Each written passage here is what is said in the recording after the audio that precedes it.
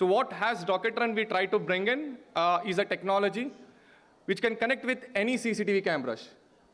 It might be an old analog-based cameras that we seen, which is called as digital video recorder, and the new cameras which you also seen called as network video recorders. So you can just plug and play any cameras, and it can help you in 4 major categories. The server can see what's happening around. Maybe I'll play you some small couple of video also to showcase what's happening in industry with our solution as such. But it helps on employee safety. A lot of rules and regulations are there inside an industry, right? The PPE kit that we say in. The helmet, there are different type of vests they wear in. It might be an electrical shock resistant, fire resistant jackets, fluorescent jackets, etc. There might be safety shoes. There might be earplugs for high machinery sounds, as an example. So all these gets evaluated. The people who are violating this gets alerted, right? And there are a lot of machinery also trying to move from one place to another place. And it has a lot of chances to hit that person and leads to a death. Every industry has a motto to make sure there are 0 accidents and health safety is being taken care of. So we have a system which can stop those machines on real time just by viewing those cameras. We can check on a product quality inspections. We can check various dents, scratches of those videos, why this is the videos part. And we can even check what employee, how the SOPs are. When I say SOPs, there are a lot of jobs they try to work in. So we check those overall perspective as well. So this is just the thing that we work with. We do a lot of vehicle analytics, like right from the number plate, the parking section, where it needs to be parked, the fire and smoke detections. These are the solutions that we provide in right at this Tier 2 city as such. So I have done my information science engineering from SDMCT Dharwad, and currently pursuing my master's as well by continuing this journey of Docketrun as well. We're one of the game changers for COVID-19 as well. We were awarded by NASSCOM as well as Government of Karnataka by bringing an impact to COVID-19. During the COVID-19 as such, we were having a lot of protocol, right? If I want to ask you what were the protocols as such? Use of the mask, social distancing. We need to make sure that sanitization is being there. So at hospitals, a lot of patients were there, and industries were cut down by 50% of workforce, right? So using cameras, we have built a technology which can check the face mask, the social distancing, the people walk path, so that they can sanitize those places on a regular basis. Biometric was replaced with facial attendance, and temperature was being scanned, right? And this was being replicated across the industries, and that's how a lot of across the industry our solution was used, along with the hospital got into this segment as well, right? So we tweaked our model in a little better way, and we were able to adapt that as well. So we might be thinking that AI might be something which is too tedious to learn in, or it might be too challenging also to learn in, right? So before going deep diving into what AI is really about, how many of you watched Avengers or Iron Man fans over here? Many, right? Tony Stark has something. What is called as? Iron Man has something with him. Jarvis, right? So you can see that Jarvis is able to act like a human. It has a human intelligence out of it. We also see that how this technology is being built and how you also can get inspired by building these solutions as well. And maybe I can post that. I can also share what as a Docketrun journey into this ecosystem of startup as well. So before going in, you can play the 0th video, the first one. So this is at Tata Steel, JSW Steel. That's the Bellary plant very nearby. And this does a lot of employee safety aspects. Check, you can see that on real time, it works across the number of cameras, might be 50, 100, 1,000 plus cameras. The solutions works, and you can see the vest, no helmet. And whenever it gets triggered, there is a Hooter application.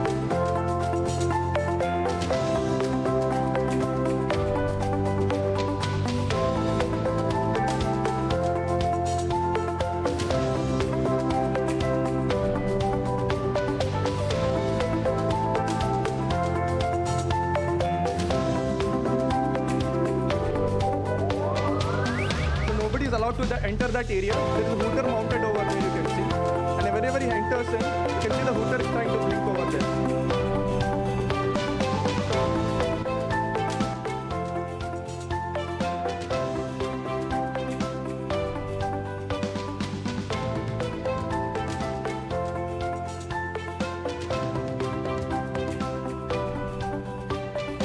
A lot of truck movements also happens where they load heavy equipments.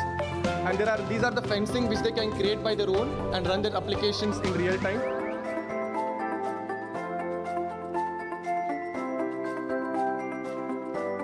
it's trying to detect the object. We call it as a concept called as object detection in AI. It detects those objects and classifies them with various lot of information as an input, which classifies is he wearing with an helmet, not helmet, what type of helmet is trying to wear, which particular area he is in, etc. This is an actual field view, but that was an camera view as such. You can see how real time it is. As a camera, it's running at 25 frames per second and analyzing this video.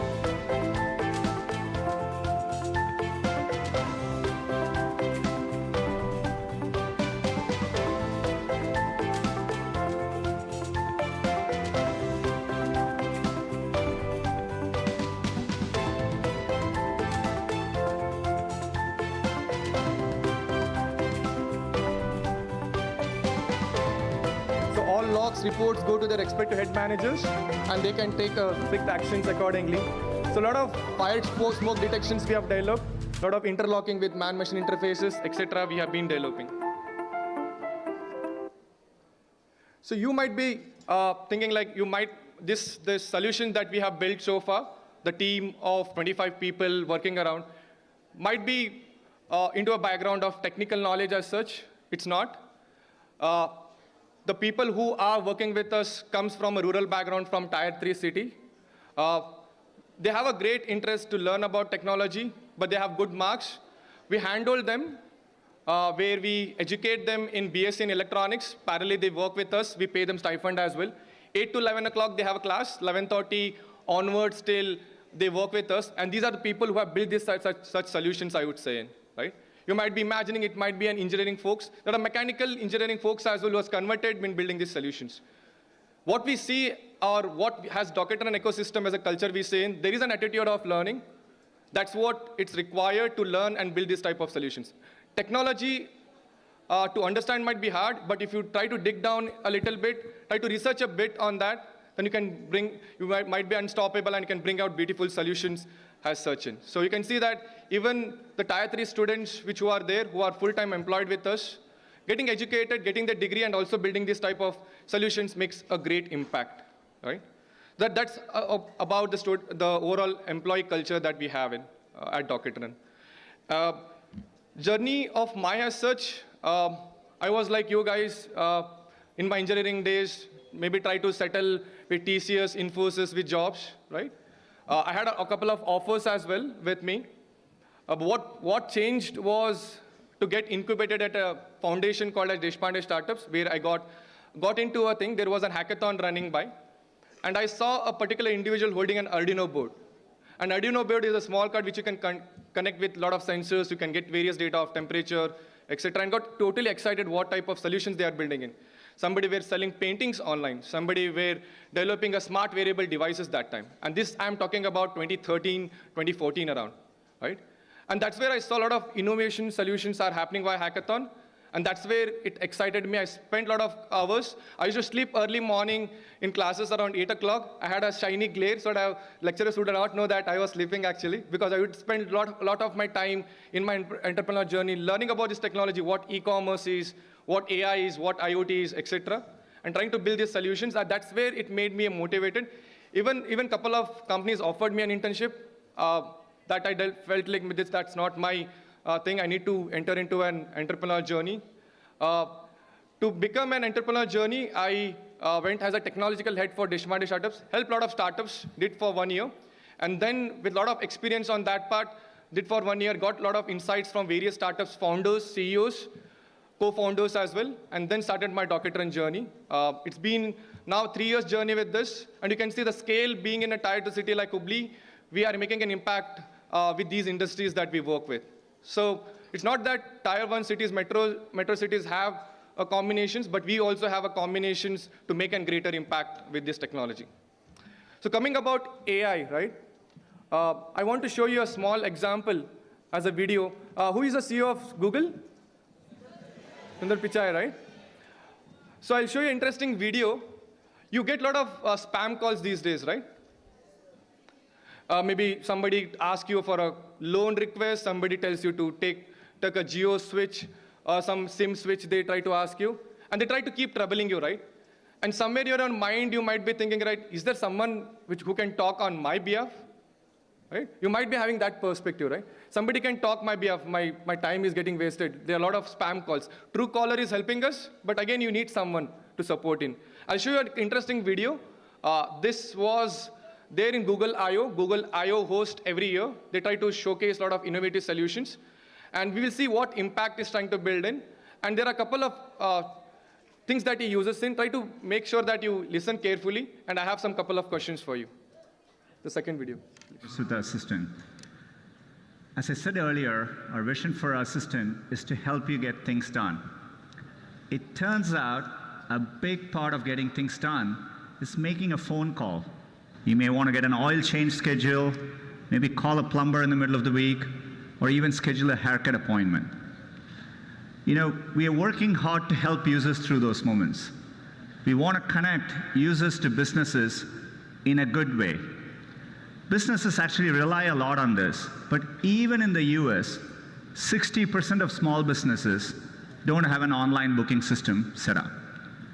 We think AI can help with this problem. So let's go back to this example. Let's say you want to ask Google to make you a haircut appointment on Tuesday between 10 and noon. What happens is the Google Assistant makes the call seamlessly in the background for you. So what you're going to hear is the Google Assistant actually calling a real salon to schedule the appointment for you. Let's listen.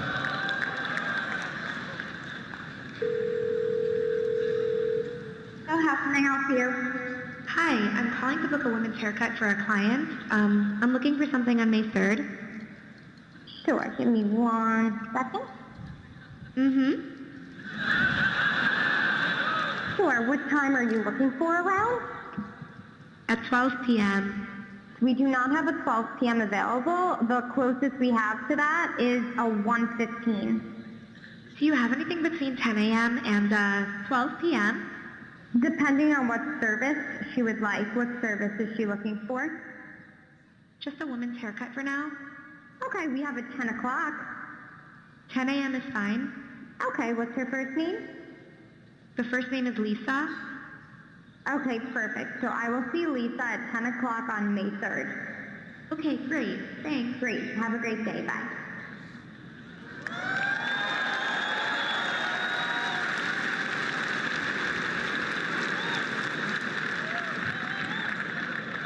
That was a real call you just heard. The amazing thing is the assistant can actually understand the nuances of conversation. We've been working on this technology for many years. It's called Google Duplex. It brings together all our investments over the years in natural language understanding, deep learning, text-to-speech. By the way, when we are done, the assistant can give you a confirmation notification saying your appointment has been taken care of. Let me give you another example. Let's say you want to call a restaurant, but maybe it's a small restaurant which is not easily available to book online. The call actually goes a bit differently than expected. So take a listen.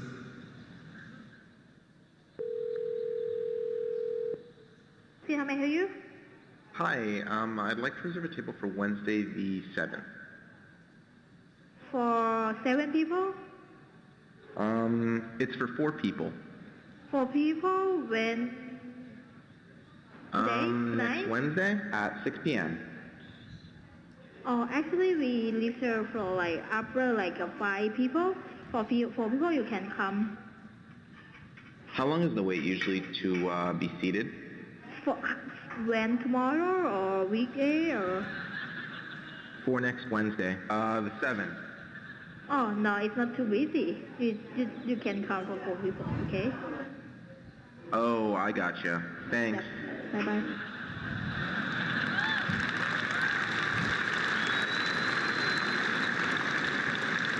Again, that was a real call. We have many of these examples where the calls quite don't go as expected.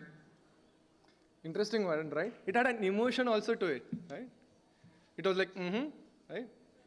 It was just like a human, how do we have a conversation? It was having a conversation as a Google Assistant over there. So you might be thinking how this technology, what the technology name, what it was mentioned, can anybody? Google Duplex, right? And he did mention they were using deep learning, a natural language understanding, and text-to-speech. To understand that, let's go at the very top order what AI is really about, because some might be very new to a concept what AI and artificial intelligence is. In a simplistic terms, when we were kids, we didn't know how to write much. We didn't know how to write or learn some things, and that's where we sent out to schools. And we had lecturers, the teachers, who had a very good knowledge to teach us various subjects, and that's where we got to know how to speak in English, try to solve some mathematical-based problems, and so on, right? And that's the reason we have something called as brain, right? The brain is able to store a lot of information, and what's acting over here is the machines as such, right? Those are dummy machines. We need to train that system. How do you train them, right? Teachers has already had so much of knowledge which was getting transferred to us as a kids, and that's where we were learning from those concepts. And that's where we have subjects also to write an exam. We were getting some set of marks, maybe 70, 80%, and 90% plus, or 100% as well, on how much well we have understood those concepts. Similarly, the machines as such learns in a similar way. You try to feed in the machine with various knowledge. The knowledge might be a text, might be an Excel sheet, might be an image, might be a video, anything which can be usable for a machine to make certain decisions, right? And for us, teachers were the ones who were giving us a lot of knowledge, and it was getting fed, and that's where we got to learn those concepts. And we have something called as neurons, right, in your brain. A lot of neurons gets connected to each other to make a neural network as such, right? And that's where the combinations of learning happens, and a lot of storage happens over here, and we keep learning, right? And we do make mistakes as well, and we compensate from those mistakes.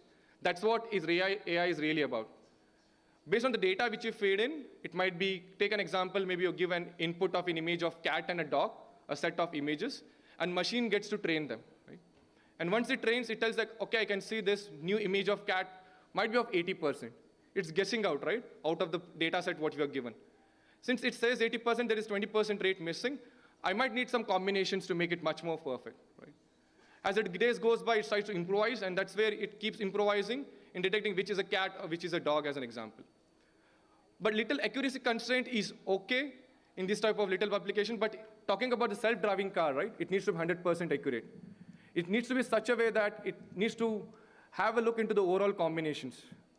A lot of self-driving cars from Tesla, Google, and other people are already working on these concepts, on self-driving car-based technology. The concept which I told you about, the neural network, the neurons, it's called as deep learning as a concept. Reinforcement is learning more of the mistakes which you try to learn in, and it learns on spot of that, right? That is called as something called as reinforcement learning as such. We had played hide and seek in our childhood days, right? How many of you played hide and seek?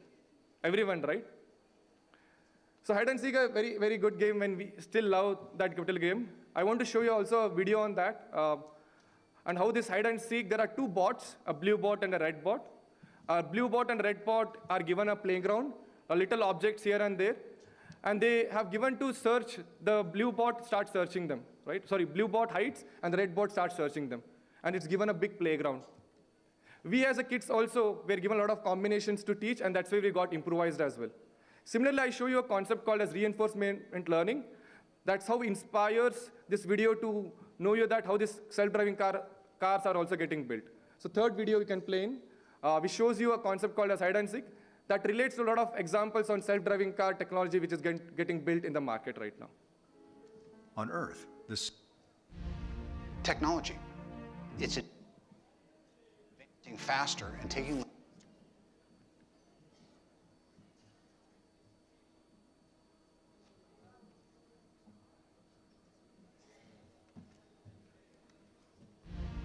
technology.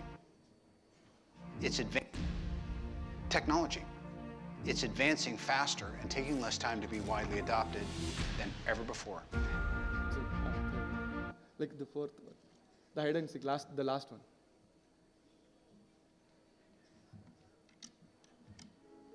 On Earth, the simple rules of natural selection and competition led to the evolution of On Earth, the simple rules of natural selection and competition led to the evolution of increasingly intelligent life forms. Today, we ask if comparably simple rules and multi-agent So competition Redbot is can trying also to lead find a blue bot. intelligent behavior It's in been given new a playground, virtual world. and it's self-learning. These agents are right? playing hide and That's how seek. self-driving car also needs to learn from various data. These agents right? have just begun learning, but they've already learned to chase and run away. This is a hard world for a hider who has only learned to flee. However, after training in millions of rounds of hide and Playgrounds seek, are called as hiders find a simulations, solution. where with The simulations we hiders try learn to use train these rudimentary systems. tools to their advantage. By grabbing and locking these blocks, they can create their own shelter. The seekers are locked in place for a brief period at the start of the game, giving hiders a chance to prepare. Even so, the hiders must learn to collaborate, accomplishing tasks that would be impossible for any single individual. The hiders are not the only ones who can learn to use tools. After many generations of failing to break into the shelter, the seekers learn to jump over obstacles using ramps. However, after many millions of rounds of having their shelter breached, the hiders learn to take away the primary tool the seekers have at their disposal. Note that we did not explicitly incentivize any of these behaviors. As Now the each ladder team is learns being a new taken off. skill, it implicitly changes the challenges the other team faces, creating a new pressure to adapt. We've also put these agents into a more open-ended environment, randomizing the objects, team sizes, and walls. In this world, they learn to construct their own shelter from scratch, requiring that they arrange multiple objects into precise structures. To prevent seekers from using the ramps, the hiders move them to the edge of the play area and lock them in place. We originally believed this would be the final strategy that the agents learn. However, we found that after more training, the seekers discovered that they can jump on top of boxes and surf them to the hider's shelter. In the last stage of emergent strategy that we observed, the hiders learn to lock as many boxes as they can before constructing their fort in order to defend against box surfing. So how do agents acquire these skills? They're trained using reinforcement learning, an algorithm inspired by the way animals on Earth learn. The agents play thousands of rounds of hide and seek in parallel for many days. They train against each other as well as past versions of themselves using an algorithm called self-play. Coevolution and competition on Earth led to the only generally intelligent species known to date, humans. While this world is far less complex than Earth, we have found evidence that simple rules can lead to increasingly intelligent behavior from multi-agent interaction. We hope that with a much larger and more diverse environment, truly complex and intelligent agents will one day emerge.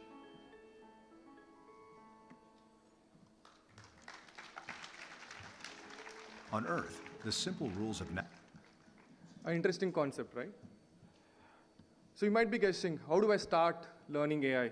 How do I apply to my industry? We have various industries, right? If I am into a finance industry as such, a lot of fraud alerts are coming in, how I can cater to those as a segment.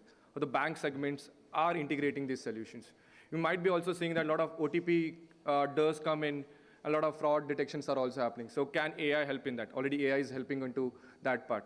The railway ticket that you book in, there is a chatbot called as Ask Disha, where you can talk to that particular bot and it can give you a PNR status, the train schedule status as such. And there is no such control room, which is now reduced. Now Ask Disha is taking care of the major part.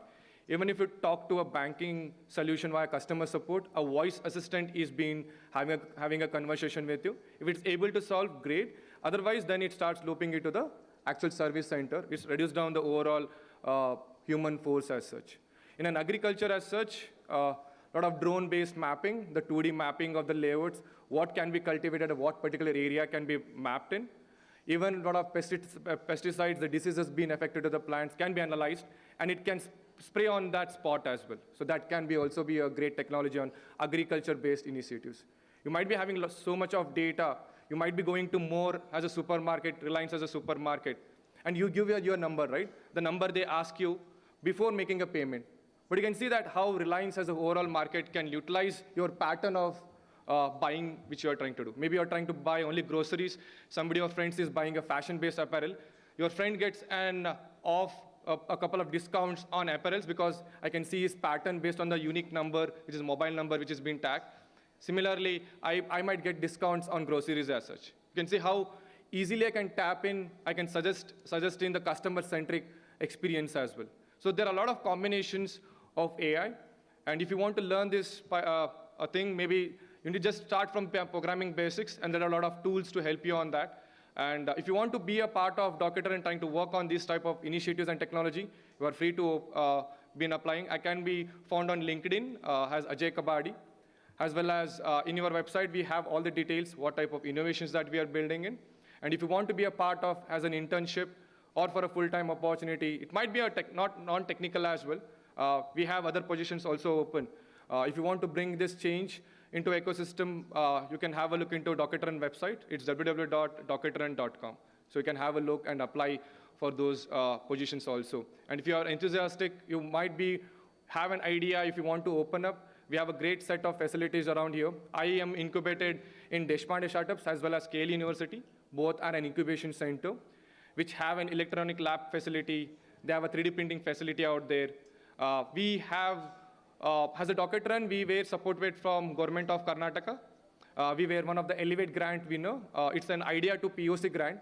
I just had an idea about the concept on Docketeran, which got changed into an actual product, and now you can see the industries that we are working with. So initially, as a support with our idea, the Government of Karnataka had provided us a grant, Elevate 2019. We were part of Startup India Yatra as well. We were part of that. And then as the journey went in, we are currently bootstrapped. We are not raised any funds as such. We are self-sustainable by working with these things as well. So that's how the overall picture of Docketeran is all about. And happy to take up any questions if you have, and I can help you in on that part as well. Thank you so much for this opportunity. Thank you. Ajay, questions, very, very inspiring. I was actually sitting there. Okay. People were enjoying your Avengers and your AI. I just walked in here for something. Thank you very much. You're inspiring. We have a lot of questions. They have returned on the questions. There's a format to it today. Questions are being collated. Okay. We will answer them after Kalai is hearing to Kalai. Thank you. Okay. Kalai, may I request you? Thank you.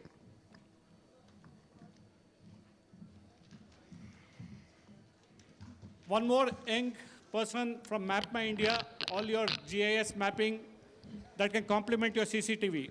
Over to you. Yeah. Ellorgu namaskara, namaste, vanakkam and good morning. I hope you guys have heard a lot about AI from Ajay. He explained everything from starting, how it is being made and how his company is progressing over here. One thing what I saw in that video is it's all about foreign companies. So that should be changed in your generation. We hope that from India, we will bring these technologies. That is where MapMyIndia is here. So 27 years ago, our founders, Mr. Rakesh Verma and Rashmi Verma, they had a conviction that 80% of data will have location component to it. So that is, with that conviction, they started a business. In 2021, government has understood the importance of geospatial tech sector, and they announced a new geospatial policy, which allows any companies in India can have the freedom to map. And they put a vision by 2030. Whatever maps you are seeing in foreign countries, the high definition maps, India will have all the high definition maps, topographical maps, and everything will be digitized. So in that journey, with that conviction, MapMyIndia went on to IPO, and we had a successful IPO with 155% of subscription. We have launched consumer app. It's called MapMyIndia Mapples app. You can get it on Play Store and App Store, which competes with global giants like Google Map and other Apple Map and other places. So in that application, what we do is we are trying to solve Indian problems. So many times, using this default map apps, you might go and get stuck in a narrow road, where you might be going in a car, the route suggested may not be applicable for the car route, so your car will go unstuck. And you will be going in a bike, the car route is being suggested. You are like spending a time unnecessarily. So we at MapMyIndia, we understand Indian roads better, so we provide comfortable navigation experience. By considering traffic, our traffic data are generated using vehicle tracking devices. We also work on the IoT technology. So we provide vehicle tracking devices, and other sensors. So those devices are getting fitted into the vehicles, and 80% of OEMs uses MapMyIndia maps, which comes inbuilt in your vehicle. So with that, we will be able to tell exactly where is the traffic and whether this road is drivable by car, or this road is drivable by bike, or this road is drivable by truck. Also, we have a partnership with a different traffic police department. For example, last year we signed an MOU with UP Police Traffic. So they share all the traffic advisories through Mapples app. Similarly, we are planning to expand it to pan-India level. So with that, if any road closure is happening, so you will be able to immediately get it on our Mapples app. So you don't need to use default map app, you can directly use this. Then many times when you are going in a bike, your friend might suddenly get onto the speed breaker, then you will be feeling what are you driving. So in our application, we understand the need. Indian roads are filled with speed breaker and potholes sometimes. So we provide like safety alerts, like there is a speed breaker ahead, within 200 meters, there is going to be a speed breaker, reduce your speed. Then we show the speed limit of the road. And based on the speed limit of the road, we give the overspeeding alert. Whenever you are doing overspeeding, we will give you the alert. Also, we show like, apart from government is enforcing the traffic laws, we also show where and all the traffic cameras, speed cameras are there. Those are the sensitive areas. You should not do overspeeding. So we alert that passenger who uses Mapples app, where and all the speed camera, traffic camera is there. In this area, you should be more conscious. You should drive slowly. So those are the things we do. And we understand one more problem. Many times when you use the map, default maps, you will get stuck in whether to take a flyover or whether to take a service road. So we have come up with an innovative solution called a junction views. So it's a 3D photorealistic image of the junction. Before you enter into the junction, we show it in a 3D photorealistic image.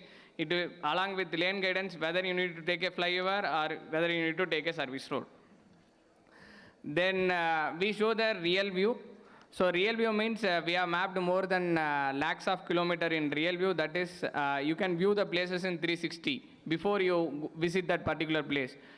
As I mentioned, we work in the emerging technologies. In that, we have introduced the virtual reality. If you wear any VR glass, and if you open our mapples.com and enter into the VR mode, you can virtually see that places. So that virtual reality is going to be one of the future technology, so that, for example, today if you are sitting here and attending the meeting, tomorrow you don't need to come to this place. You can sit at wherever you are comfortable at, and all will be in the virtual world, and in that world you will be able to see. So there also MapMyIndia is like using those technologies and bringing the reality in your mobile phone. Then we work on a lot of artificial intelligence technology for traffic prediction, ETA prediction, how much time you will take to reach a particular location. Also for the digitization. When we run a survey vehicle, we get a lot of videos. So our R&D team has come up with an interesting algorithm which will automatically predict, it will automatically take out that where the speed breaker signboard is there, what are the different objects are there, traffic furnitures are there. So those kind of informations are automatically feed into our data engine. With that help, we are able to digitize this world very fast. Last year, we went global. So with that, MapMyIndia brand has been introduced a global brand called Mapples. So we have started displaying 190 countries maps on our web portal. Soon it will be available in our app as well. Then we have a lot of interesting collaboration with government. Everybody knows about Har Ghar Tiranga campaign, which government has run last year. Anybody knows Har Ghar Tiranga?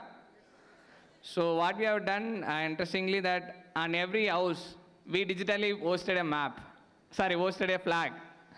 So we have a map data at house number level. You can search your own houses. If it is not there, you can also add it. And you can also suggest and edit from our application. And we also encourage people to host their flag virtually. Similarly, we have associated with Toilet 2.0 campaign, where we have displayed all the public toilets in our application. You can search nearby public toilets and you can rate reviews. Those reviews are directly monitored by government organization, If you find some issue with that toilets and other areas, you can post it on our Mapples app. Government will take a necessary action and it will be addressed. Then Yogathan in Karnataka government is conducting, it's on Sunday. So there also we have associated in that if you participate, you can post it on the map. So pan-India level, anybody who comes it and views the Yogathan participation, they can directly see it on the Mapples app, how many people have participated on this Yogathan. Similarly, we do a lot of interesting things with other corporations. For example, we provide APIs and SDKs.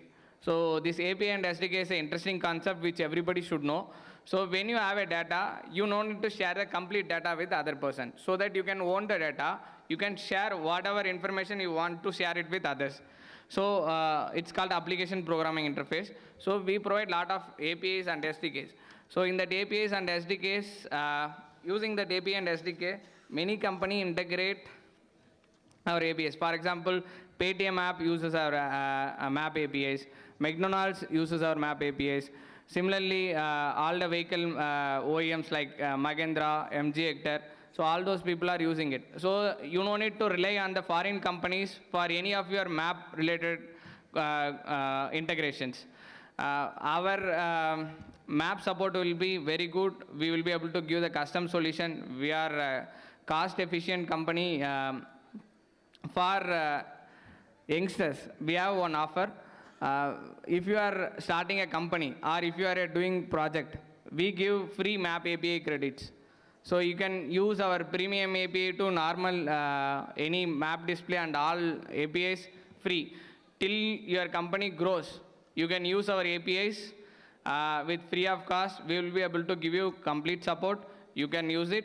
And we want to introduce college ambassador program in our Mapples app. You can register for that and you can be a Mapples and MapMyIndia ambassador. Take this own indigenous map to everyone. I request everyone to download this MapMyIndia Mapples app in your Play Store and App Store. With this, I will conclude my topic. If you are having any questions or anything, you can write it and I will be happy to answer it. Thank you.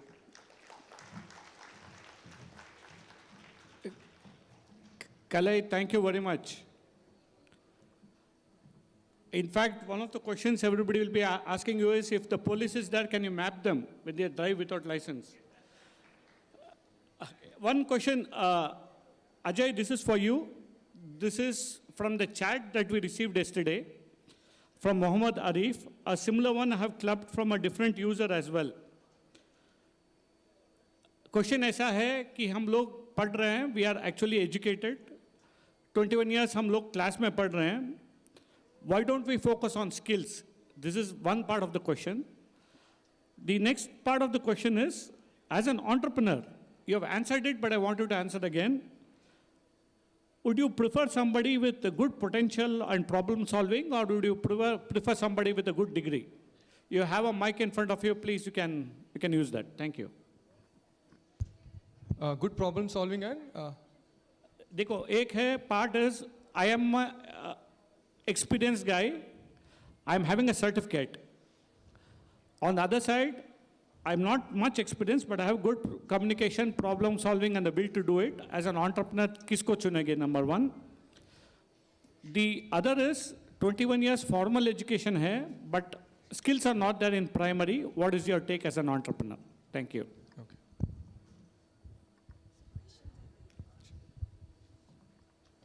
So there are two parts which I wanted to divide in. One is on the problem.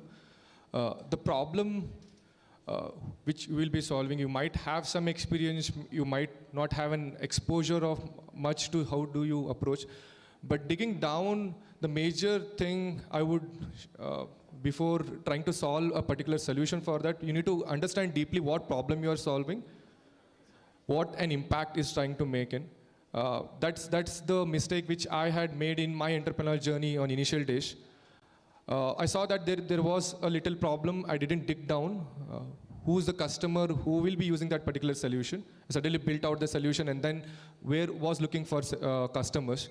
So I did more of a reverse way where I built the solution and then created a problem and then started providing as a service. That didn't really work, right? Now, the solutions that we are building first checks very deep down. We work on various metrics, what type of pain problem that we need to solve in. Dig down, ask the customers the various questions. You might not have an experience on these problems which you are solving in as well, but there is a window to learn with the customers, and the customers are your biggest, I would say, an asset, who will help you and understand you and handhold you as well. That's where it worked for us really well. Because once we showed them a prototype, they were handholding, this is how it doesn't work. This is how it needs to be created, right? If a continuous improvement is needed, the customer is the one as an asset which you need to make sure, understand their pain problem and solve it. I had met a couple of days back some couple of village school students from more of a Kannada medium school. Usually in their village, since they come from Tier 3 city, a lot of light gets cut out and they were unable to study as well. They have devised a simple LED bulb which they can stick to any pen. And they can write it down, and that's a overall journey, right? Because morning they can't, they have a schools to attend. It was very simple problem to solve, but nobody had thought about, right? There were a lot of power cuts in the night. And they've devised various switch cell and LEDs, and then now they are going on a bigger scale as well. You can see that problem is very niche, but once you start digging down and work around that would be a best thing. That's what on the problem solving I would say. On an experience point, if you don't have much skill sets, there are a lot of tools available in the market. A lot of startups-based collaboration tools which are there, which are made open source. MapMyIndia also provides a startup credits. Similarly, we have a lot of tools, resources available in the market, where as a Startup India website, if you try to go through, if you get registered over there, a lot of tools available, a lot of mentors available into the domain that you are working in, and they can help you and guide you via various incubation and accelerators that they have in. So that's the answer. Thank you.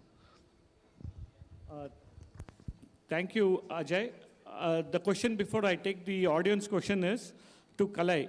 Is there any courses that teach you on GIS, and what do you actually advise the audience here with regards to having a career in GIS and so forth? Thank you. Courses as such, we don't offer it currently. It's in our pipeline. But what you can do is, it's like a self-serve portals are there. If you go to about.mapples.com, you can find a lot of documentation and easy to learn methods are there. You can just copy paste it. You can get the credits. The moment you sign up, you will get a free credits. You can directly start using it. And if you are having any doubt, you can directly write to us. We will be able to give the demo for that. Soon we will offer some questions. But best part to explore the GIS is start using Mapples app, and wherever you find something is not working or some requirement is there, you can tell us. We will be able to immediately fix it. Because we want to address Indian problems. That is how what are the solutions or whatever differentiation factor I said. That is because of the customer feedback. If we can solve for India, we strongly believe that we'll be able to address that global needs. Yeah. We take the questions? Yeah, you can. Okay. You do that, he will help us out in picking. He's an NSS volunteer. He'll help us.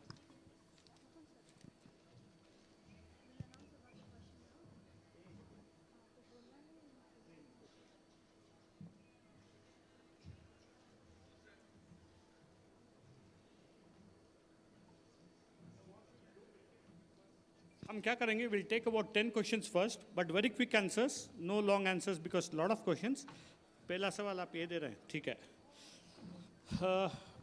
पहला सवाल है from Mr.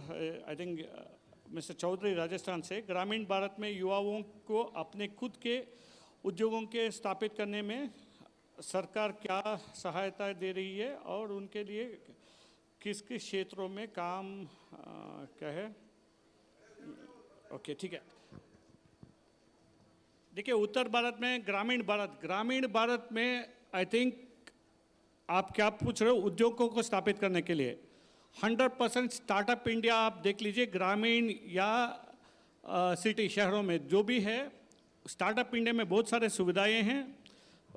बाद में मैं startup India का website भी लगा लूँगा, आप देख लीजिए. प्लीज़ सब्सक्राइब कीजिए. इंक्यूबेटर के लिए फंडिंग है, इनिशियल फंडिंग है. So there is a lot of schemes. आपके लोकल जो कौशल्य विभाग है और MSME विभाग है आपके जो राजस्थान में, वहाँ संपर्क कीजिए, they will help you out. अगला सवाल जो है, हैंड राइटिंग ये जो है डॉक्टर को पढ़ना चाहिए यार, मुझे समझ में नहीं आ रहा है, नाम भी समझ में नहीं आ रहा है, इसलिए डॉक्टर बोला मैं।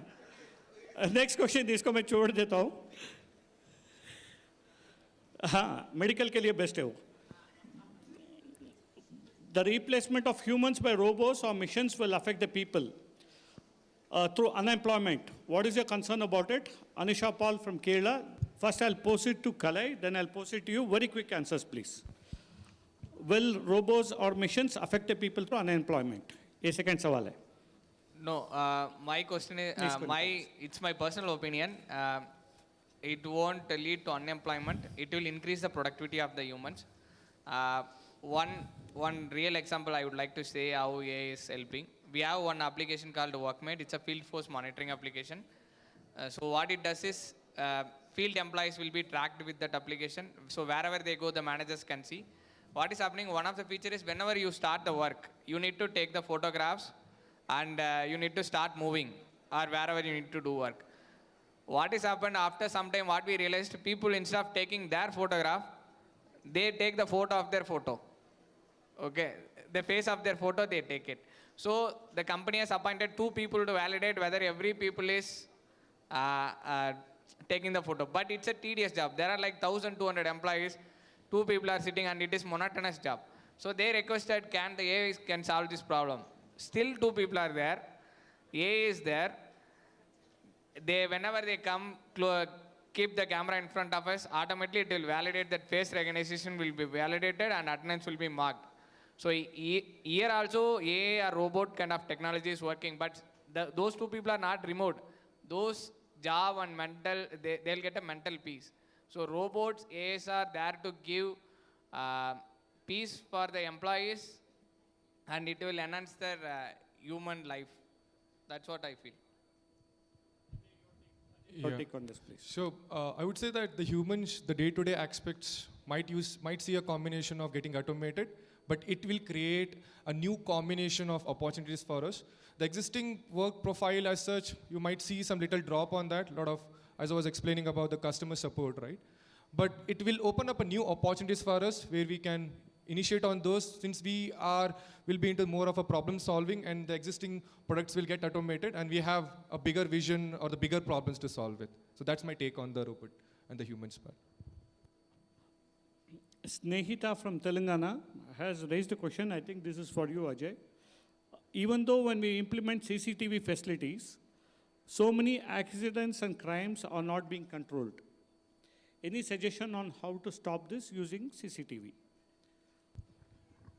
I'll tell you a little way to track and help that on solution. Consider CCTV can see those type of violations. I would say that very nearby to the cameras, we will have some kind of voice announcement systems of a human-based voice which can talk in various regional languages. And whenever that violation is being observed, we can speak based on an incident that will come on the coming days, which will help a lot of these violations can be controlled. So there might be systems, there might be auto telecaller which can go to respective departments to take actions. And even on spot, there might be voice combinations, Hooter combinations which can help to cater these solutions, I would say. To you, being a technology field entrepreneur, what challenges you faced? How do you tackle them? You have addressed this already, but very quickly, this is for Prashant from UP.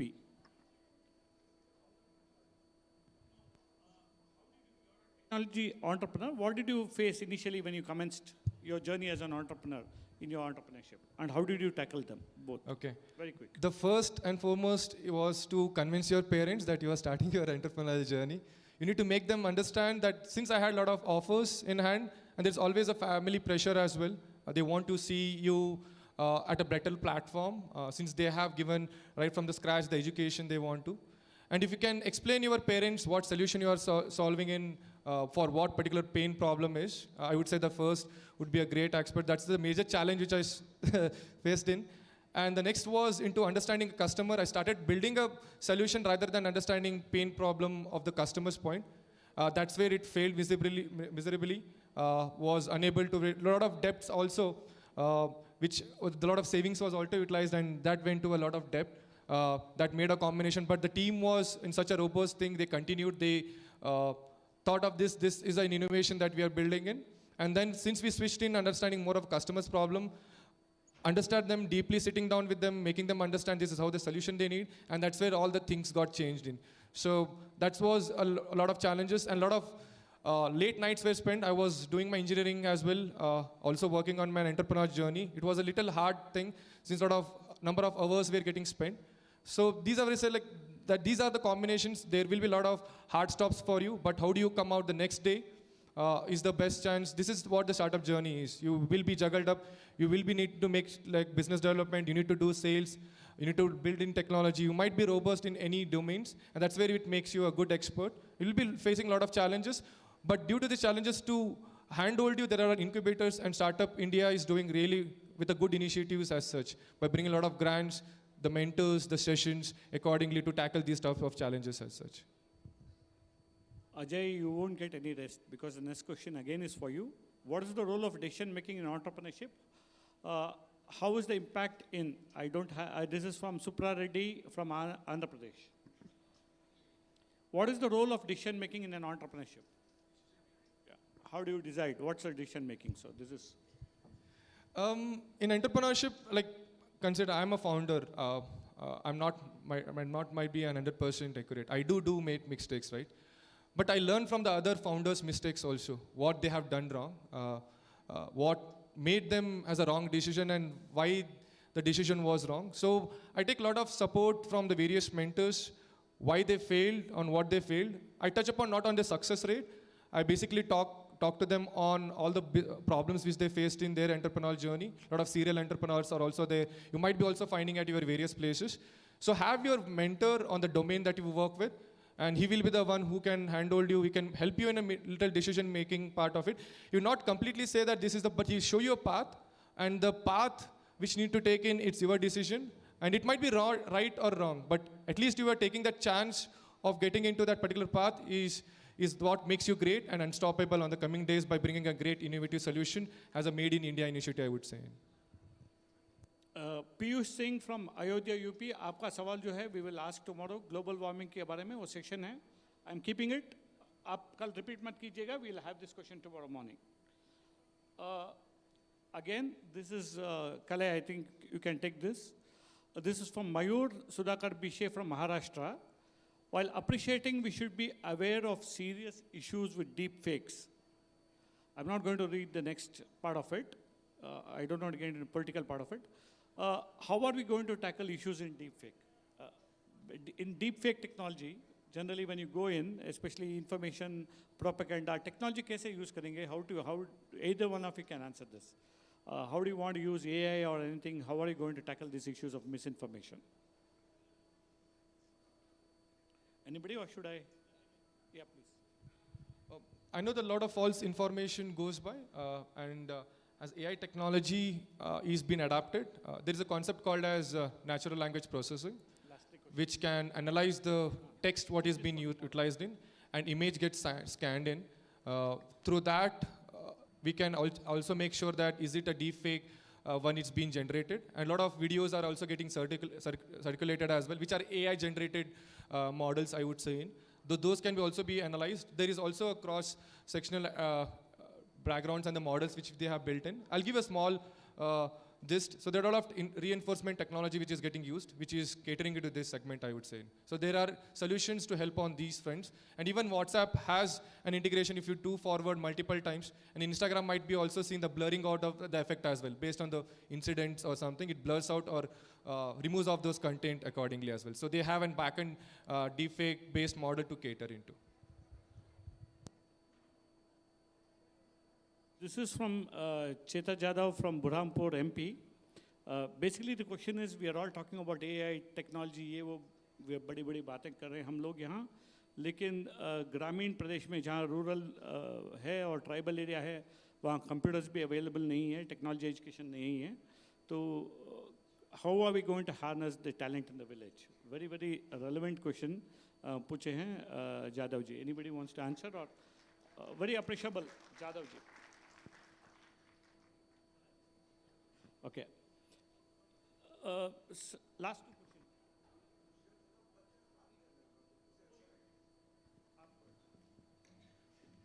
जो बच्चे अपना question कर रहे हैं उनका नाम आ रहा है यहाँ से, वो अपनी सीट पे खड़े हो जाएंगे तो उन्हें भी अच्छा लगेगा कि हमने कुछ क्वेश्चन किया है और लोगों को मालूम पड़ेगा कि आपके द्वारा आया है। यादव जी खड़े हो जाएं आप। Very good.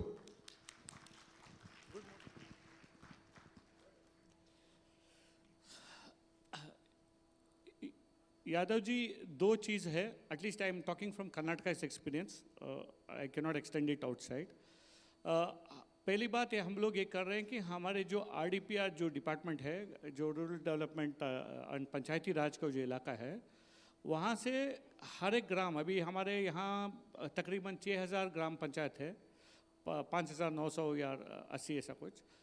हर एक ग्राम पंचायत में हम डिजिटल लाइब्रेरी लगा रहे हैं पहले, almost it is done digital library. तो जो ग्रामीण प्रदेश के बच्चे हैं उनका वो फ़ायदा उठा सकते हैं। I am sure the other states are also doing from RDPR department, number 1।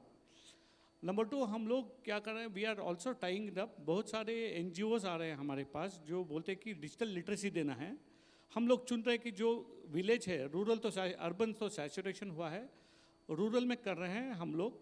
Third thing, ultimately मैं बोल रहा हूँ, जो कल अमृत समुदाय आपने जो सुना है, जो NSS के वॉलंटियर्स आप ही के सहपाठी कर रहे हैं, आपके यहाँ AICT में एक ये है कि डिजिटल लिटरेसी को फैलाना है, रूरल इंडिया में जाना है। This are all about 15 sectors है। जो पढ़े लिखे हैं कॉलेज में जो व्यवस्था कर रहे हैं, they are also going to the village trying to give some education, वहाँ डिजिटल लिटरेसी दे रहे हैं। तो एक सरकार से जो है वो कर रहे हैं RDPR, जो हमारे तरफ से है, जो सिटीजन की तरफ से है, हमें भी करना है, और जो विद्यार्थी के तरफ से, everybody has to combine in. Digital time लगेगा बट इंटरनेट सभी जगह लग चुका है। पहले जो प्रॉब्लम था, रास्ता नहीं था, अभी तो रास्ता है। Digital internet connection and mobile has penetrated. जो SDG इंडेक्स देख रहे हैं और जो ट्राई का रिपोर्ट एवरी टाइम पढ़ रहे हैं, तो ऑलमोस्ट 90-95% पेनिट्रेशन हो गया है ग्राम की, एवरी विलेज। तो I think shortly it should happen across India, but it's a very relevant question. Thank you. Next question, Sairaj Goa, उन्होंने पूछा है कि thank you, government of India has tied up. ये भी अच्छा सवाल है। Again I think I go back to the same old reply, but if you want you can give anybody of you. इनका इतना ही सवाल है कि बहुत सारे कंपनियां, government of India has launch beautiful apps. इतने सारे ऐप है, लोगों को यूज़ करना नहीं आता है। If they don't know how to use, basically how are they going to at least get, and how is it going to spread, and how they going to take benefit? So, any issues on how to tackle the issue? Again, a very beautiful question. Yeah, interesting question. So, any app, if it is there, no, there will be a help section, or else that particular app will have a YouTube or other sections which says how to use that app or what is the use case of that app. So, if you one is like, yeah, as you said, like more than lakhs of apps are there in Play Store and App Store. Based on your interest, as a product manager, I still feel that how to promote my app and take it to many people. So it's always that whether the new age social media is required to promote it, or if there is a need, people will find that app, and it's the app developer's job to promote it and make what is the use and how to use it, whether that app should be there in different languages, or whether who is the target audience for that app. So based on that, they need to promote it. And anything else, sir?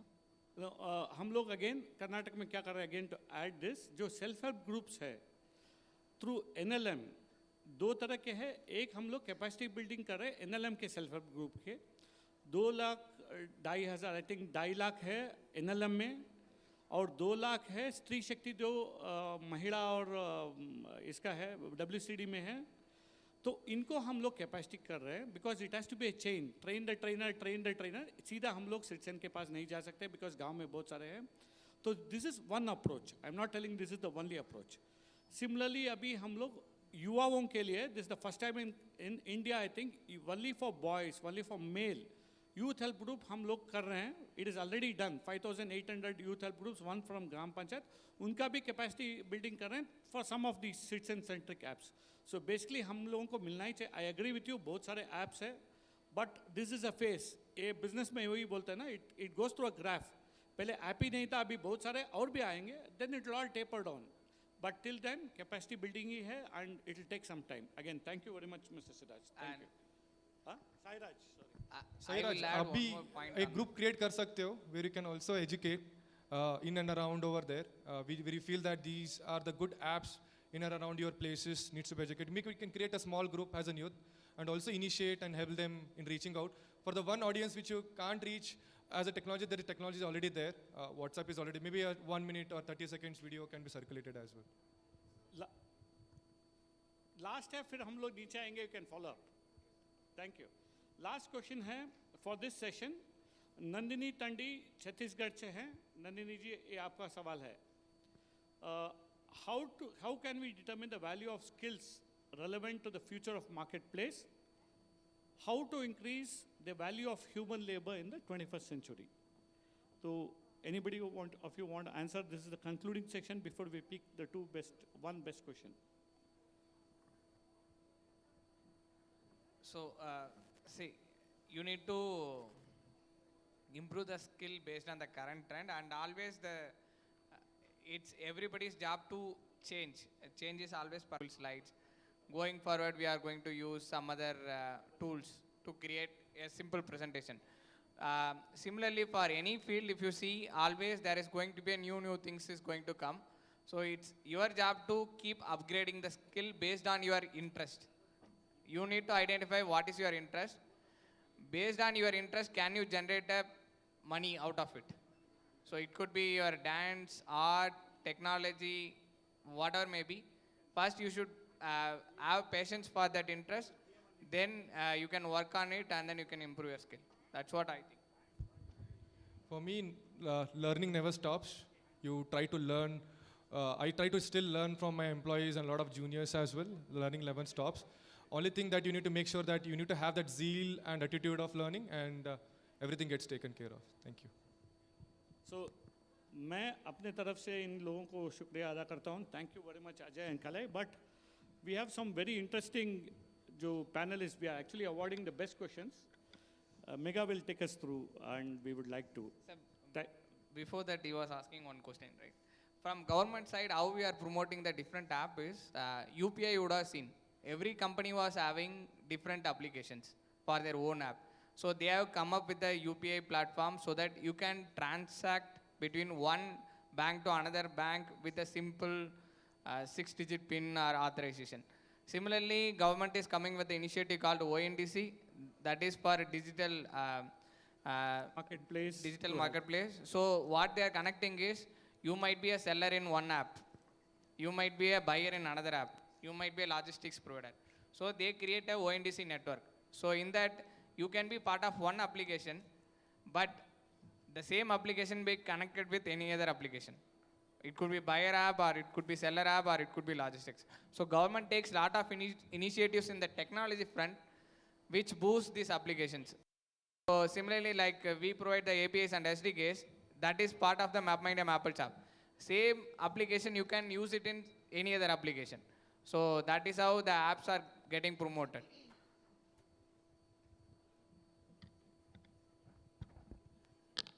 Thank you. So before I proceed of announcing the best question, I would request everybody to please give a huge round of NSS clap for our panel members and our speakers. Congratulations to everybody whose questions were picked up. Since yesterday, we are picking one best question every session. But today, for the first time, it was so difficult to choose one question. And that is why panel members have decided to give 2 best question awards. Now, that's really exciting. So let's welcome on stage the best question awardees. And that is Sairaj from Goa and Chetan Jadhav from MP. Zordar तालियों से स्वागत किया जाए. Best questions on stage, please. The reason is, ये लोग जो दोनों question पूछे हैं, वो सिटीजन सेंट्रिक है. Basically, this is for the general public welfare. जो NSS का motto है. This is one of the things that they're doing on a social welfare. आप लोग जो question पूछे हो, this is really in the line of that. So this is why the panel members chose. Please.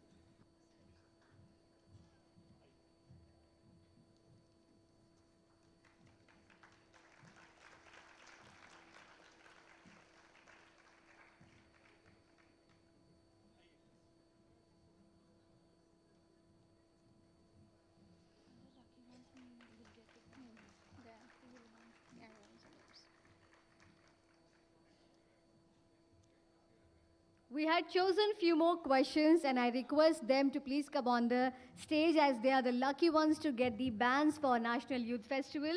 As I announce the name, I request all the students to please come on the stage. Nandini from Chhattisgarh, please come on the stage. Surapur Reddy Satya Surya from Andhra Pradesh, please come on the stage.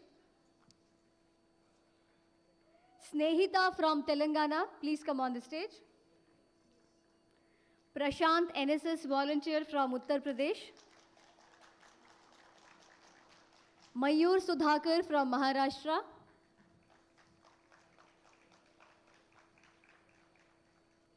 Jaygram Chaudhary, Rajasthan. Anusha from Kerala.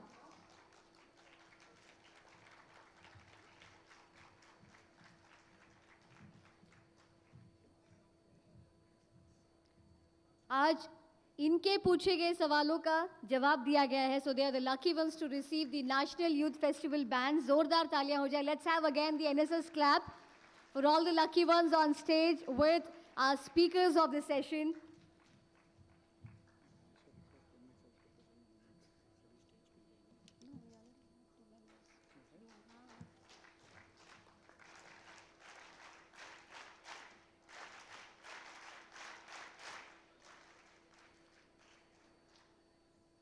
Thank you so much, guys. Thank you so much. Please be seated.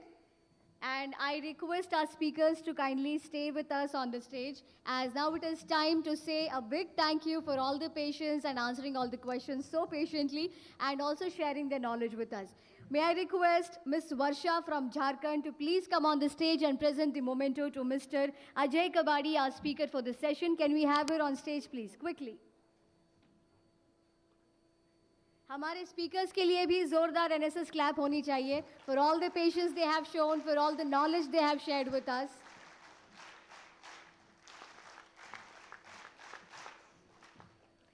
I request Pavan Tej from Andhra Pradesh to please present the memento to Mr. Kalai Vanan.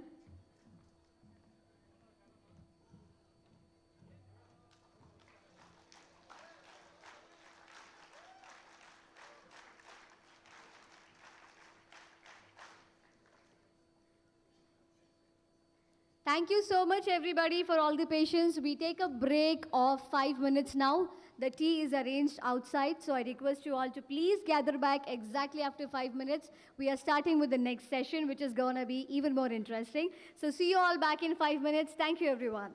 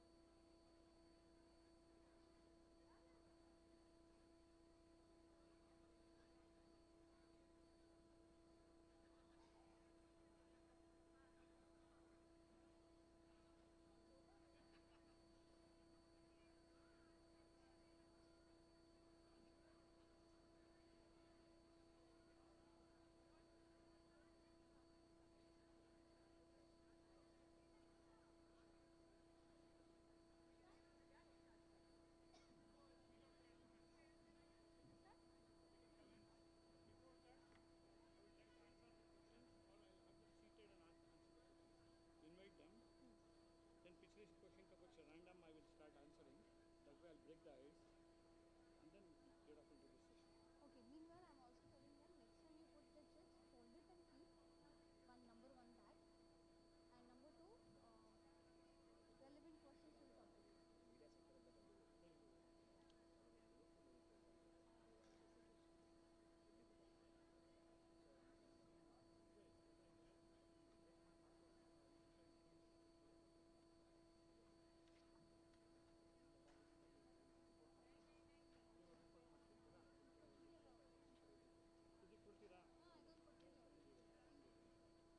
La Suha Silva la, sorry, Suha Silva.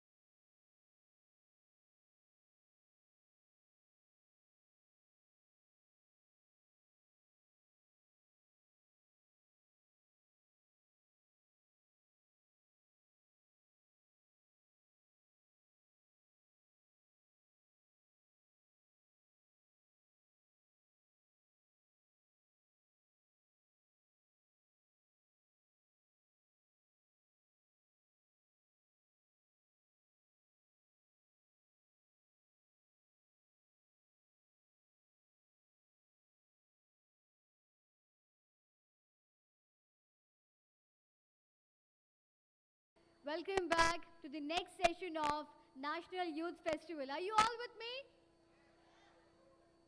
Are you all with me? Everybody please settle down. I request all of you, please settle down.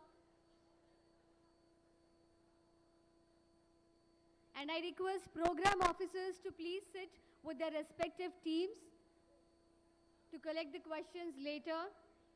Okay, I need some attention, guys. Can I have you all with me here? Are you all here? Okay, can I have some attention, please? People standing there at the end requested to please settle down. Please be seated. Students, please be seated.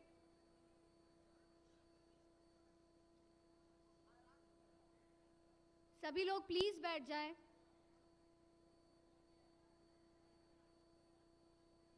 Are we all ready to start with the next session?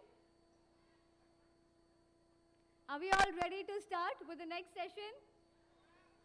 बस यहाँ से आवाज आ रही है मुझे. Okay, right side of the stage. Are you all ready? Good to go for the next session? Okay, the row in the middle. Are we all ready? Good to go for the next session? Left hand side. Are we all ready? Good to go? Super. Then let's bring in some energy with NSS clap and let's begin the next session. Come on, everybody. Let's have the NSS clap.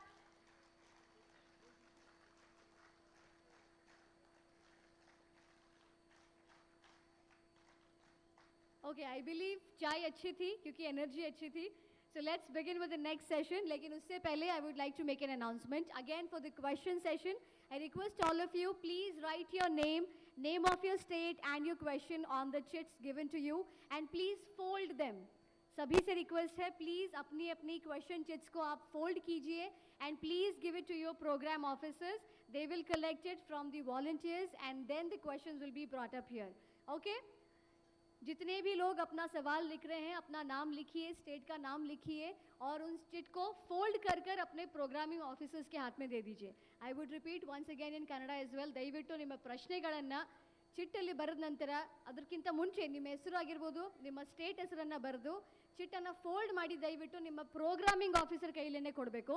And one more request is please write your questions after the complete session by the speakers and please make sure your questions are to the point and relevant to the topic. Okay, please make it sure. So now we are good to go. We're good to start. So ladies and gentlemen, boys and girls, please welcome the speaker for today for the next session on stage, Mr. Rajat Divate, Director of Mountain Flower Animations. So let's have the NSS clap for our speaker of the second session, who is the founder of Mountain Flower Studio, which is an animation company equipped to develop creative animated content for various platforms. And they are pioneer company in North Karnataka region, producing exceptional work in storyboard and animation. So here we have Rajat Divate sir with us on stage as a speaker for today for the next session. I would now like to introduce and welcome on stage our speaker, Mr. Ankush L. Korvi, CEO, Astra Defense Private Limited. Let's have the NSS clap for our next speaker welcoming on stage, who is the founder of Astra Defense, which is a licensed defense equipment innovator developing advanced next-generation weapon systems, catering to the needs of our military and security forces to counter our technologically advancing adversaries. So now we have another speaker joining us on stage, Dr. Mangala Gauri. Can we have the NSS clap for our next speaker on stage? Let's welcome Dr. Mangala Gauri, Assistant Professor, University of Tumkuru, authored many papers, one of them being Perceiving Nothing, an analysis of the concept of vacuum in Vedanta and modern physics. She is passionate about the new vocation policy and its tenets. So here we have the speakers with us, and again we have the moderator as Dr. Mukund Raj. So let's start with today's session. Are we all ready to go, guys? Come on, show some energy. Are you all ready? All right, so I request Dr. Mukund Raj to please proceed with the session. Hi guys. चाय हो गया, energy वापस. Okay. Before we start this session, we had 180 questions in the previous session, so thank you. Again, randomly, 10 questions चुना हूँ, very randomly. I will quickly call the names. I will try to answer this. Anil Kumar Pal, Odisha, please खड़े हो जाइए अगर auditorium के अंदर है तो. Anil Kumar Pal, Odisha. Then we have Siddhamma from Karnataka. Siddhamma, Karnataka. Tukaram Mali, Maharashtra. Then Kerala से I think Anakha again. Please a doctor. समझ में नहीं आ रहा है handwriting. Rishikesh Kukade, Maharashtra. Akanksha Singh, Delhi. Vaishnavi Dixit, UP. Loganathan, Tamil Nadu. Niharika again Delhi और Prashant Komu from Telangana. Question was common. कुछ सवाल ऐसे थे कि टेक्नोलॉजी क्या होता है, विल टेक्नोलॉजी एआई आ रहा है, will AI take over mankind. There is a possibility but not immediately, so you and I can relax. I think it will take at least 20-25 years for us to understand what AI can do. So this is one of the answers. Next is Delhi में smog का question है, can a actually make an impact. Please understand something. Technology is a tool. Data अगर input नहीं है तो garbage output है. That's a very fundamental of computer science. Garbage in, garbage out. As long as you have good data you can always make a good analysis. India is at least better than the other countries. Surely anything is possible with regards to data and AI. Next is how is AI helpful to reduce error? Again same answer. हम लोग garbage data in देंगे तो garbage ही out होगा. As long as the data is in, AI can be better. Then India's geospatial economy के बारे में एक I think आकांक्षा ने पूछा है. India is actually progressing. The PM Gati Shakti is a very innovative program in GIS, and it is being used. So there's a lot of employment opportunities both in GIS and because of GIS. So GIS is the next in thing. Everything is being geospatial, whether it's data analytics, whether it is your interventions from government and also in private. Again, mission control का हो गया है. तुकाराम जी का question था Insta, FB, social media में. Dharmik again, I'm not getting into this. There are content filtering systems already in place. Beyond a point, we cannot filter any system. Then, according to you, education system in India, is it good or bad? It's obviously good. इसलिए इतने सारे लोग Indians बाहर हैं and they are in demand. If it is not good, we are not here. So you guys are good, the system is good. Final question is, what does AI stand for? AI is artificial intelligence. क्योंकि हमारे पास नहीं है intelligence natural, इसलिए artificial build कर रहे हैं. That's a different thing. Then what is SOP? SOP is standard operating procedure. वो क्या है? सेशन होने के बाद आपको बाहर आना है, 5 मिनट में वापस आना है, यहाँ क्वेश्चन लिखना है, वापस डालना है, हमें पढ़ना है. All this is a part of procedure. This is called SOP. So I hope I've addressed at least 10 questions here. We'll get on to this current session. Again, a continuation of previous session में, because you have got two good entrepreneurs here, Mr. Ankush Koravi and Rajat Divate. पहले session में आपने Avengers के बारे में सुना था in terms of AI. Here you can actually have that experience with animation. Rajat Divate ji actually is a founder and also a director of an animation organization, Mountain Flower. फिर defense. India में defense it's making strides. Very few people are in defense. You can question Ankush. Mr. Ankush is the founder of Aster Defense. They are also making defense equipment. So this is something unique to you, जो defense में है. And finally, जो skill के बारे में बहुत सारे सवाल थे कि मैं skill कैसा relevant है, how can it be integrated, मैं क्या बनना चाहूँगा, how would the system is enabled, and various other things, and also about new occasion policy. Basically, these are all occasion and tenants. This is what Dr. Mangal Gauri will be presenting to us. So this session is very simple. Panelists, first a few minutes, each of you can talk about what, how you reach where you are. That will be about 5 to 6 minutes, each of you or a little more can actually talk about it. And then we'll have a few interactive questions, either based on the questions they have asked or based on your experience. फिर हम लोग जो भी सवाल इकट्ठा हुआ है, randomly एक NSS volunteer जो चुने जाएंगे from the NSS officers, they will pick out 20 questions, then we'll try to address them in the span of time. So now, Rajat, I request you to start and commence the session, please. If you want your video, we'll have Jagdish play it on. Thank you.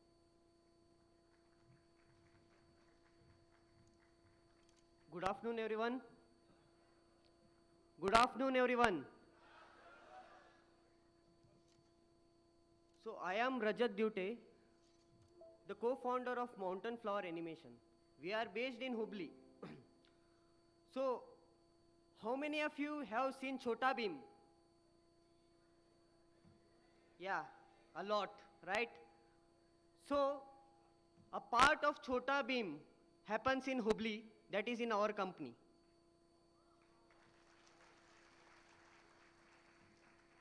So, we are in a 2-tier city and we have trained students who are failures in their 10th, 12th, even few are from the degree who came to us and they were passionate about drawing. When they came and we told them that you need 8 months of training for this course. And after 8 months, all those trained people, their name comes in Pogo channel. It is really hard for an artist's name to come on a channel, that too after 8 months, and we have done it. So the journey of Mountain Flower began on February 28, 2020. So when we started our company, there was a lockdown. It was a big hit for us. We thought when we are starting, the whole industry fell. As and how the days passed on, we came to know that many people were unemployed. And they suddenly started calling us, can we get a job? And that was our moment when we gave work from home. We started getting many scripts. We started to work on those and we started to deliver. And to our surprise, we delivered it on time. We were initially just 4 members. Now we are a team of 15 members in-house, and we have a freelancing team of around 35 in Kolkata. So that is how we expanded. So you only see what is the final output. Do you know that a 10 minutes of a video which you see, just Google and see the video, around 150 members work behind it, and it takes around 3 months of time to just make 10 minutes of video. And what are the opportunities in animation field? Even that is there. How big is the industry?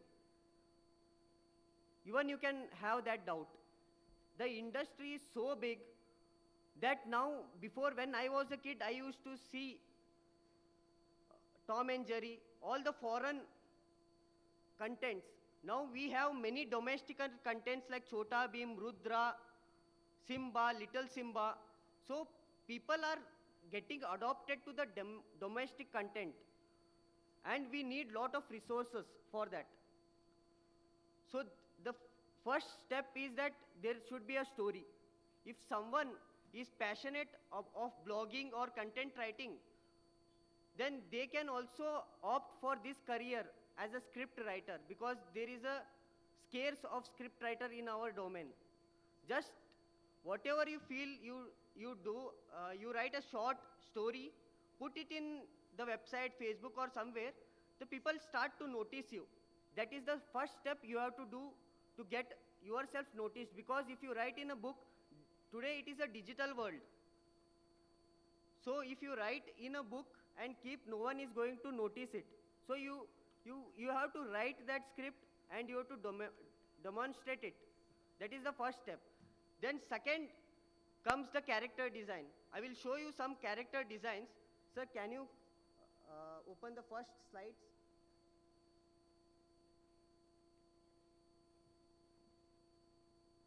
Behind the scene, what happens, I will show you. So these are the characters. Whenever a story comes, we need to have some characters. Next, next, next, next. So after doing the character, there is something called as turnaround. How he looks behind, what is his left, right, everything has to be mentioned. So we do a turnaround of that character. Next, next. So this is all happens, this designation is the character designer. So someone who is interested to draw the characters, they can come into this field. Sir, next. That's it. So go to the next slide, storyboard, the second point. There is, after the turnaround, there is something called as concept design. Can you open the concepts folder?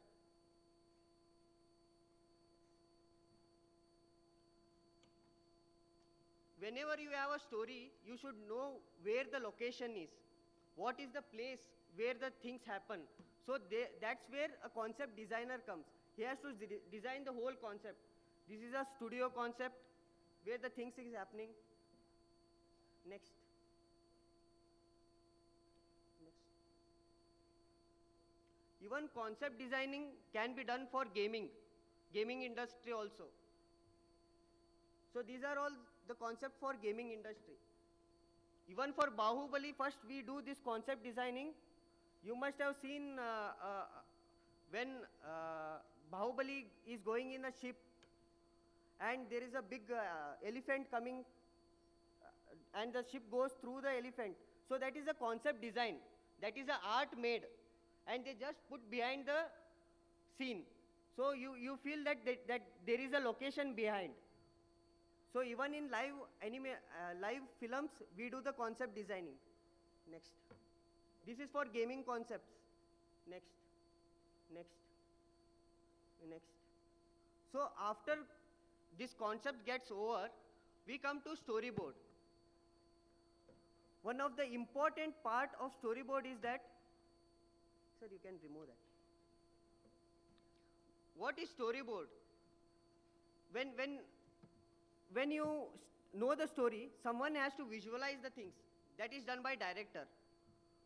When we come to the live movies, the director also should have that idea what things are happening next visually. So that's where the storyboard comes in place. If a live movie does not have a storyboard, what happens is that they start shooting, the entire thing gets over. After that, they can only show 1.5 hours of movie, but they would have done 3 hours of shoot. So there is a loss. After editing, much of the shoot is waste. So to avoid that, storyboard is important. So can we open the storyboard part? Can you go to the video?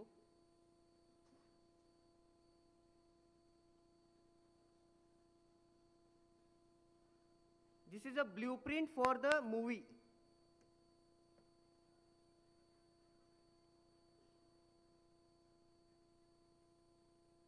So this work we had done for V movie in 2020. That part is the storyboard.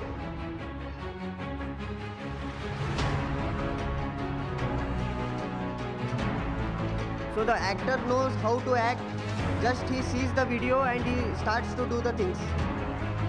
So it is a blueprint for whole movie.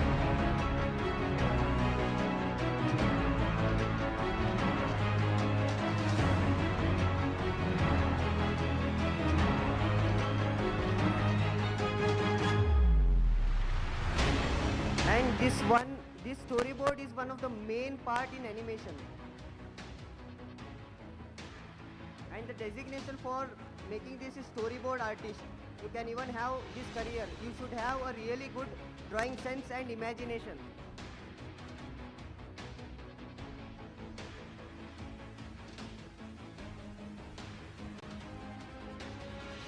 This is also a live movie which hasn't released.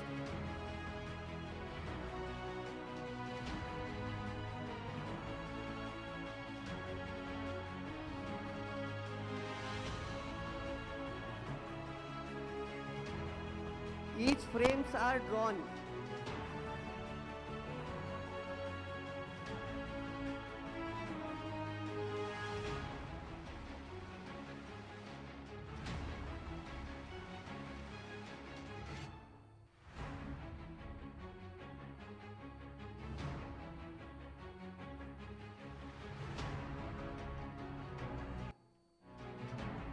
This is a 2D show, Bajrangi.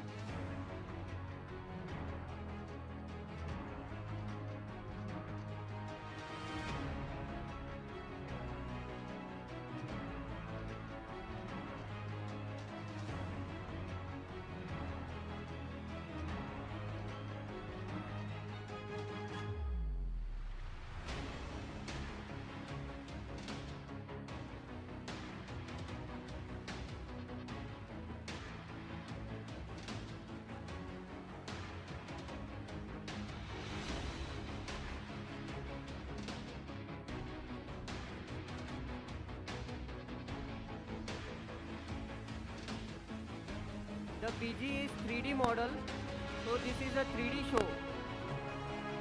For 2D as well as 3D, we need a storyboard.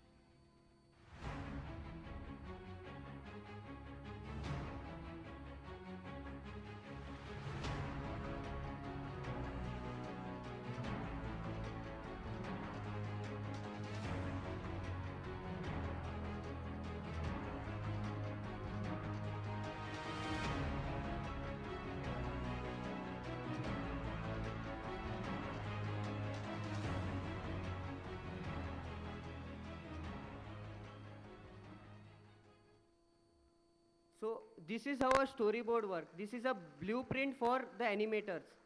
Once storyboard is done, So once the storyboard is done, then it goes to the animation department, that is the 2D or 3D department, where this whole shot of 10 minutes is cut into many frames. It is cut into seconds. And to make 1 second of a video, they take 2 to 3 days of time, because they have to add lots of frame, the free movement and everything should be so nice. So for 1 second, they have to draw for 25 frames. That is how the industry standard works. Then we move on to the animation. How we compare a storyboard to an animation, that I will be showing you. Can we go to the animation part?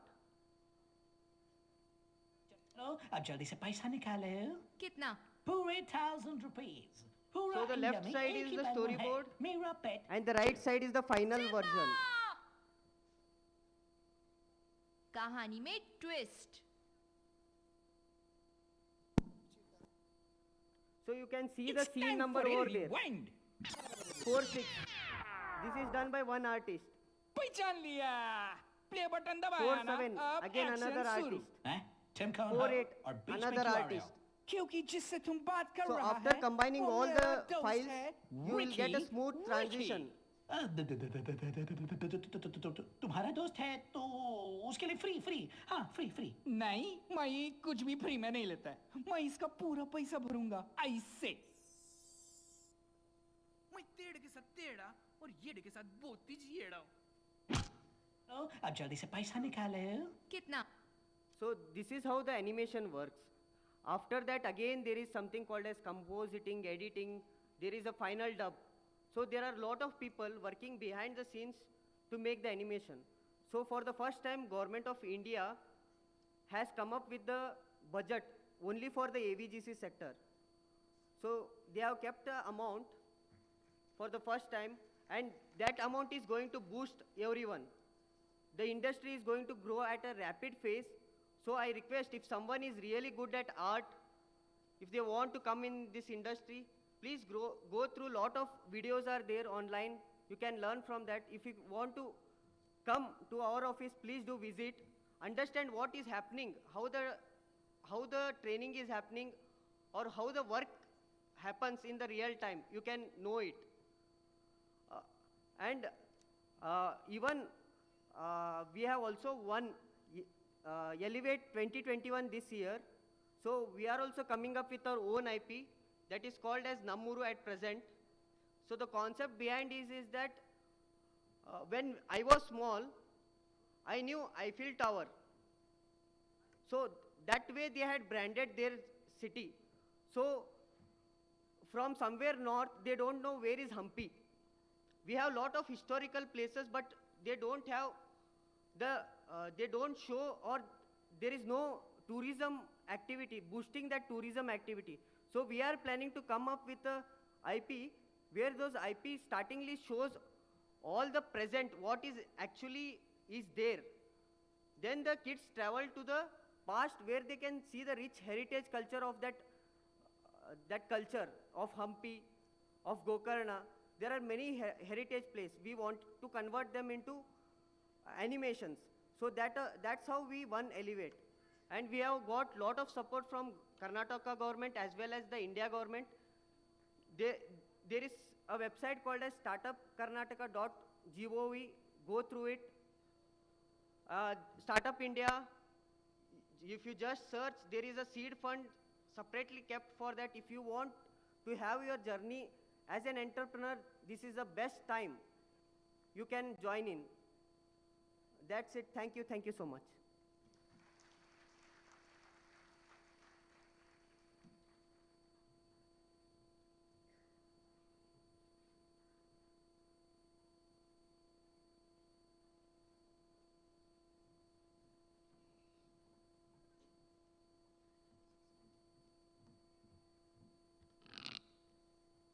Firstly, thank you so much, Rajat sir, for all the information that has been spread and shared with all the students here. And now I welcome and request our next speaker, Mr. Ankush L. Korvi sir, to please proceed with the next topic.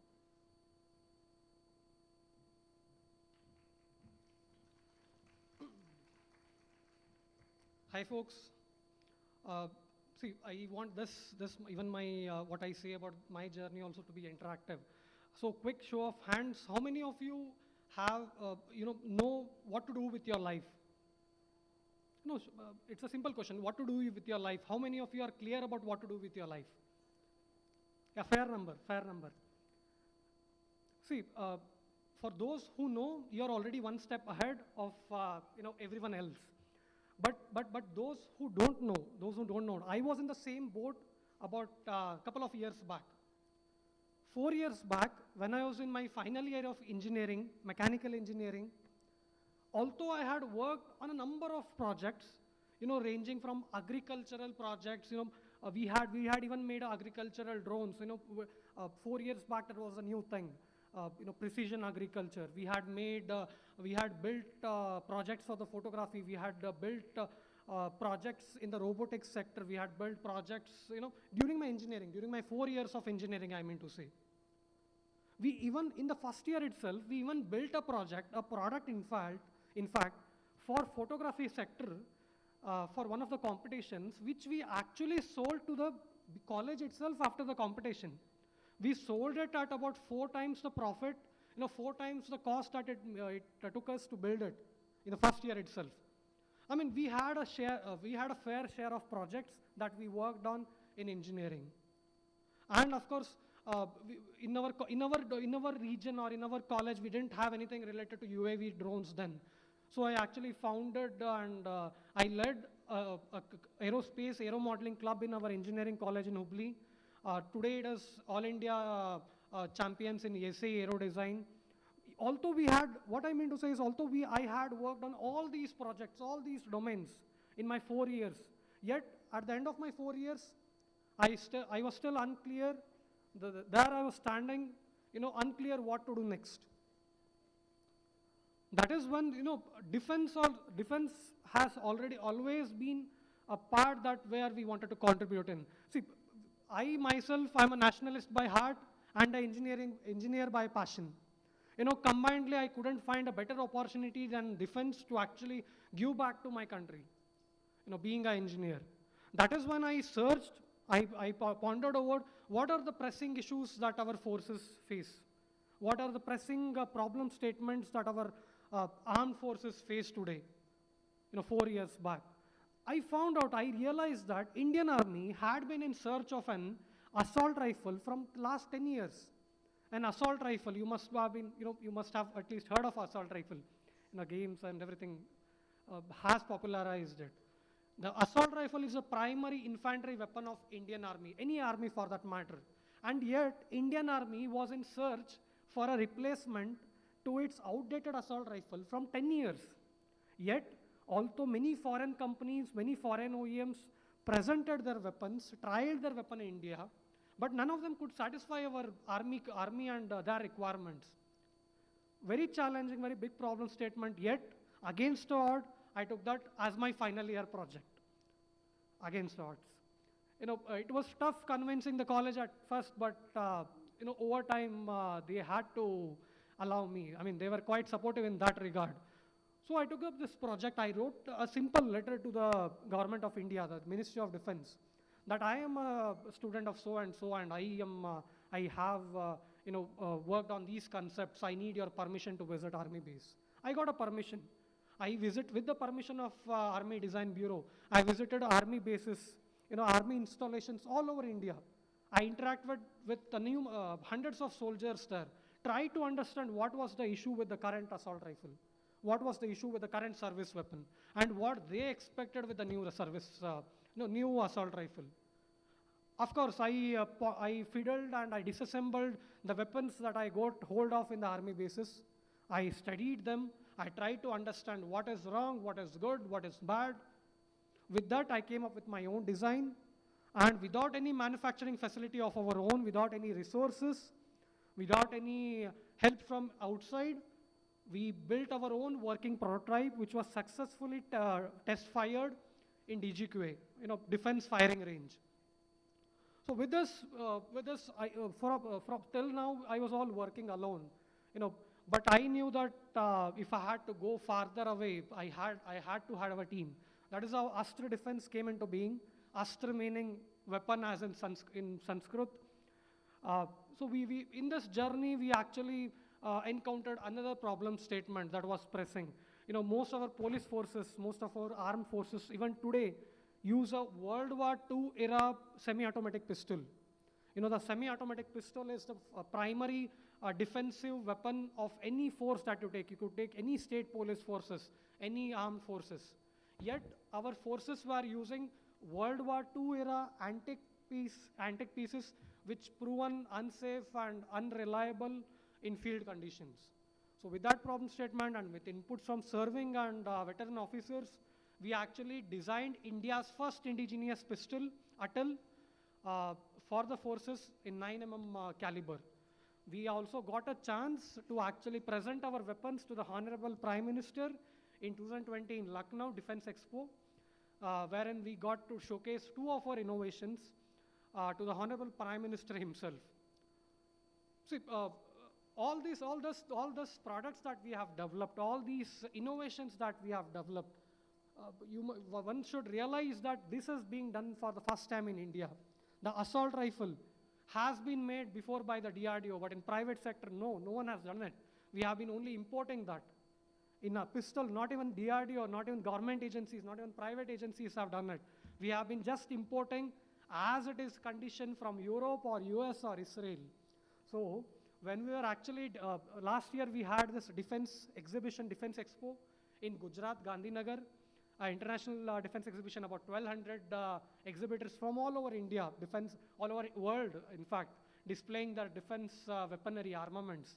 And we were standing tall there because amidst all the foreign imported weapons from US, Israel, Russia, or even the Arab countries for that matter, we were standing tall with our 100% Indian weapons, 100% Indian designed, developed, manufactured weapons, all in Hubli, Karnataka.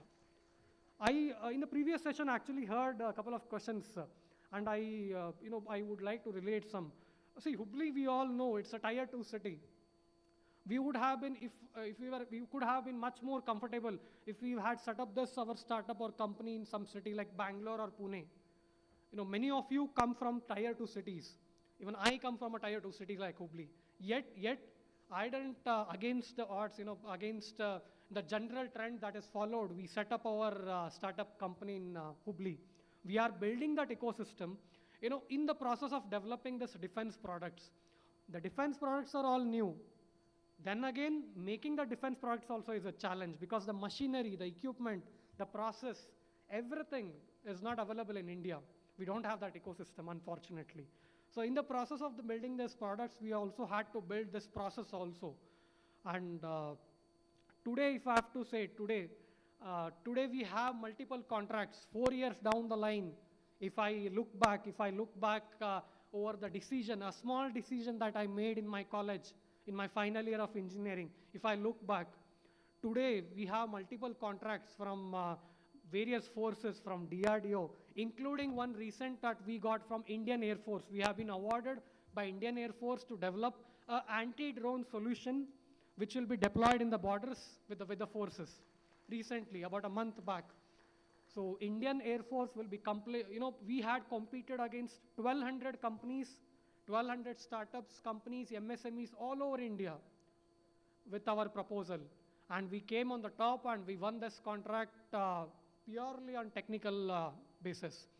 And in the next couple of months, our system, the systems made in Hubballi, Karnataka, made in a tier 2 city, like where you come from, would be deployed in the borders. We are at the verge of batch production starting in a month. So if I have to say, it all began with a single step. It all began with a simple resolve and a big dream. And we are here. So if I have to give a suggestion to any of my young friends here, because I am not much old, I am about 26 years old, just turned 26 3 days back.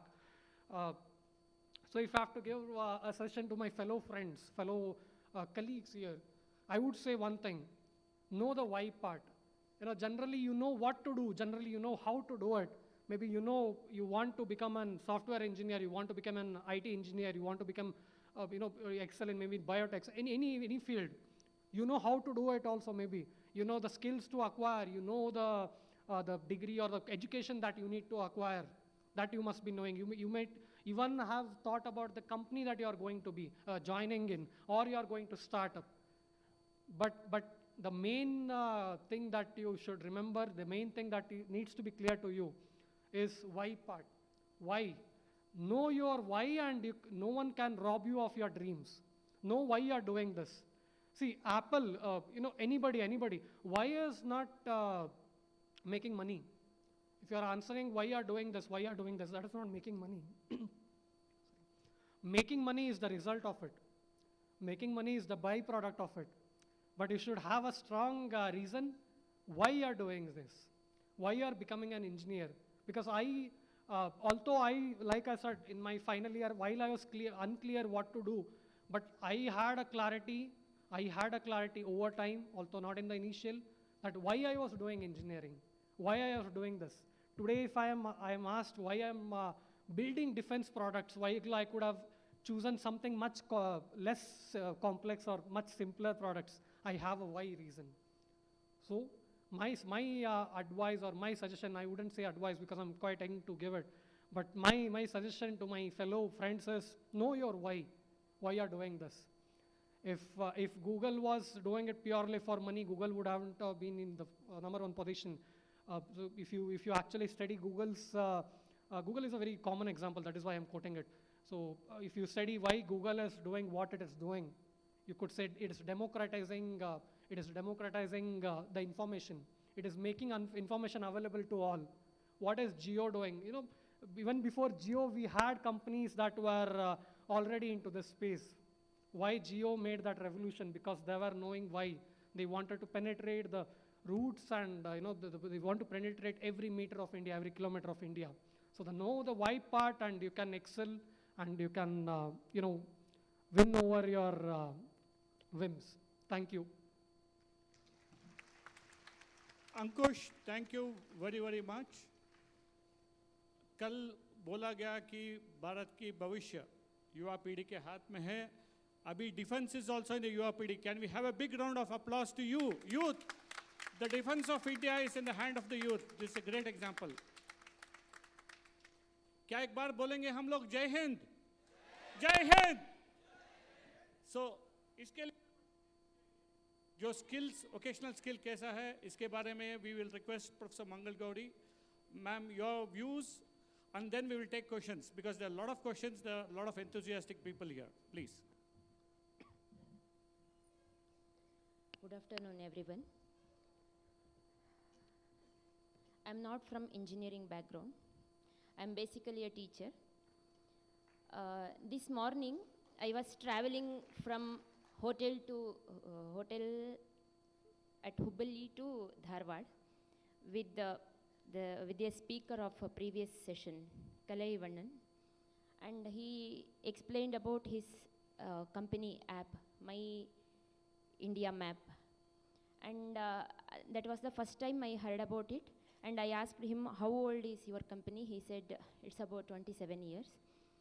Then I was thinking, why I haven't heard of this yet? Then he explained certain things, why this happened. And then I asked him, if after this session I'm going to my relative's house at Dharwad. She has shared her location. Can I use that link to know her location using this app? So this was my question, and fundamental question, not as a teacher or from any background. This is a fundamental question anyone would get. If I can use the link, Google link for her location through this app, I think I would continue using this app. Or if they can make some interface between these two things, this will happen. Why I'm thinking like this is this Google Pay or Phone Pay or those payment apps, everyone uses. It's not about whether he is engineer or teacher or doctor or politician. Everyone uses because it is available for everyone. Everyone can use it from anywhere for anything they can use it. So if it is inclusive, then it will be useful. And second thing I want to share, when I entered this hall and my neighbor was Mr. Sudhir, he showed his daughter's video who has designed a tap for like spraying water, which can save 10 times of water.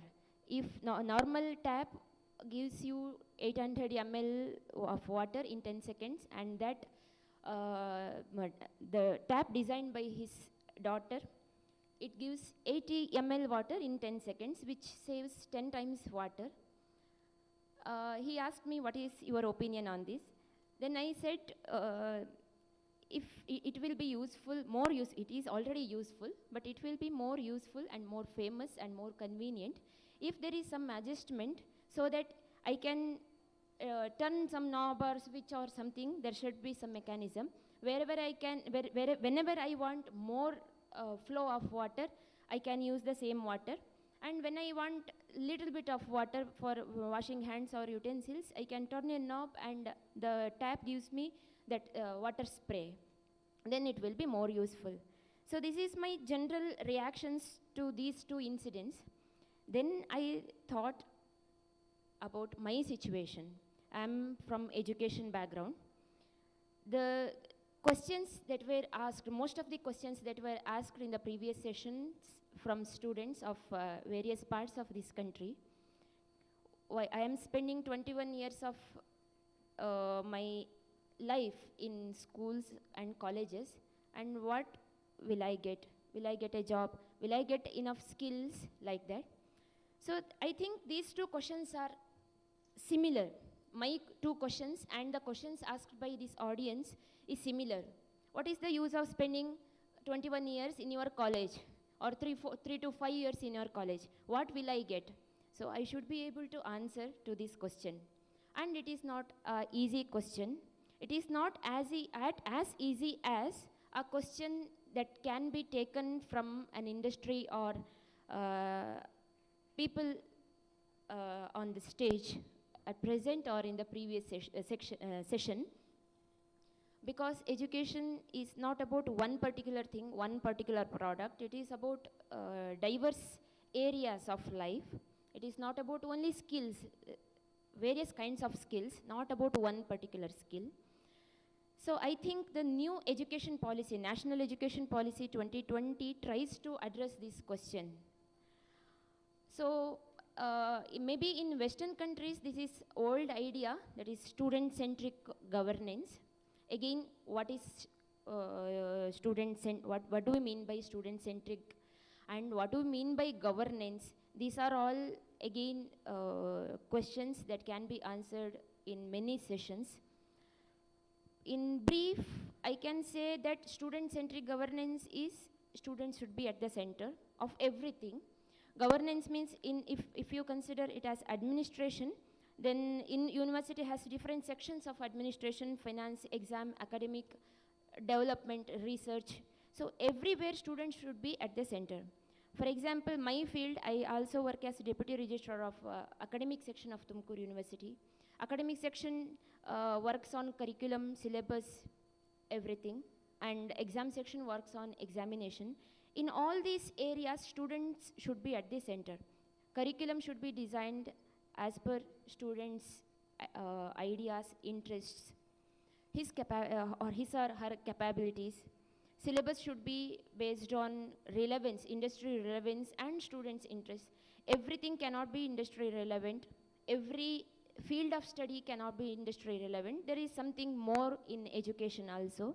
So everything, the curriculum and syllabus should be relevant to student, relevant to society, relevant to local needs. So these ideas are nice and very good ideas. System which is teacher-centric now should be transformed into student-centric. So this is the goal, and why we have answers. How, this is the question. I was reading on Google recently about revolutions, industrial revolutions.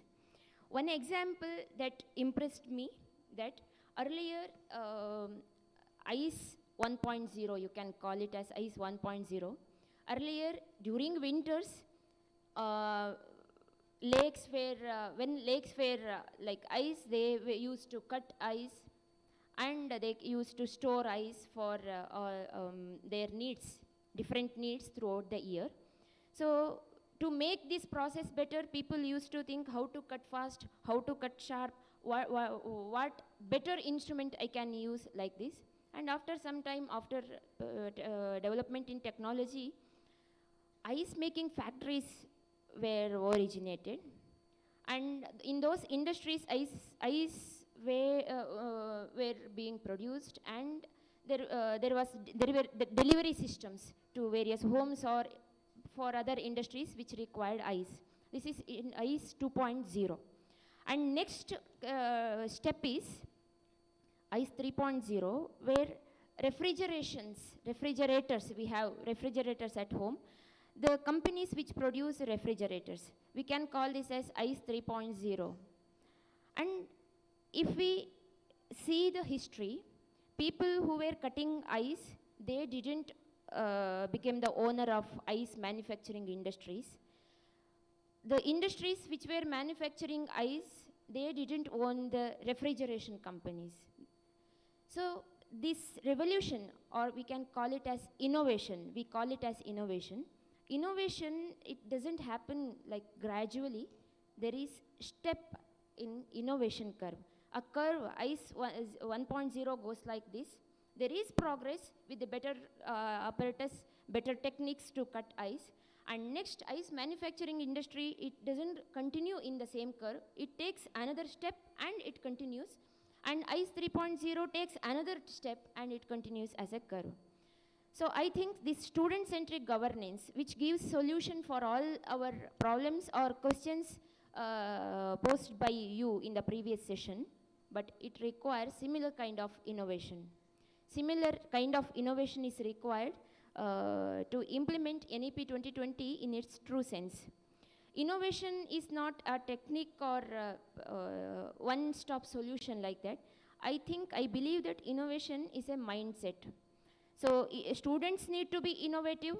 I think if students are innovative, then I belong to rural area. I don't have electricity or computers or internet. These questions won't arise. These facilities, if they are not today with you, they may come to you tomorrow. But if you don't have innovation as your mindset, even if those instruments, apparatus, those facilities will come to you tomorrow, you will not be able to use it. So innovation should be the lifestyle. Innovation should be the mindset. It applies to both students as well as teacher community also. So student-centric, in student-centric system, the classroom should be flipped classroom.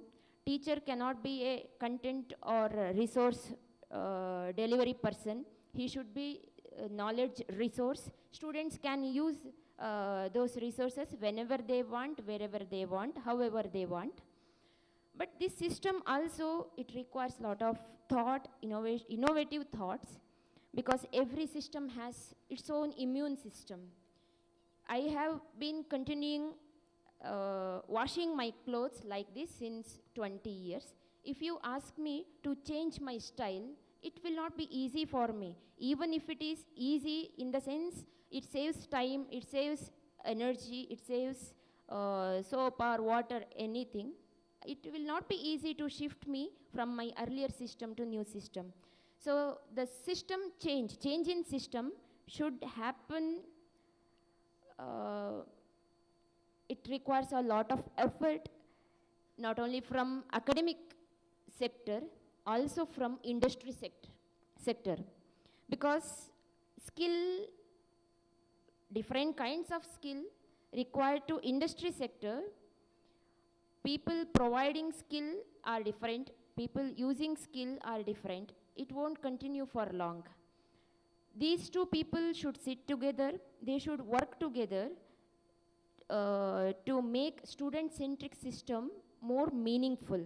So NEP 2020 provides such opportunity if we use it carefully and meaningfully. and it is useful for students. It has lot of components, research components, discipline, knowledge component, internship, skill component, everything. I think for majority of the students, they know they want to do something. They want to do what they know, but the key thing is the contact. How to do? Where should I go? When I was invited to Dharwad, I asked Miss Jane, where should I come? Who will come to pick me up? What is the vehicle number? What is the hotel name? So without these contacts, I will not be able to start my journey. So for all the adventures that students want to do, they need this input from academic background. Also, they need contact. How to do this? Whom to approach? From where do I get support? This contact issue is the main key thing in the success of their career life. A month ago, I was invited to talk about women empowerment and national education policy. For that sake, I was searching on internet about successful women. For all the instances, for all the cases I got on internet, that confirmed my theory that contact is very, very important. Majority of the women who succeeded in their endeavor, they were helpless. They had no support. So they were forced to try something new. And when they decided to try something new, they got some support. So these are two important things. Once we get the support, when we decide to do something new, when we get sufficient contact, sufficient support, then we can move ahead ourselves. So NEP 2020, it tries to bring practice fields and academic sector together. If implemented, Karnataka is in its second year of implementation of NEP 2020. In this year, 22-23 academic year, we have second batch of students entering to undergraduate programs under this national education policy. Again, we have, I don't say we have implemented it perfectly. Innovation, again, another important thing in innovation is we need not worry about perfection in the beginning. We should be okay to start with the crap. So we have started implementing national education policy within the limited infrastructure or all the facilities we have, with support from all the stakeholders, students, teachers, industry, government, with support of everyone and society. I think National Education Policy 2020 is going to answer majority of the questions posed by young students who are present here.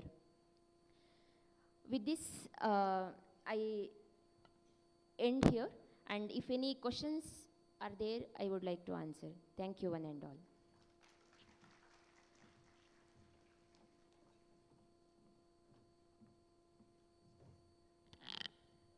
I would like to thank all our speakers for this session. Can we have the NSS clap for all our speakers, as now it is time for the panel discussion. Meanwhile, I request all the students to please start writing your questions. Make sure they are relevant to the topic and to the point. And I also request all the volunteers to please collect. Can I request our moderator, Dr. Mukund Raj, to please continue with the panel discussion, please? I think questions are collected. Please. Sir ji, all the questions are collected? Yeah, we'll volunteers? wait. Aram se. Tab tak ek question hai, by the time we collate. This is for you, Rajat. I'll just have a quick 1 minute for each of our panelists. Okay, ladies first, Professor. Now, you have seen the level of interest in entrepreneurship. Abhi, how can vocational skills, abhi jo soft skill ke baare mein baat kar rahe hain, basically we are going from the hard skills to the soft skill. Soft skill ke liye vocational mein jagah hai kya? Ki main communication, because everybody requires communication, everybody requires soft skill. So ek entrepreneur banne mein soft skill ka kya? The same question, very quick answers to all the three. What is the percentage of soft skill requirement in entrepreneurship? how does it help? Policy की तरफ से आप बोलिए, and in terms of entrepreneurship requirements, both of you can speak, please. Over to you. आप शुरू करें. In new curriculum structure, skill component has been taken care of, even including soft skills and hard skills also. Skill course is compulsory along with the discipline core, and to bring in multidisciplinary aspect, there are open electives, and to connect with the local, there is language ability enhancement compulsory courses are there. Along with that, in a semester at present, 4 credits are compulsory as skill component. So again, the issue is there is opportunity, but issue is implementation, that imparting skills effectively to students. There is opportunity, it has been incorporated into the curriculum, but how effectively we can give the skills is the question, and that requires again lot of skills from system as well as teachers, and that will be worked out gradually. So, hello. So when it comes to soft skills as an entrepreneur, it is very important. We need to have a lot of network as we are a startup. And if we are shy and if we are not able to speak or convince what we are doing, then the whole company fails. So it plays a very big role. So you need to build your soft skills, how you present yourself, that is very important. And the first 10 seconds are very important because you can grab your audience and you can deliver what you want to deliver to your clients. That is my point of view. Yeah. I hold a contrary view. My view is there is 2 aspects of this question. One is the soft skills and one is the technical skills that is required. On the soft skills part, I say the life will teach you. You know, all the budding entrepreneurs, or anybody who wants to excel in what they do, I say one thing: fall down so that you can stand up much stronger than you were earlier. That is the soft skills. The life teaches you. I mean, for the budding entrepreneurs, if I have to say specifically, the first pitch that you do to your potential investor, who laughs at you, who laughs at your nervousness, that is your teaching. That is the startup journey. And as far as technical skills are concerned, you learn as you go. You don't make, you don't learn swimming by, by standing the ground. You need to get into the water. So life teaches you. That is all I can say. Thank you. जो animated creative बंदे हैं वो creatively answer किए हैं. आप तो very quickly defense वाले बंदे वो very logically answer दे दिए. Thank you. Please आप mix कीजिए. Give us 20 questions randomly. Please choose. Mix it first, please. सबको mix कीजिए. Sir, I want to add one more point to that. As sir said, life teaches you, and I want to add to that, NEP in 2020 says that you should be a lifelong learner, and the time you spend in colleges with your friends and teachers should make you a lifelong learner.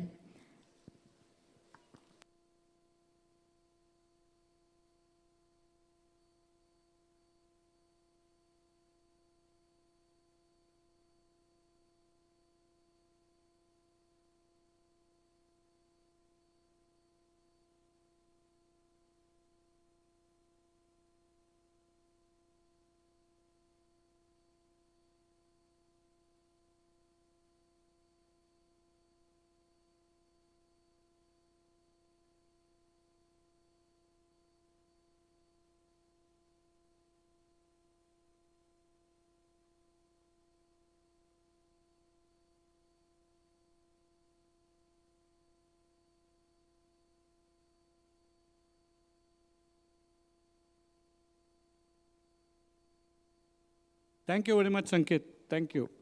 तो देख लेते हैं क्या सवाल आता है. 1 minute दीजिए.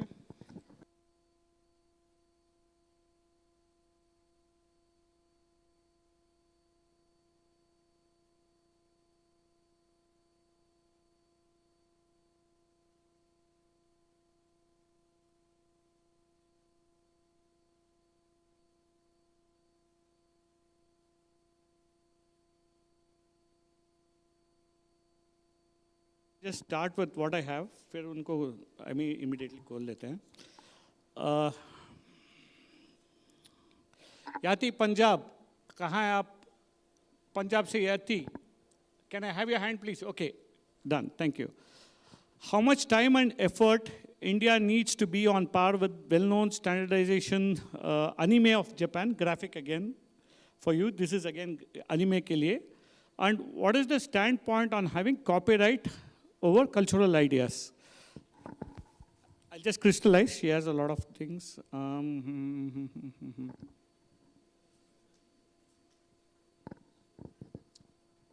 Okay, what she says is very quick. Let me just put it in one way. एक, कितना time लगेगा? What is the time to be on par? दूसरा, in anime, for example, Ram Sita का एक movie बना था in 90s, but it's a culturally it belongs to India. So इसके लिए copyright का क्या है? Basically, it is like GI holding. This is a very one, please. So it is going to take a lot of time to compete with them, because in India, we are still adopting a lot of technologies, and I tell you that India is going to grow faster than what Japan is in coming next 4 to 5 years. We are going to grow at that level, because there are something called as mocap, where there is a 3D camera, 360 camera is there, and a person stands there, and it shoots with the click of it, the whole body gets 3D modeled. And if the character is not there, and someone puts a suit with all those equipment and he dances over there, the same character does the same thing. So we are in a journey of technology, and we are going faster than other countries. And about the copyright, when the story is created, the government of India would have taken the copyright of it, as well as all the characters which belong. We do the copyright thing for the stories also. That is done by the law firm. Even for our IP, all the characters, even the Chota Bhim character, even to showcase, it has to be copyrighted. Else, someone might misuse the characters for merchandises and all. And you can't claim the copyright if you don't have the copyrights. That's it. Thank you.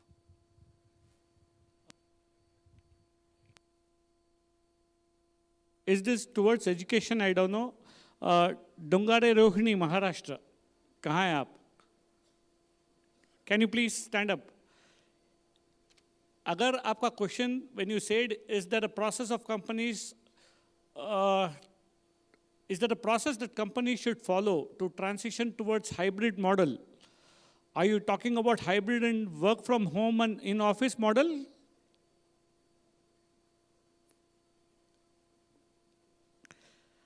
Okay, could you get this? Because this is the question. Is there a process companies should follow to transition towards a hybrid model? Maybe we'll answer, yeah, please. So in animation industry, we were lucky that because people used to come and work in the offices. After the office, they used to do the freelancing work. So when COVID hit, so already everyone had the softwares, everyone were on their shoes. So the work started. So in our industry, the hit was not taken. So in our company, whenever we train, especially female, when they marry, they go out.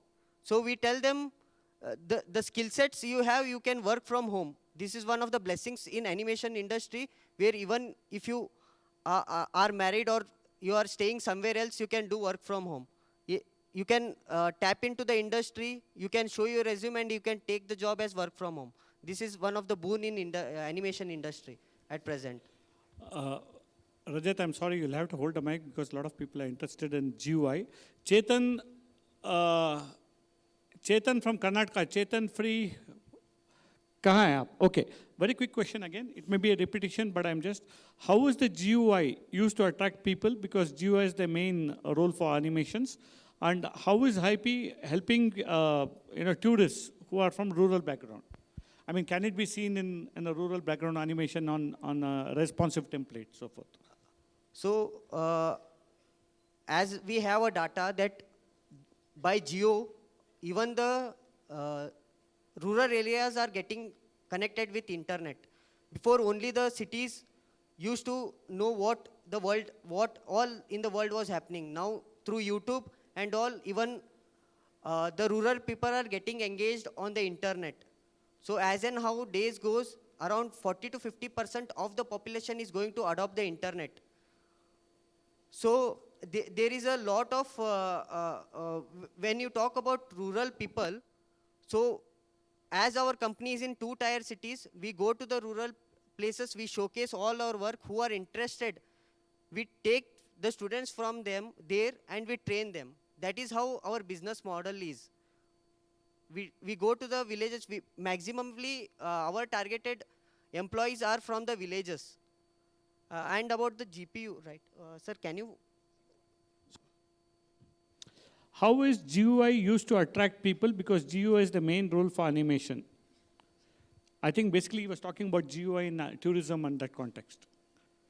How to attract, how does GUI play a main role when I have an app or something in attracting tourists, or that So, was, I think, the understanding.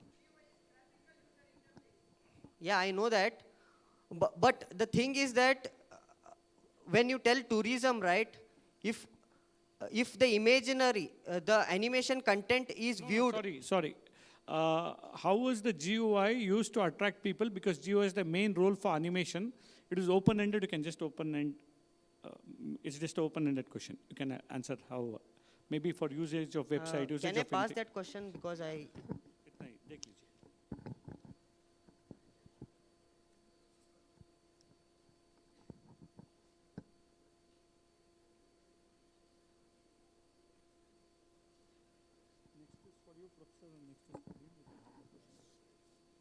Basically, Biosecurity framework के बारे में defence आपके लिए madam के लिए teaching के लिए I have some doubts about this question. Can I take it afterwards? Thank you. Professor, this is for you, quickly. This is from Shreya Shalke, Maharashtra. Shreya पूछ रही है कि do you think it's practically possible to incorporate everything related? Basically what she says is, curriculum में innovation से लेके modern development can be, how do we cramp everything? Because there's so much of unlimited information out. And the teaching staff is less. Basically that's what she wants to say, that the teaching resources are less. बोलने के लिए बहुत ज़्यादा है, pipe बहुत कम है, silk board traffic की तरह हो जाएगा. So how is it? That is true. But in classroom, we don't say we teach everything. I teach physics. I don't say I teach everything deep into quantum mechanics or theoretical physics. I don't say that. But what I or any teacher, what a teacher wants to do is to make students continue in the path. So it is not possible to give every skill in classroom or within a limited period of time. As another speaker said, it's lifelong learning. But what you do in classroom is to prepare yourself to learn more and more when situation requires. Thank you. Professor, again, same. Palak Jain, Rajasthan. Kahan hai? I'm not able to see. Okay, Palak. Palak has a question. I'm a BTech student and we have so many subjects that won't help us anywhere. And subject related to environment and safety. There are no studies in colleges, so how can we plead to change this and make it a student-centric industry? Before you answer that, Palak, I'm an engineer myself. Okay. When I studied Laplace transformation in school, in college when I'm in second year, I was thinking it's crap.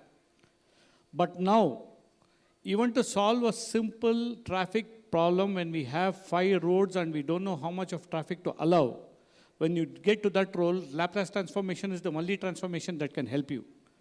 If I want to do data analytics, if I want to tell how much of water is required for which crop, which season, how much is it going to help, that is why my statistics helps me.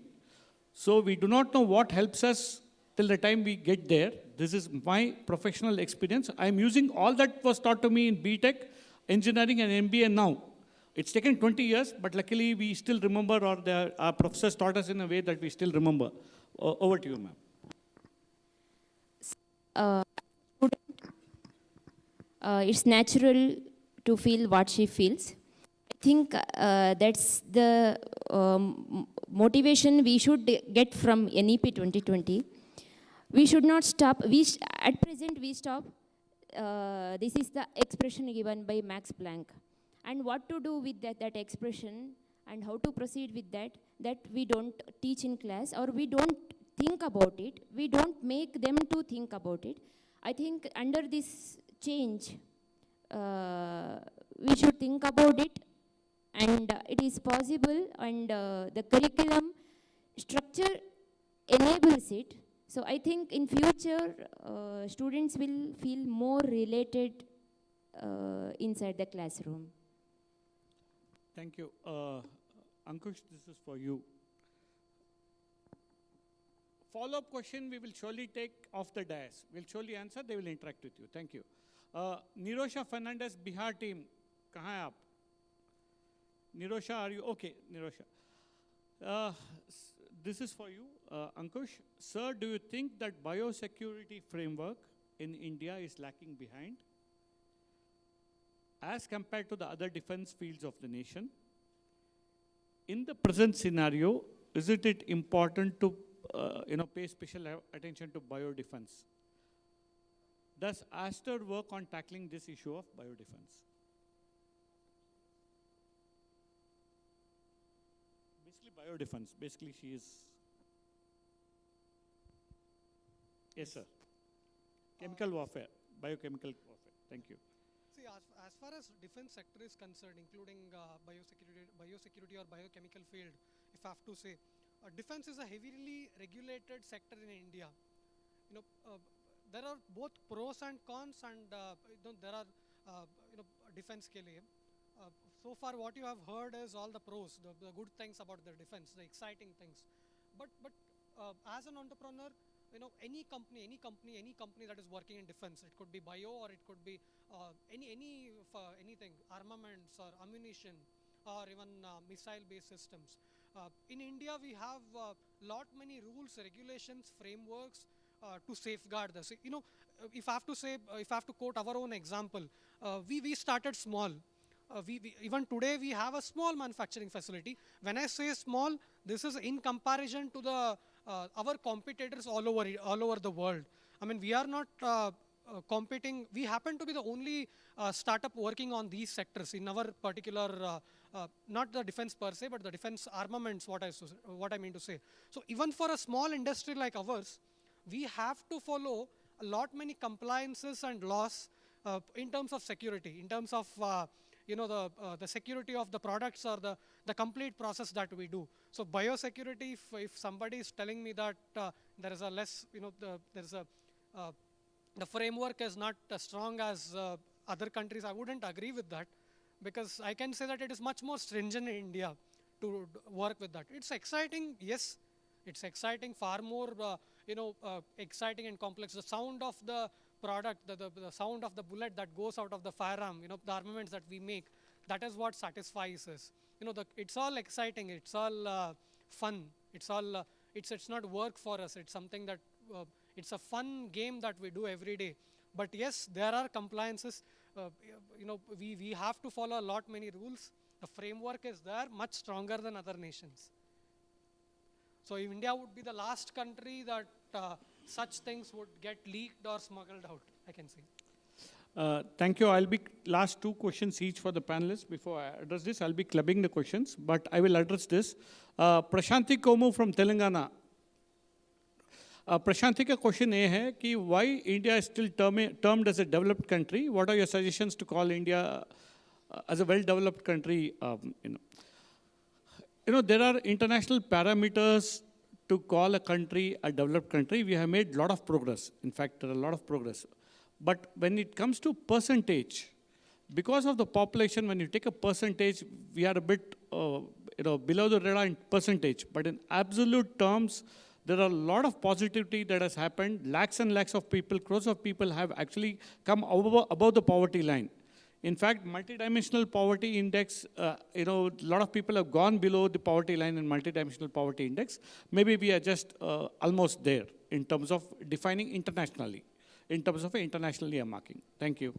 I'll come back to you, Rajat, here. 3 questions I'll be clubbing. I'll request all the 3 to stand up. Shruti Kundargi, Hubli. Rachna Yadav, UP. और नियाज, तीनों का similar question है. It is, how is animation useful in our daily life? And how can I get into animation course or animation videos learning basically? And the final one is, how does animation play a vital role in educational content, whether it's health or e-learning, basically those educational content. So all these three clubbed together. First I will get on the education content. So there are many in the medical terms, when a doctor wants to teach their students that you have to insert this, you have to cut this, if that is shown in the video content or an animated version that this thing has to be done this way, then you can easily adopt the things through animation. So majorly whenever you have doubts on some content, you go and Google, how can this work? How can this mechanism, even in mechanical sector, there are many animation videos which show how the processes work. You can easily understand the process. To understand the process, the animation helps a lot. First thing is the education. And the second thing about the courses is that when we are in Hubli, there are animations course available outside also, but when we call them for hiring, the output is not, they are not skilled enough to be taken inside the production house, because they teach them everything where they fail. Whenever you go to any company and you are going to give an interview, the interviewer knows everything about the industry, right? So whenever you are telling that I know this, I know this, I know this, you please, if you don't know something, you tell, sir, I don't know this, I will learn it, and I will make sure that I can be the right person. Your attitude sometimes makes you come inside the organization. You should not be like, you know everything when you are getting interviewed. If you don't know, you politely tell, sir, I don't know this, I would like to learn it. The way you speak, the attitude of learning makes us interested to hire you. That is one thing. And the courses, you can even come to our office. There is a production house. It is an 8 months course. We train you on what production actually requires. So whenever, even if you go to other companies, the company will directly give you a test. If you can clear this test, then I will hire you. That's what happens in the company. Even the engineering graduates, even they pass out, there will be some kind of test. So make sure that you can clear that test or understand what all can be there in interview. Are you at least, do you know the basic knowledge that you have to know? So in our company, we train them for 8 months. After that, we make them to work on the live projects, so that if when they go to other companies, they will tell that I have the experience of 1 year. In institutes, they just teach you and they send you to the production house. That's where they fail. They don't have the experience how to crack what the interviewer needs. They don't know. So you can come to our office. Even if you don't join, just see what is happening in the production house, how the things work. Yeah, that's it. Thank you. Thank you, Rajat. I will quickly wrap up this. But before that, very quick, Ankush, to you. Related, ये राहुल महातो है waste Bengal से, राहुल महातो waste Bengal, और विपुन John वेनार्ड से, विपुन John वेनार्ड. Okay, sorry Vipun, I think we addressed this. Very quickly, Rahul Mahote says, what is the right path to be financially free? Whether it's a government job, private job, entrepreneurship, anything, but ultimately what is the right job to be financially free?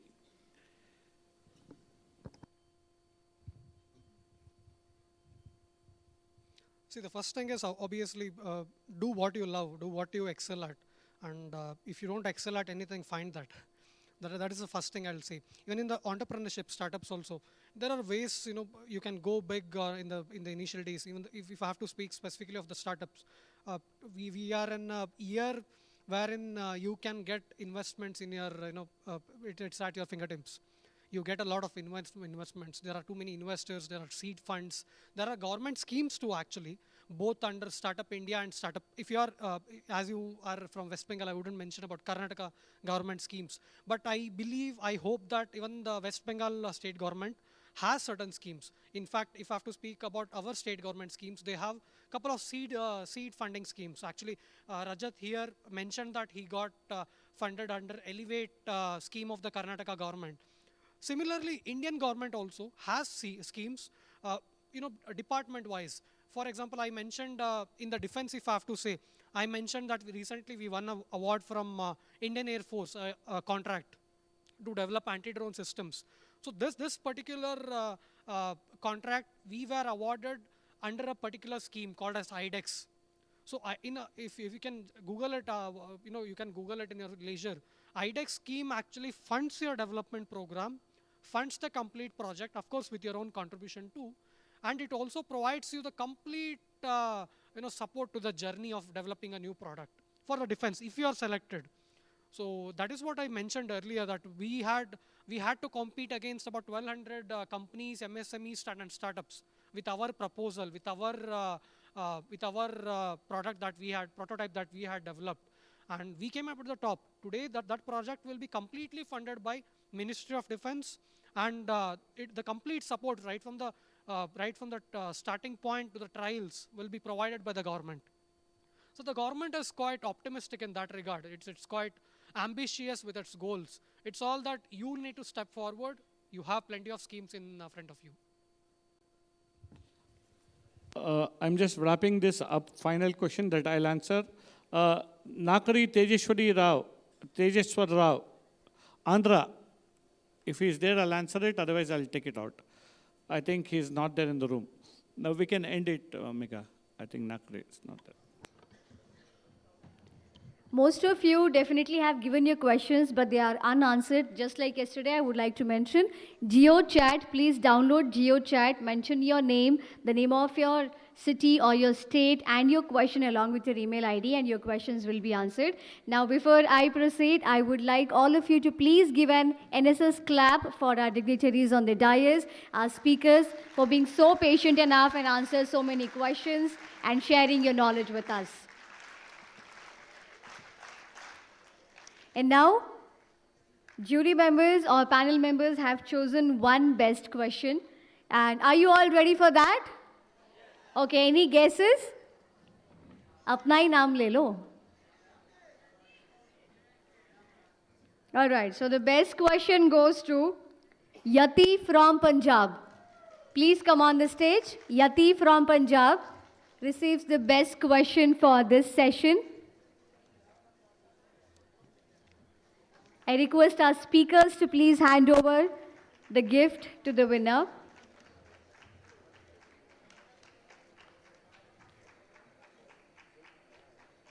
Meanwhile, I request Prashanti from Telangana to please come on the stage. Karishmanand Mishra from Jharkhand. Niyaz. Rahul Mahato from West Bengal. And Shreya Shelke from Maharashtra. Please join us on stage. The lucky ones to receive the National Youth Festival bands from our speakers of this session. So congratulations to these students as well.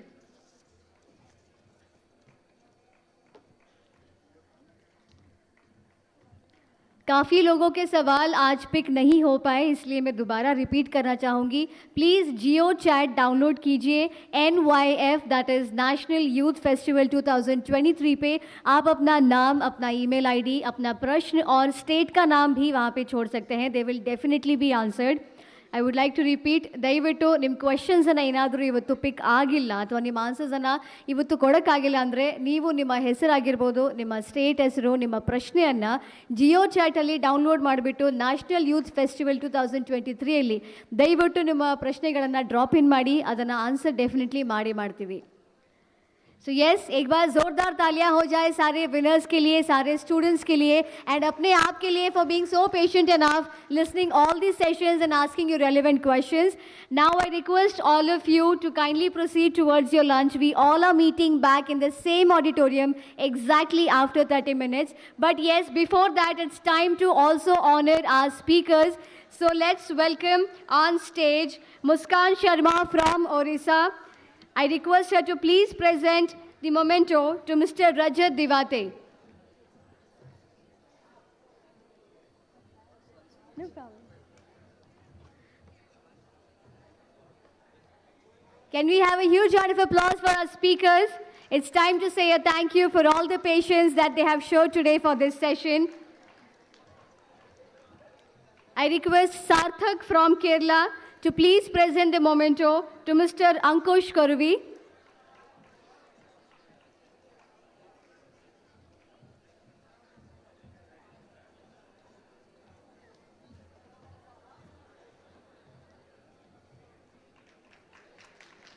And I request Adarsh from Karnataka to please present the memento to Professor Mangala Gauri.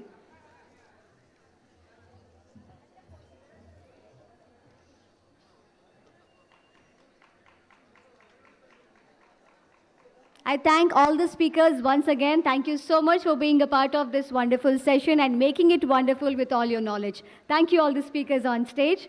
And I thank all the students. As I said, we are meeting again exactly after 30 minutes in the same auditorium for the next session. Thank you, everyone.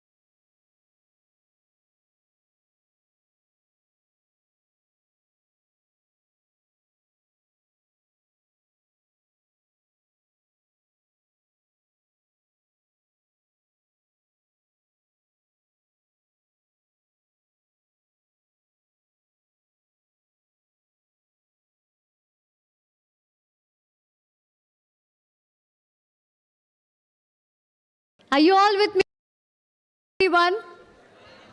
भाई आवाज नहीं आ रही है.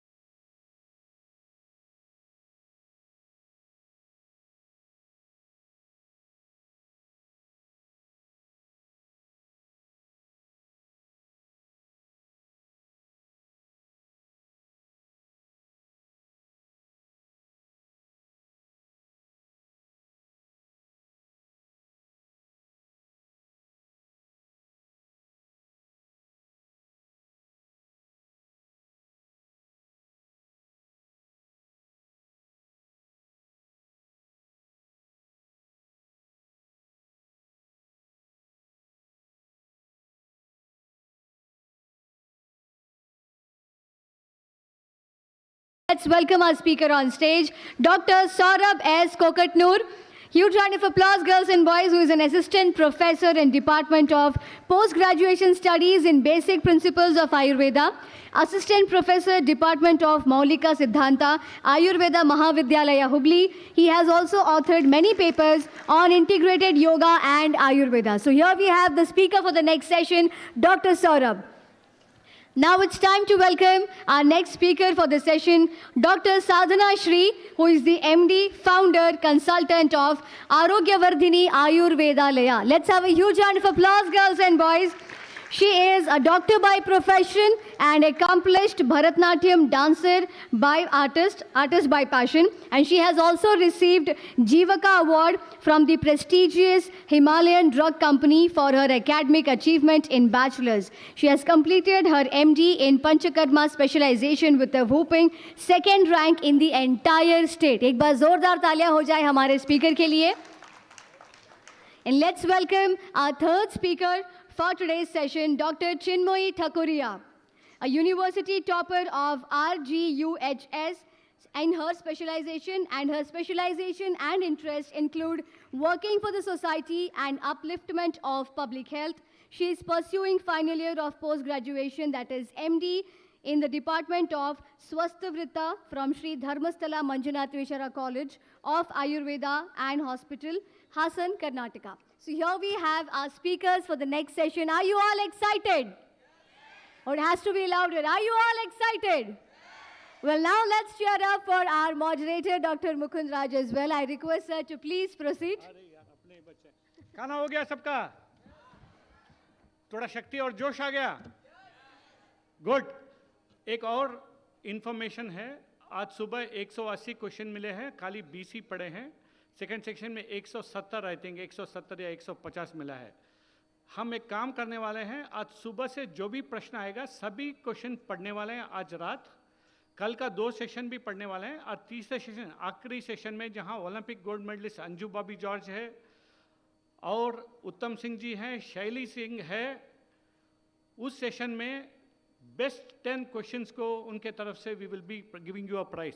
This will be given to you by them. हम लोग we are also going to give you a statistics कितने state से relevant question, जो फालतू क्वेश्चन है उसको निकालने वाले हैं, रेगुलर रेलेवेंट क्वेश्चन को आपको मिलेगा. So please right relevant questions. I think in the past 5 sessions from yesterday morning, जहां हम लोग शुरू किए थे India is the mother of democracy, फिर स्टूडेंट सेंट्रिक गवर्नेंस जो इनका रोल है, फिर स्टार्टअप इंडिया, डिजिटल इंडिया, सब कुछ है. ये सब करने के लिए आपको फिट रहना पड़ेगा, जो फिट इंडिया है. तो फिट इंडिया के लिए 2 पार्ट्स में हम लोग डिवाइड किए हैं सेशंस. आज जो एक्सपर्ट्स है वो आयुष के बारे में, yoga, mental health etcetera etcetera, they will be talking to you. I will then hand it over to miss Sahana later. और कल जो है मेंटल हेल्थ के बारे में बात करना चाहते हैं. तो One is the physical and the other health, part of it a partially mental health or completely mental health, so that these people who are the young generation can take it forward. I now leave it to you to moderate, Dr. Sana. Thank you. You can please. Good afternoon, everybody. I hope you all had good lunch. And you're back again here after refueling yourself to have a great interactive session. Are you all ready? Okay, so as you all know, this current session is about Ayush. Have you heard of this term, Ayush? I'm sure this is a trendy word these days, and then everywhere there is news about Ayush, right? So what does Ayush mean? What does Ayush stand for? Can anybody help me in answering this? Yes, A for Ayurveda. Great. Why? Yoga. Awesome. U? Unani. S? Siddha. Right. And the last one, that is H? Homeopathy. Right. So the Ayush systems of medicine, they are together. They have the acronym of Ayush, wherein we talk about Ayurveda, Yoga, Unani, Siddha, and Homeopathy. So this session is basically about Ayush. However, all the three speakers today present here are Ayurveda experts. So we exclusively work as Ayurveda practitioners, as Ayurveda teachers, and as Ayurveda guides.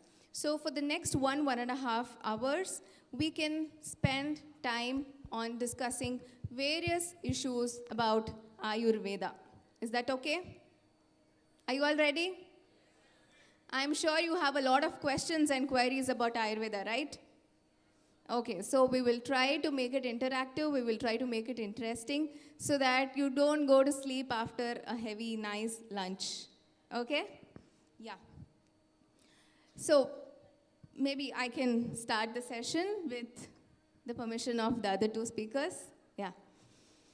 So I would like to begin by placing two scenarios in front of you. Are you all with me? Are you all hearing me? Can I have a thumbs up? All right. So two scenarios in front of you. Scenario A, scenario B. Okay, so what is this scenario A about? In scenario A, can I know your name, ma'am? Sorry? Anag. Kanak. Okay. So in scenario A, we have Miss Kanak going to a very nice gadget shop, an electronic store. So she goes there and then she buys the most expensive, most sophisticated gadget, you know, a device. And then she brings it home. And then after coming back, she doesn't realize that there is a user manual that is given along with this sophisticated, very expensive gadget. So she randomly picks it up and then starts using it. So she doesn't try to understand how the device works. Don't feel bad that I'm taking your name, just an example. So she doesn't try to understand how the device works. She doesn't try to understand what are the features that are present, how to use each and every key that is present in the device. So she just randomly uses it, and she doesn't know how to take care of the object, and she doesn't know how to troubleshoot the problems as and when they come up. So what happens after some time? So what happens to the device after some time? Exactly, right? So it'll start giving up. So it doesn't listen to her commands, and then unexpectedly it shuts down, or unexpectedly it comes up with an error, wherein she gets frustrated in the long run. So basically, she's not able to use the gadget for the purpose for which she has bought it, right? So this becomes a very unpleasant scenario. This is a very unpleasant situation, both for the user and for the device. Now let's go to scenario B. Okay, so in scenario B, we'll have Kanak again. So Kanak again, she goes to an electronic shop and she buys the same equipment, the most expensive one in the shop, and then she comes back. But then now there is a difference. She opens the box and then she takes up the user manual, the guide that is there along with the device.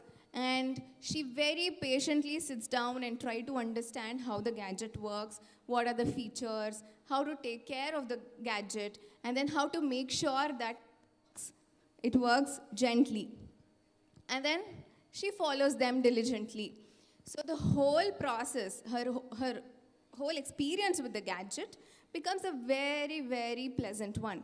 And the gadget also responds and then reacts to all her commands, and then it is with her for a very, very long time. And the most important thing is that she is able to use the gadget completely for the purpose that she has bought it for. So this is, in scenario B, a very, very pleasant experience. So now let's keep this materialistic gadget away for a while, and let's talk about this living gadget called human body. Yes, dear friends, human body is indeed the most expensive and the most sophisticated gadget that is ever available in the device called the human body. But how do I substantiate this statement? How can I prove that Ayurveda is a guide, a manual? Because a manual must talk about every aspect of the device, right? But in the present scenario, we go to an Ayurveda doctor after we fall sick. We contact an Ayurveda person when we are not feeling well. But does this serve the purpose of being a manual?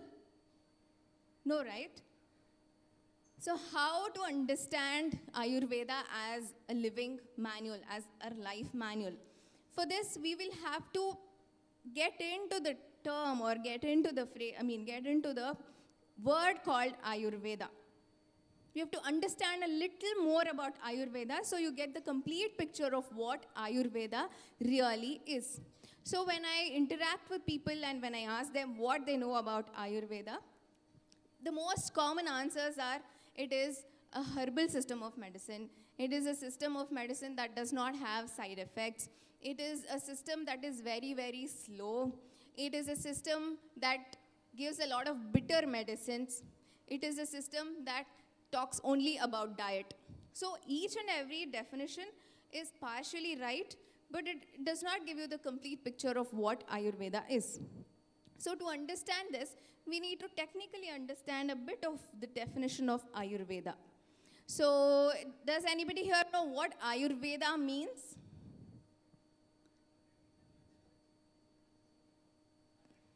Connecting with nature, okay? Again, this is a partial statement. So let me help you. Can you split the word Ayurveda into two parts and see? So what are the two parts of the word, of the term Ayurveda? Okay, so let us divide it into two parts, Ayu and Veda. What does Ayu mean? Age, lifespan, okay? What does Veda mean? Sorry? Ancient scriptures, okay. Basically, yeah, it is from the root word vid, which means jnana, or which means knowledge, wisdom. Okay, so now as per your statement, if we put the two words together, it should become wisdom of lifespan. Do you understand anything from this? Wisdom of lifespan, you understand? Does it give you the complete picture of Ayurveda? No, right? Okay. So let's go one step deeper into the word Ayu. So technically, we define the term Ayu in Ayurveda as the union or the team or the combination of four aspects. The combination of four aspects, namely the physical body, the mind, the senses, and the spirit or the consciousness. So, Ayu refers not just to lifespan, but it refers to all these four aspects of our personality, starting from the physical body, then the sense organs, then the mental body, and then the ultimate, the spirit or the consciousness or the soul, what we call as. And Veda means wisdom. Hence, Ayurveda is that wisdom which gives us knowledge about all these 4 aspects of our personality, and that is how it becomes a complete user manual.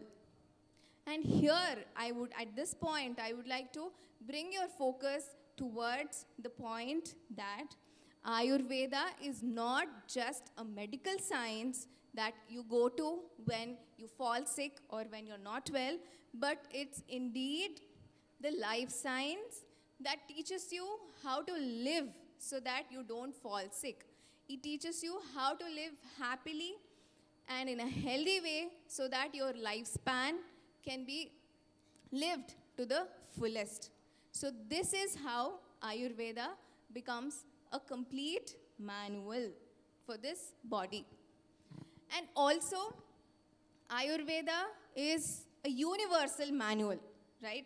When I say universal manual, it means that it is not restricted to only to people who are living in India, or it is not restricted to only vegetarians, or it is not restricted to people who follow a certain set of religious practices. No, it is a universal theorem, it is a universal language, because Ayurveda holds good for a newborn, Ayurveda can be applied for a kid, Ayurveda talks about youth like all of us, Ayurveda talks about age-old people, Ayurveda talks about, or Ayurveda gives us knowledge about death, Ayurveda talks about what happens after death.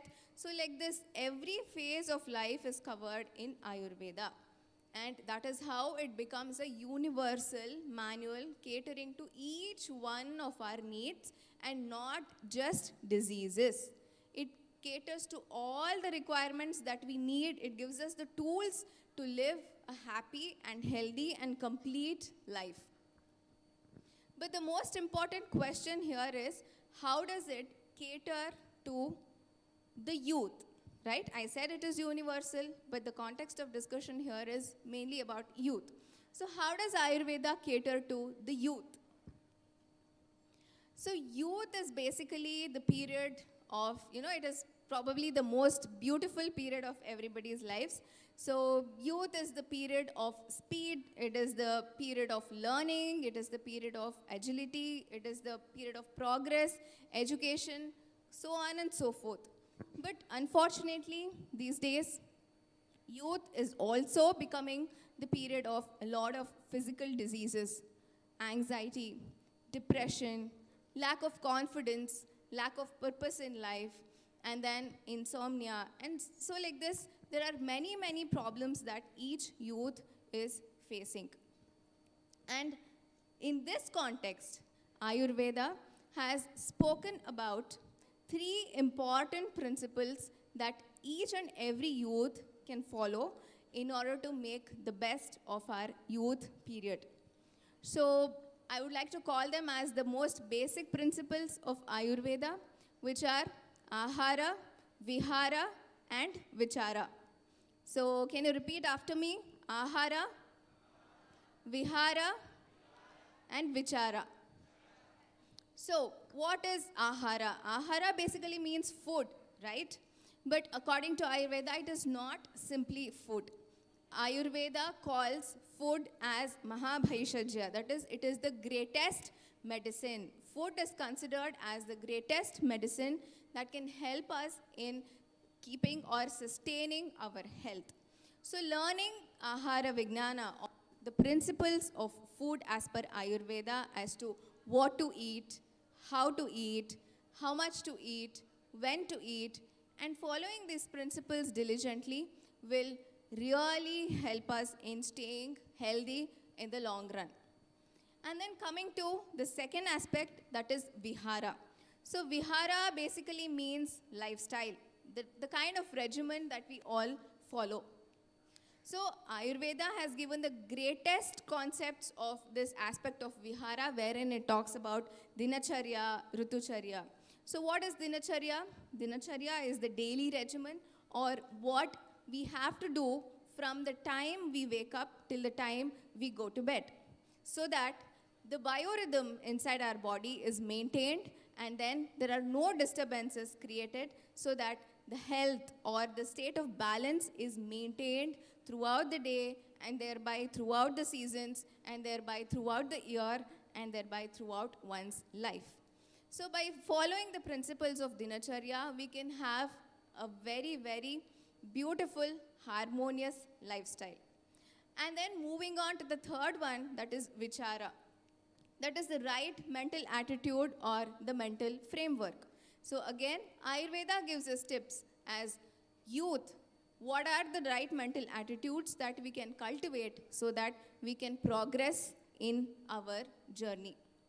So my dear friends, in this phase of youth, we all undergo a lot of variations when it comes to the physical body, the mental plane, our emotions, our senses.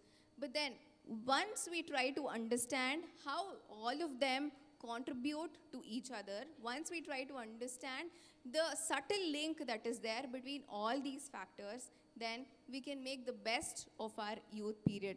We can make the best of this period to stay healthy, happy, and then achieve the purpose of our life. So Ayurveda is not just a medical science, but it is a complete living manual that you can approach at any point of your life to progress and to become better. So this is a brief introduction about Ayurveda. I wanted to introduce to you the other perspective of Ayurveda that is less spoken of, and this is how Ayurveda can become your life manual. Thank you so much. We will listen to the other two speakers about the different perspectives of Ayurveda, and then we will meet again to take questions and discuss on various other issues.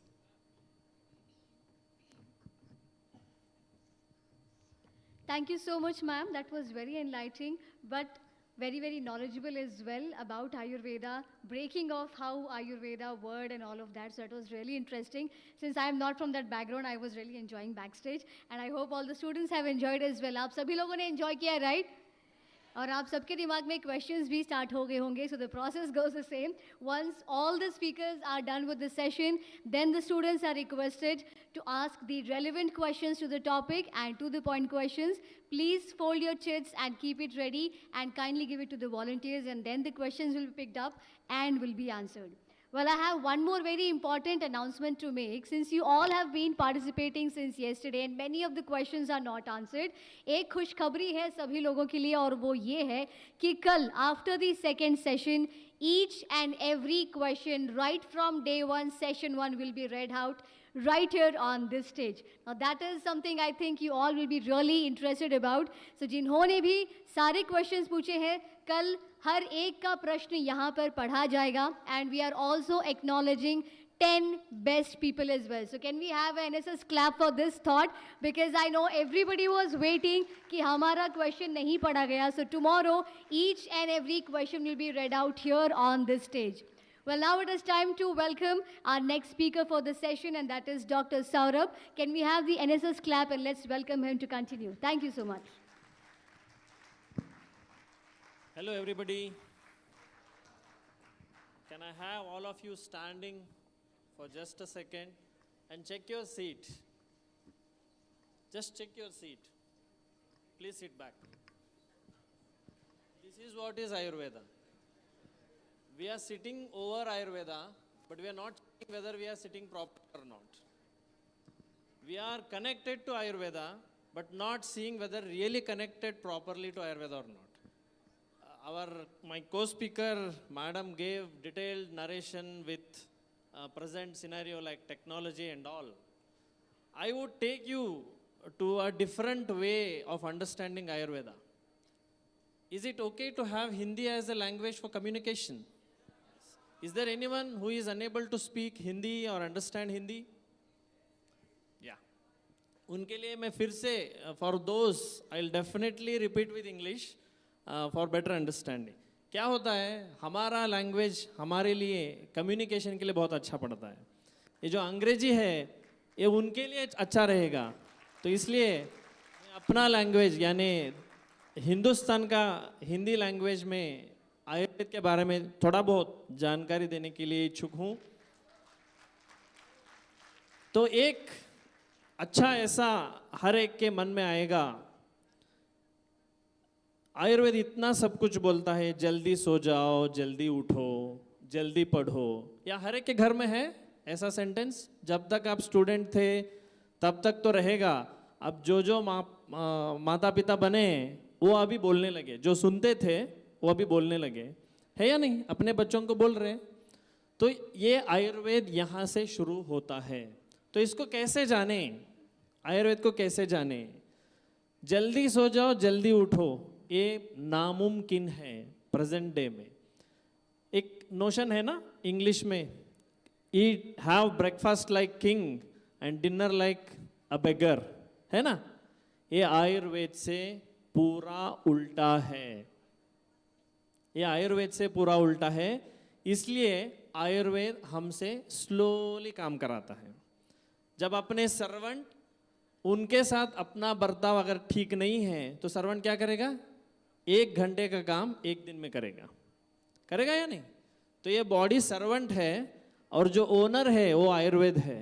हम उसके अलग, उससे अलग हमारा नज़रिया रख के हमारे हर दिन के एक्टिविटीज़ चला रहे हैं तो आयुर्वेद डेफिनेटली उल्टा ही करेगा। तो ऐसे आयुर्वेद को जानने के लिए एक सिनेरियो मैं आपको बताऊंगा। हम क्या करते हैं? उठते हैं लेट, रेडी होते हैं लेट, और उतने समय में हमारा ऑटो आएगा या बस आएगा या टैक्सी आएगा या ऑफिस से फ़ोन आएगा। हम क्या करते हैं? सब कुछ हरी में करते हैं। और हरी करते क्यों हैं? अगर ठीक वक्त पे नहीं पहुँचे तो हमारे बॉस हमारे ऊपर चिल्लाएगा। ये जो वरी है उसके लिए हम हरी करते हैं। और ये हरी वरी के वजह झंझट में हम खाते क्या हैं? सिर्फ करी और करी खाते हैं। इसी के वजह से अभी के दुनिया में इस वक्त जो व्याधि बहुत मौजूद है वो है हरी वरी करी सिंड्रोम। हरी किया व्याधि होगा, वरी किया व्याधि होगा, करी खाया तो भी व्याधि होगा। ये आयुर्वेद है। क्या एक इंट्रैक्शन लेंगे बीच में ही? इसमें जो मौजूद 200, 250, 300 लोग हैं, इनमें से कितने लोगों को एसिडिटी का प्रॉब्लम है? कितने लोगों को एसिडिटी का प्रॉब्लम है? जितने भी एसिडिटी के लोग हैं उनके लिए बहुत अच्छा टिप्स हम देंगे। यहाँ पे जितने लोग हैं वो बहुत सारे सुन के सुबह उठते ही 2 ग्लास, 3 ग्लास, 4 ग्लास पानी पीते हैं। Please raise your hand if you are drinking water early in the morning. Very good, excellent. क्या ये आयुर्वेद है? सुबह उठ के पानी पीना आयुर्वेद है या नहीं? आई एम वेरी सॉरी, ये आयुर्वेद नहीं है। हम आयुर्वेद के खिलाफ ही ऑलवेज बर्ताव करते हैं, इसलिए आयुर्वेद स्लो हो जाता है। सिंपल बताता हूँ, हाइड्रोक्लोरिक एसिड बॉडी में सिक्रेट होता है, ये सभी को मालूम है ना? ये जैसे एंट आके शक्कर खाया, शक्कर खा के खाली किया और एक के पीछे एक चलते लगा, ऐसा स्टोरी ये डाइजेशन का भी हो गया है। तो जब जब हम हमारे बॉडी में हाइड्रोक्लोरिक एसिड का सिक्रीशन ठीक नहीं होता तब तब हमारा भूख या हम जो खाते हैं उसका डाइजेशन ठीक नहीं होता है। करेक्ट है? सभी मानते हैं, स्कूल से पढ़ाई कर रहे हैं। तो ये हाइड्रोक्लोरिक एसिड का तैयारी रात से हो रहा है ब्रेकफास्ट हजम करने के लिए। आप उसके ऊपर क्या कर रहे हैं? पानी डाल रहे हैं। तो ये क्या हो गया? डाइल्यूट हो गया। आगे का डाइजेशन कैसे करेगा? ये आयुर्वेद नहीं है। आयुर्वेद क्या बोलता है? खाओ जब बॉडी चाहे, पियो जब बॉडी बोले, आसमान नीचे गिरे जब नींद आए सो जाओ। हम सब थर्ड वन फॉलो करते हैं, जब नींद आता है तब सो जाते हैं, लेकिन खाते जब भूख नहीं है तब, और पीते जब पानी नहीं चाहिए तब भी। ये नेचुरल अर्ज है। बॉडी आपको बताएगा कि आपको पानी चाहिए, आपको बताएगा कि सेल्स के लिए एनर्जी चाहिए, तो आप खाइए। इनको हम टाल रहे हैं, और जब जब हम टालते हैं उससे एसिडिटी जैसे व्याधि शुरू होता है। और ये एसिडिटी जो है ना, ये शायद इंडिया का खोज किया हुआ ऐसे किसी ने हमको पढ़ाया था। कौन है वो? वास्को ड गामा जैसा है। ये वास्को ड गामा किसी ने खोज नहीं किया था, शायद इंडिया ने वास्को ड गामा का खोज किया था। वास्को ड गामा कभी इंडिया का खोज नहीं किया, इंडिया क्या उसके पहले इंडिया नहीं था? इंडिया था ही। तो हम आयुर्वेद पहले से है, इसको हम नया कुछ खोज नहीं कर रहे हैं, हमारा खोज दूसरे तरफ जा रहा था, इसलिए आयुर्वेद पता नहीं चला। आगे फिर से बात करेंगे, मैं अपने को स्पीकर्स को माइक हैंड ओवर करता हूँ। Thank you.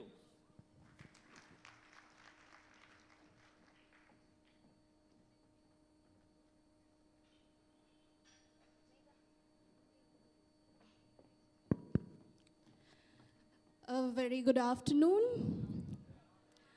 So, क्या बोल रही है पब्लिक? सोने का या सुनने का? अभी यहाँ पे बुला के लेके आए तो सुनना तो पड़ेगा ही जो बोलेंगे. But anyways, I'll really try to keep it connected to the youth. Okay? The session's theme is mental health and well-being. Okay? And we need to speak about your self-awareness and self-care tips, okay, from the Ayush point of view. So what I would like to say is, the youth which has faced the deadly pandemic, the demonetization, the crisis of social issues, who has seen, a generation changeover in their whole lifetime, they will face a panorama of emotions in them. Okay, so now today, as I am catering to the youth, I should be knowing what does the youth consist of, right? It consists of the Gen Z and the millennials, right? So who identifies themselves as Gen Z? Okay, anyone born after 1995? Many of you, right? And the millennials, born before 1995. I'm one among them, okay? I'm 1994 born. So I myself too identify as a youth among you. So what happens, today's generation is being governed by the very, very brutal yet very practical set of emotions set by the Gen Z. And it is also governed by the classic but very slow-paced work ethics of the millennials. So I would take that tap on my shoulder of being the millennial, of being a classic one. So what happens is, we face a lot of emotions in our life, right? Right from feeling lonely, being insecure about our careers, being the social fear of missing out, which is commonly known as FOMO. These all things guide our mind, and we end up having many mental issues. Okay, so in Ayurveda, there is a term called Dharaniya Vegas.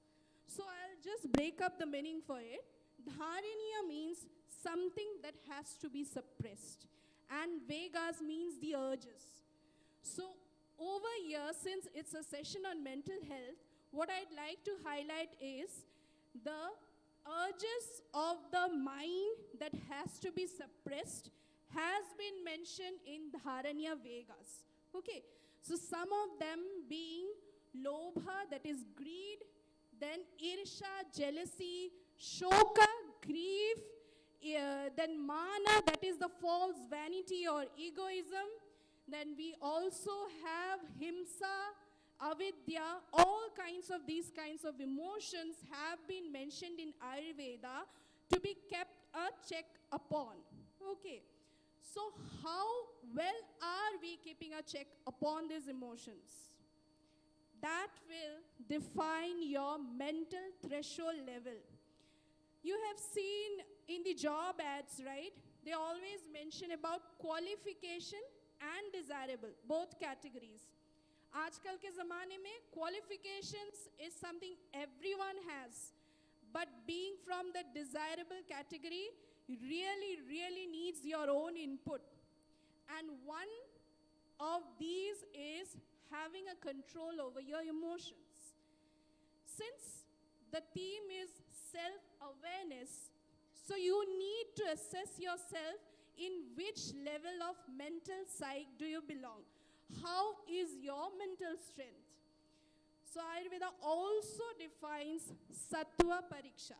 Sattva means the mind, and mind has 3 threshold levels.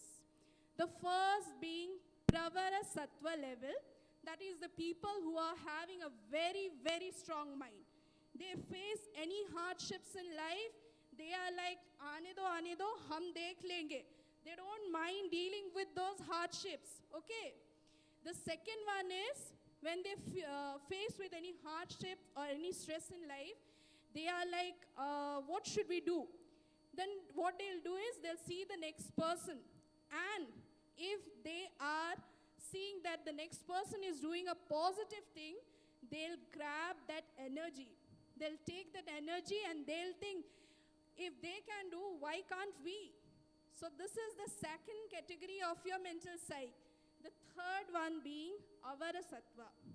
So Avara Sattva people, what they do is, when they face any hardships or stress in their life, they take their guard down. They feel like, no, we can't do anything about it. They'll always be complaining. Even if you try to help them out, they are not open to it. So they are the weakest of the minds. Okay. So now, with your judgment about your emotional state, you can place yourself in all the 3 levels of your mental threshold. That is Pravar, that is the best. Madhyama, that is the mid one. And Avara, that is the weakest mindset. The ones who have identified themselves as the, Avara Sattva, Pravar Sattva, that is the best mind, just tap your hand on your back, this way. Anyone? A very strong mind? Yeah, very good. The second one, the ones who require a little bit of counseling but will be okay after that, you double tap yourself because you are a cheerleader, right? And the third one, from which I belong, on some days, that is, if I face hardships, it's very, very difficult to control my emotions, but I still do try. So if you belong to the third category, just hug yourself tightly, because you are a survivor in this brutal world.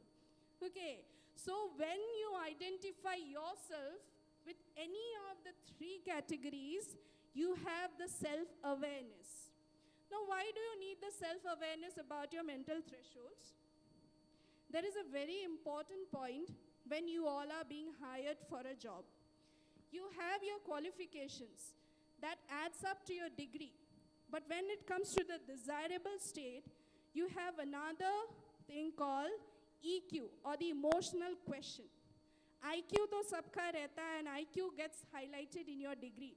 But the EQ, that is the emotional quotient, it's very important in today's brutal world because people will assess आप दूसरों के साथ कितना manage कर सकते हो. एक office सिर्फ आप नहीं चलाने वाले हो. When they employ you, you have to adjust to the work ethics of that place. So they assess your EQ. So EQ is the ability to control and use your emotions in a very positive way so that you can communicate with others. You can dissolve the conflicts in your workplace. And you can stand at a place where you can give good productivity to the society. So this is where the emotional quotient or a check on the sattva of your mind comes to play. So this is how Ayurveda gives you a check about your self-awareness.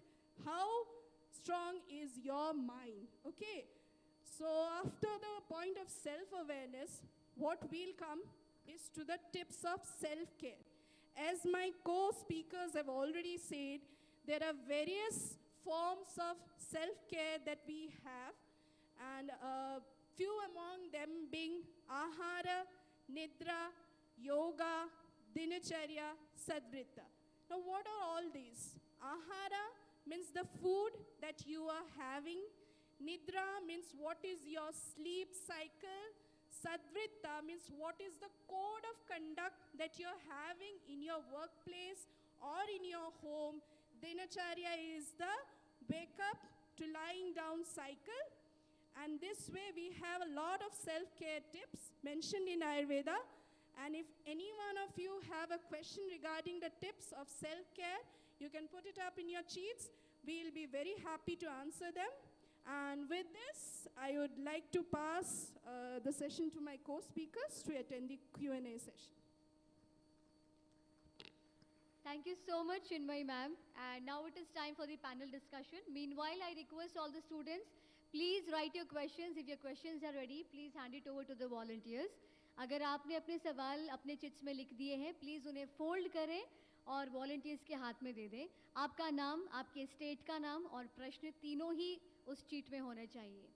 ನಿಮ್ಮ ಹೆಸರು, ನಿಮ್ಮ ಸ್ಟೇಟಿನ ಹೆಸರು ಹಾಗೂ ನಿಮ್ಮ ಪ್ರಶ್ನೆಯನ್ನು ದಯವಿಟ್ಟು ಚೀಟಿಯಲ್ಲಿ ಬರೆದು ಫೋಲ್ಡ್ ಮಾಡಿ ವಾಲಂಟಿಯರ್ಗೆ ಹೇಳ್ಕೊಡ್ಬೇಕು ಅಂತ ಕೇಳ್ಕೊತಾ ಇದ್ದೀನಿ.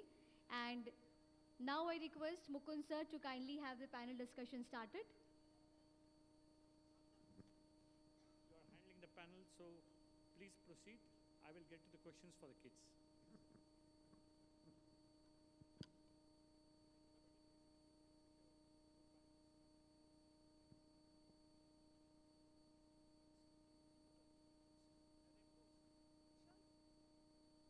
The main question that somebody asked me now is in the COVID, post-COVID.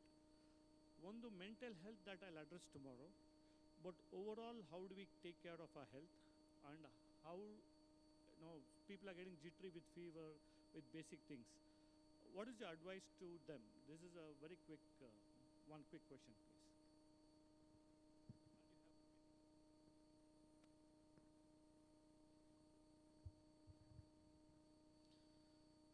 ये कोविड का जो मामला है ये बहुत मेसी है. बीच में कोविड जब बहुत पीक लेवल पे था, जहाँ पे रेमडेसिविर नाम का इंजेक्शन बिक रहा था, जो 600 रुपए का था 60,000 तक गया. 2 ही दिन में कल से रेमडेसिविर यूज़ करना लीगली पनिशेबल अफेंस है, ऐसा नोटिस आ गया गवर्नमेंट से. ये आयुर्वेद नहीं है. जो 5000 साल के से भी पुराने ज़माने में जो मॉलिक्यूल्स लिखे हैं, उसके एक भी कंटेंट अभी के तक चेंज नहीं हुआ है. अगर ये चेंज होते रहता तो कुछ अलग सिस्टम होता. आयुर्वेद इसलिए ठहराव है, जो बोले हैं वो सच है और उसमें कोई चेंज नहीं है. तो ऐसे द्रव्यों के द्रव्य यानी मेडिसिन के प्रयोग से हमारा स्वास्थ्य हम बनाए रख सकते हैं. हर दिन ग्रीन टी पीते हैं, ये अपने तंदुरुस्ती के लिए बहुत इम्पोर्टेंट वे है. Eat when you are hungry, sleep when you are sleepy, drink when you are thirsty. If the heaven doesn't fall, you will live till the sky is alive. That is Ayurveda.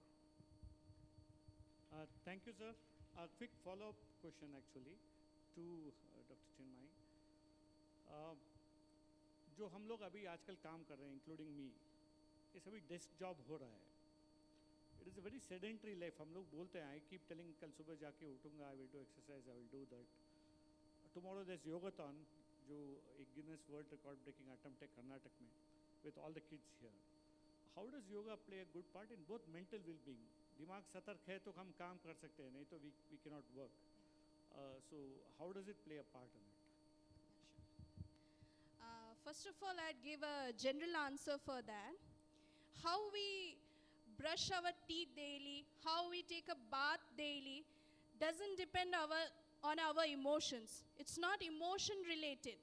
So when it comes to exercising daily, when it comes to practicing yoga daily or any kind of physical exercise, why to correlate it with emotions? We can easily adapt it in our daily life, how we have added the other practices of hygiene, right? But after that, if yoga is being practiced on a regular basis, what can be the benefits? I'd like to share with you. It's a little bit of more scientific. I'd like to explain it in very simple terms. Some of the studies conducted on yoga, what it says is, it makes the areas of your brain which are related to cognizance, memory, and intellect grow in size. As you grow older, what happens? Your brain areas keep on shrinking. But a regular practice of yoga helps you keep that part of the area of the brain intact in its own size and even growing more in size.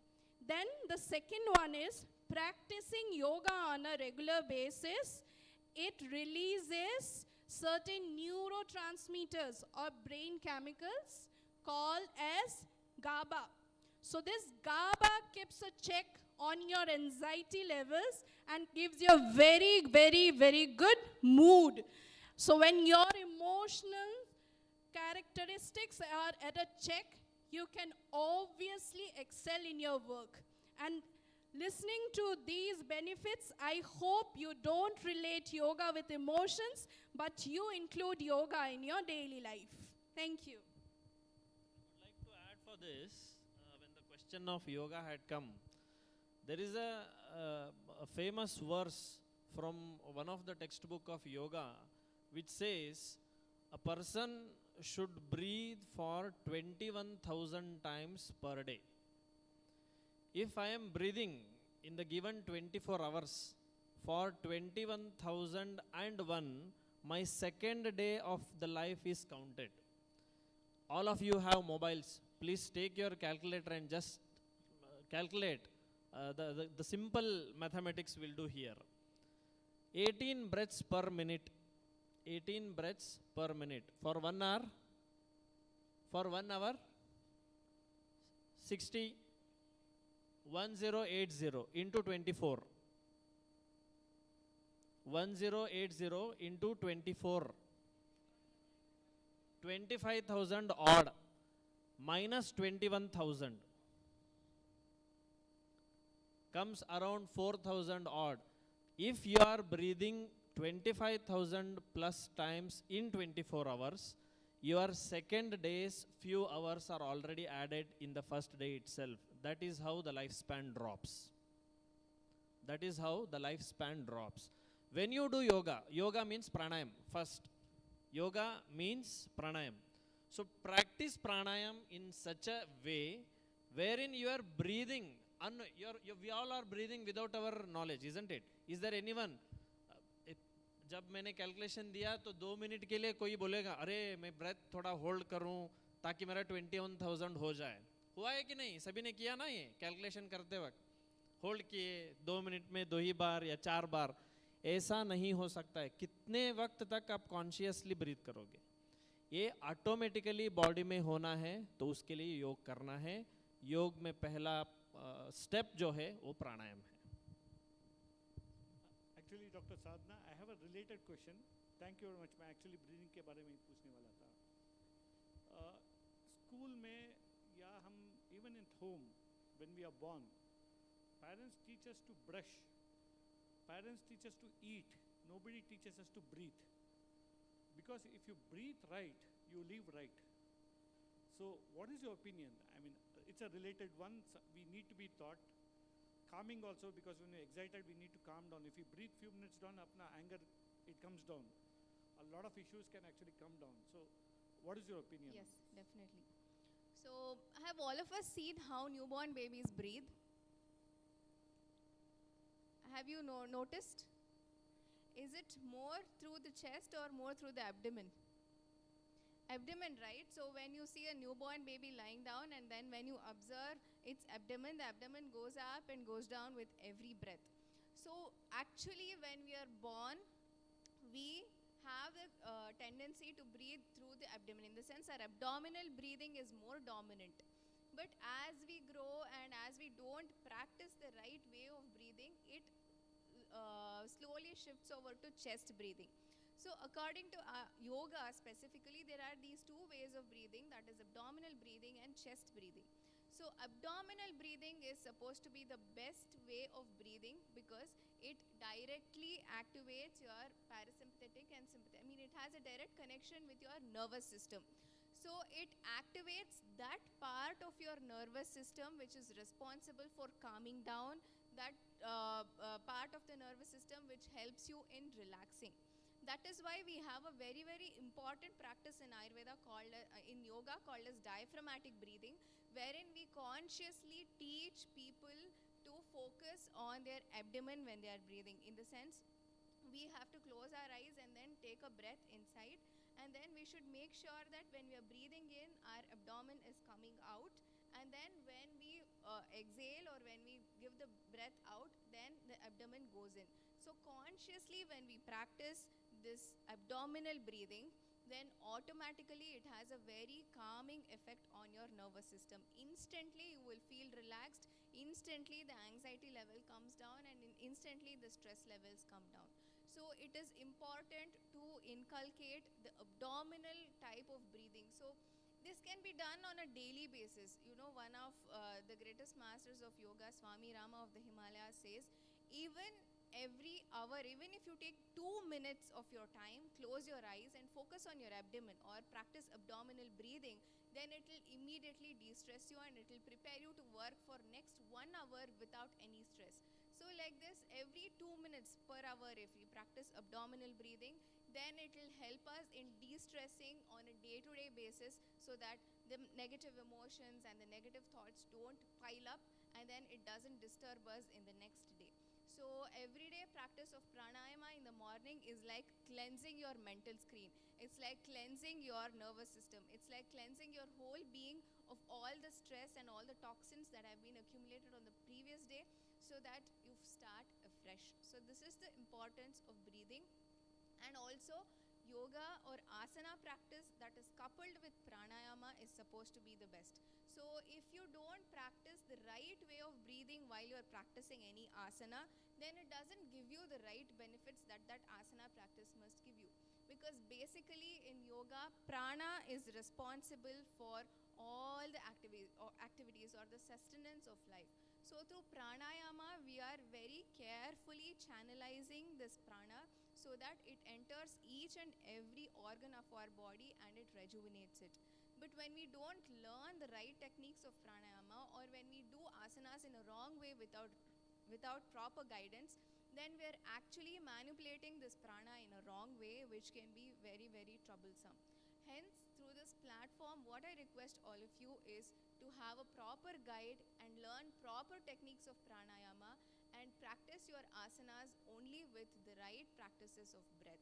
Only then you will be able to feel good. As Dr. Chinmay was saying, that it releases a lot of hormones in the body, a lot of chemicals that can give us health and, you know, well-being. But this happens only when it is practiced in the right way. So asana coupled with right pranayama can give you all the benefits that we just discussed. Thank you, Doctor. Now I have randomly picked about 9 to 10 questions from this. We will be reading all the questions. If there's something very, very relevant, tomorrow we will try to reach out to you, or we will avoid them and then reach out to you. First random question, Mallikarjun Aure, Mallikarjun Halle, NSS Volunteer Karnataka, Elidira. Nim question, if Ayush is good, then why not government help build the things, expanding awareness, etc. Government has started a new ministry called Ayush, one full ministry na ide Ayush ge. Because it is a part of expanding awareness, this session is conducted. That so much importance is given. So I hope this answers your question. Next one, Mr. Balaraju, Andhra Pradesh. This is to our panelists. Anyone can choose to answer. In our country, how high is the percentage of problems faced by youth? How high? That is, already they have stress on reading, they are attracted to bad activities.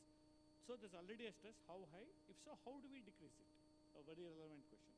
So anyone can go.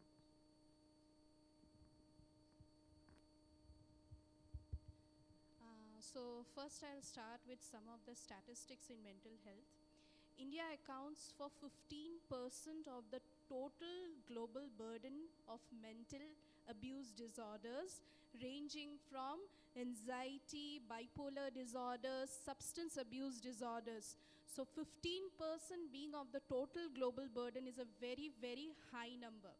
Okay, and a treatment gap that we have, that is people actually having the illness but not availing treatment, ranges from 70 to 92%. So you can really think about it being a huge number. Why is it so? because we have social stigma attached with mental health problems. You would usually consult a doctor for any of the diseases you have. But when you have a mental health disorder or any other small emotional problem also, you think 1,000 times before approaching anyone. So first, you need to be clear what is the state of your emotions. How I have highlighted in the 3 types of mental threshold. First, you need to place yourself. What is my mental threshold among those 3? If you are okay with receiving help from others and getting better, so I would say go, you can opt for therapy or counseling or even, peer discussion that might help you. But if you really belong to the 3rd category, who, somewhat take their guards down, they require more of opening to accept your mental side, then what I would say is, Ayurveda has mentioned many self-care tips. You don't have to, jump into a doctor's chamber to avail those suggestions. You can start with having good food in your home. As the Bhagavad Gita says, the constitution of your mind depends on the food that you feed to your gut. और हम लोग हमेशा बोलते हैं, एक आदमी के दिल का रास्ता उसके पेट से होके गुजरता है. So the first step I would say is to adopt good food, and as Bhagavad Gita says, the consumption of sattvic food. Now sattvic doesn't mean something very religious or you can't connect to in this generation. Sattvic only means something which is fresh, something which is juicy, something which is naturally very tasty. You don't have to add any preservatives or something. That kind of food will really help you in catering to your emotional needs. Second one being your personal hygiene. Personal hygiene will include everything that you do from starting till the time you go to your bed. And respecting your sleep and wake cycle is a very, very good tip that I would give you at this moment. Because क्या होता है हमारे youth में? We have our dinner late. First of all, we'll jump onto the bed and we'll scroll down on the Instagram. The reels that come on, keep on coming, each of them giving us a kick. अरे ये अच्छा हुआ, next वाला शायद और अच्छा है, next वाला क्या आए? So that what it's doing is, it's giving us a dopamine kick. And it alters the sleep-wake cycle. आप देर तक जगे हुए रहोगे. And as a result, morning क्या होगा? You'll catch only 2 to 3 hours of sleep. As a result, you'll be very much less productive in your work. So this is why you should respect your sleep and wake cycle. Then comes the advice regarding Sadvrita. It's little difficult to understand, but आप कैसे अपने surroundings में behave करते हो? What is your conduct to others will also reflect on you. If you are being good to others, if you are being understanding to others, if you are lending a ear to someone's problems, अच्छा मैं इसकी कोई emotional outburst है, I should first be a listener. Then I guarantee you, people would turn up as a listener to you too. Okay, so these are some of the self-care tips I can give you right now. The other tips, if you want to gain, you have to consult me officially, right? I can't give it up on a whole session like this. But a very good question. Thank you for this. I think though related questions there, but you have answered it. I need to mention the speaker. One is Jahir from Tamil Nadu and one is Shivam Kumar Mishra from Bihar. आपने already address किया है how to control unnecessary thoughts, how to do mental health. So I hope we have done this. The next question है Mali Tukaram from Maharashtra. इनका simple question है, इनके गांव में 1/3 महिलाओं को शुगर डायबिटिक है. So what advice can you give and how can Ayurveda help to cure that diabetes and sugar complaint in his village? It's a very good concern. Either of you, please. Any one of you.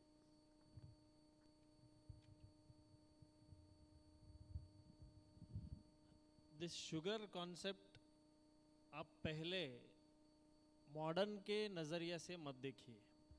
अगर आपको आयुर्वेद से sugar नाम का जो बीमारी है उसको ठीक करना है तो आपको आयुर्वेद के नज़रिया से ही उसको देखना है। तो इसके लिए आप ब्लड टेस्ट करवाएं, शुगर लेवल 200 आया, 300 आया, इसलिए शुगर बढ़ गया, ये झंझट में मत जाइए। अच्छे से अच्छे, कौन से गांव से है महाराष्ट्र में? नागपूर, लातूर? तुम्ही लातूरमध्ये चांगले वैद्य आहेत, you can meet him and definitely they will help you. काय आहे, if we tell about sugar over a dais in a public state, some others having sugar with some other scenario may get difficulty with it.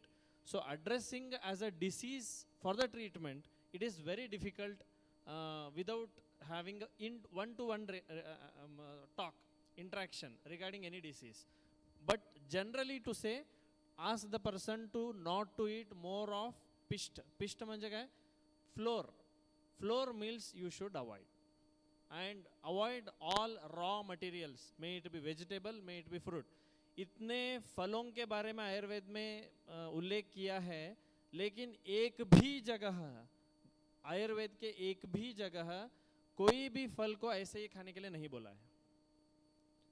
There might be an explanation of more than 200 shakha. Shakha means vegetables, fruits and this, that. But not a single vegetable or a fruit is asked to consume as it is.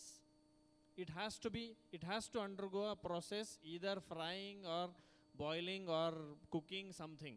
Without that, the product is going to create difficulty in the health. So you can tell that particular person who is suffering with diabetes to avoid flour mill prepared foods like maida, jawar, this wheat and all, and avoid raw intake of green vegetables or fruits. Thank you. She will add on this. Just 3 more things that I would like to add. When we classically try to understand the concept of diabetes, so when we analyze the causes of diabetes, the 3 main commonly found causes in most of the diabetics is, number 1, Divaswapna. So the concept of Divaswapna or day sleep becomes very, very relevant, especially in household women or women who are not working. So what they have the habit like this. So they work since morning, very early in the morning, and then they are tired. So they have a good lunch, and immediately after having lunch, they take a nap. So this is one of the most potential causes for increasing your sugar levels, and also it becomes the predisposing factor even for people who don't have diabetes to develop diabetes over a period of time. So when you're educating people about diabetes, this is one important advice that you can give them, not to sleep during the day. Or Divaswapna is one of the most contraindicated activities, especially for a diabetic. And number 2 is about consumption of curd. So curd again is a contraindicated food as per Ayurveda, especially for diabetics and exclusively in the night. So Ayurveda totally contraindicates consumption of curd at night. But how many of us know this? So many of us love having a curd rice as our dinner, right? So this again becomes a predisposing factor for diabetes. So even people who don't have diabetes over a period of time, by following this, their system starts showing increased sugar levels. And number 3 is lack of exercise or improper exercise. So we may say, I work a lot at home, I do household work, but those are all not considered as Vyayama. So Vyayama as per Ayurveda is a very technical term in which there is expansion of your body organs in a very specific manner, not as and how you like. So practicing the right ways of Vyayama is, again, it doesn't create that environment, internal environment in the body in which the blood sugar rises.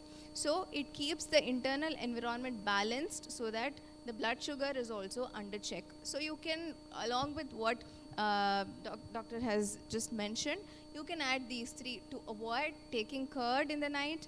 Number 2, to avoid sleeping immediately after a meal, and then doing regular daily exercise in the right regulated way. Thank you, doctor. Please.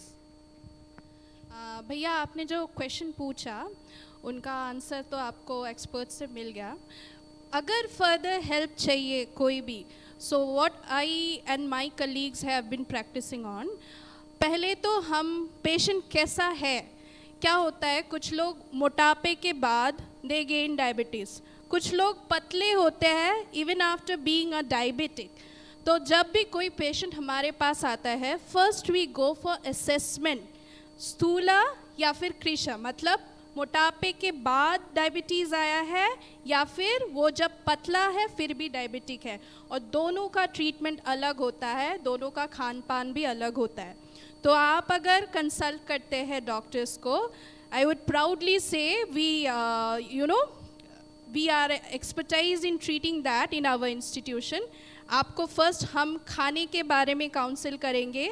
We have papers published, research papers, जहां हमने योगा आसनास कितने करने हैं, क्या क्या करने हैं, सब कुछ डाल के एक प्रोटोकॉल बनाया हुआ है, और उनको हमने जो रिसर्च का जो मेथड होता है उससे टेस्ट किया है, and we have got very good results. जो पेशेंट्स इंसुलिन पे डिपेंडेंट थे, वो इंसुलिन छोड़ के they are dependent now only on a check on their diet and exercise. So आपको अगर कोई भी ऐसी एक्सपर्टाइज एडवाइस चाहिए, so you really need to come to a hospital, contact any of us, and you'll really get that treatment. Okay? Thank you. Next सवाल 3 लोगों का एक ही क्लब कर रहा हूँ because the in essence same है. सूर्या आंध्र प्रदेश से, and we have Anshu Kumar Bihar से, एंड अनामिका बैनर्जी छत्तीसगढ़ से. Very quickly, the question is the same, कि Ayurveda and Allopathy, broadly in essence, can they coexist, and why do we need Ayurveda when Allopathy can cure, or vice versa?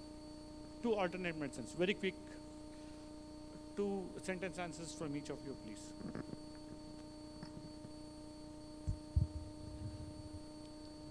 अभी ये question मुझे तो क्या बोलते हैं, I take it in a different way. जब आयुर्वेद है तब एलोपैथी ही क्यों, जब एलोपैथी है तब आयुर्वेद क्यों? ये नेक्स्ट सेशन में जो एलोपैथिक डॉक्टर्स आएंगे तब उनको पूछिए. जब हम आयुष के हैं, जब आयुष है तब एलोपैथी क्यों? एलोपैथी का एग्जिस्टेंस 250 या 300 ईयर्स पुराना है. उसके पहले जो भी था वो आयुर्वेद है, और जो भी आगे रहेगा वो आयुर्वेद ही रहेगा. आप जब पैदा हुए, पैदा होते ही आपके ऊपर तेल का मालिश किया गया, ये एलोपैथी का नहीं है. एलोपैथी बदन पे तेल लगाने के लिए कंट्रोवर्सी बोलते हैं. इंडियन डॉक्टर्स में agree because they are actually having oil massage every day. ये फॉरेन के डॉक्टर्स नहीं बोल, वो सीरम लगाने के बोलेंगे. ये सीरम लगाना आयुर्वेद नहीं है. नहीं, I have on this because एक और क्वेश्चन क्लब करूंगा before I have the last question. Bijapur से सिद्धू कुमटगी एक क्वेश्चन पूछा है which is very relevant, so I don't want you to repeat it.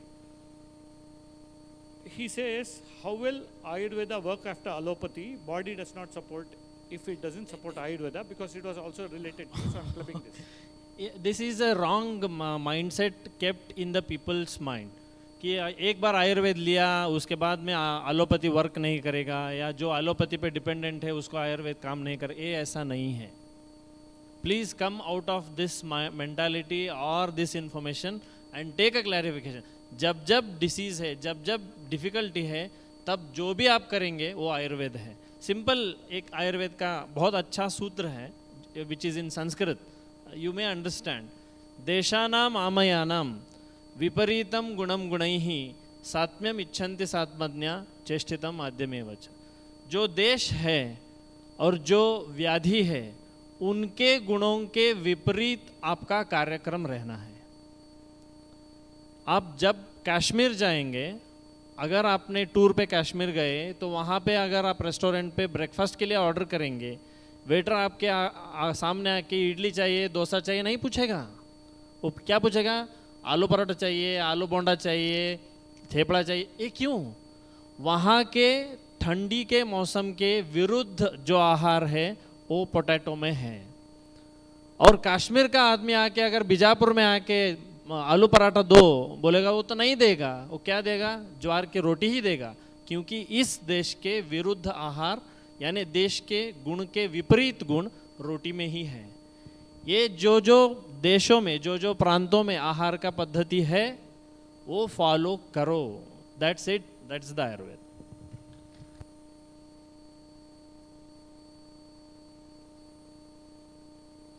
Finally, before wrapping, right from you, Dr. Chinmay, to hear, Shankar from Assam. Shankar from Assam. है यहाँ? हाँ, okay. उनका एक question है, what role can NSS volunteers play to promote Ayurveda? A big round of clap for a very relevant question. What role can NSS volunteers play in promoting Ayurveda and Ayush? Thank you.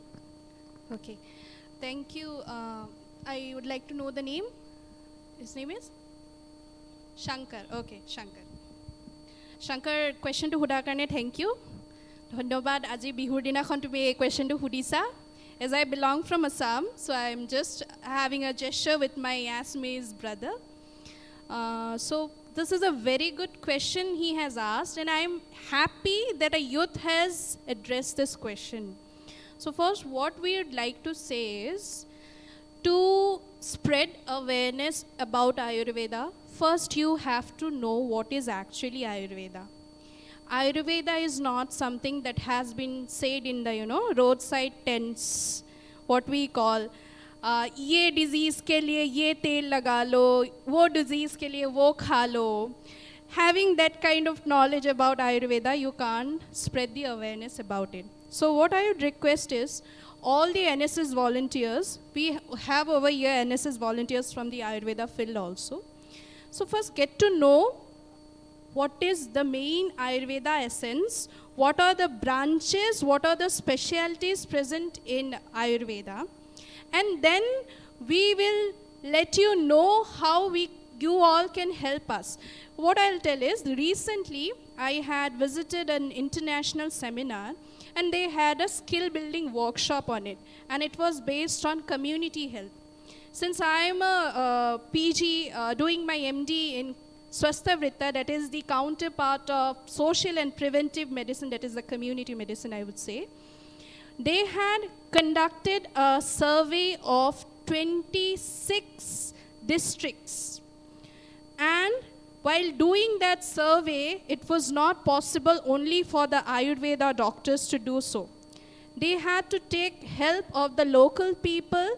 They had to take help from the local NGOs so that they could get a data on what is the number of patients having anemia in the child age group present in that area.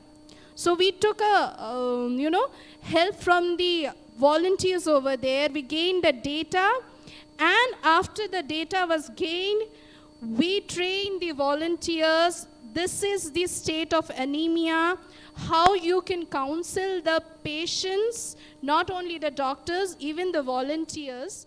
And then we made them aware that these are the kind of medicines, lifestyle modifications that has to be given to come out from that situation.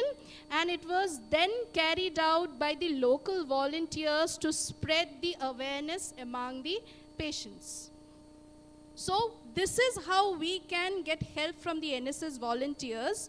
NSS volunteers, I would say, कौन जानना पसंद करेगा? Any disease, what I would like to say is, any state you belong to, any region you belong to, first try to know about the situations in that condition. It might be a mental disorder, it might be a physical disorder. पहले ये जानने की कोशिश करो which of the diseases or disorders are more in number. And then let us know that this is the disease prevailing in your society. Then we will train you कि इसमें क्या जानना है, क्या आपको aware करना है public को. And then I promise you, the Ayush ministry, the whole Ayush fraternity will develop projects, research projects to work on those disorders prevailing in your society with the help of NSS volunteers. So a big round of cheers for the NSS volunteers who are going to support the whole Ayurveda fraternity in future. Right? Can I get an even more big clap?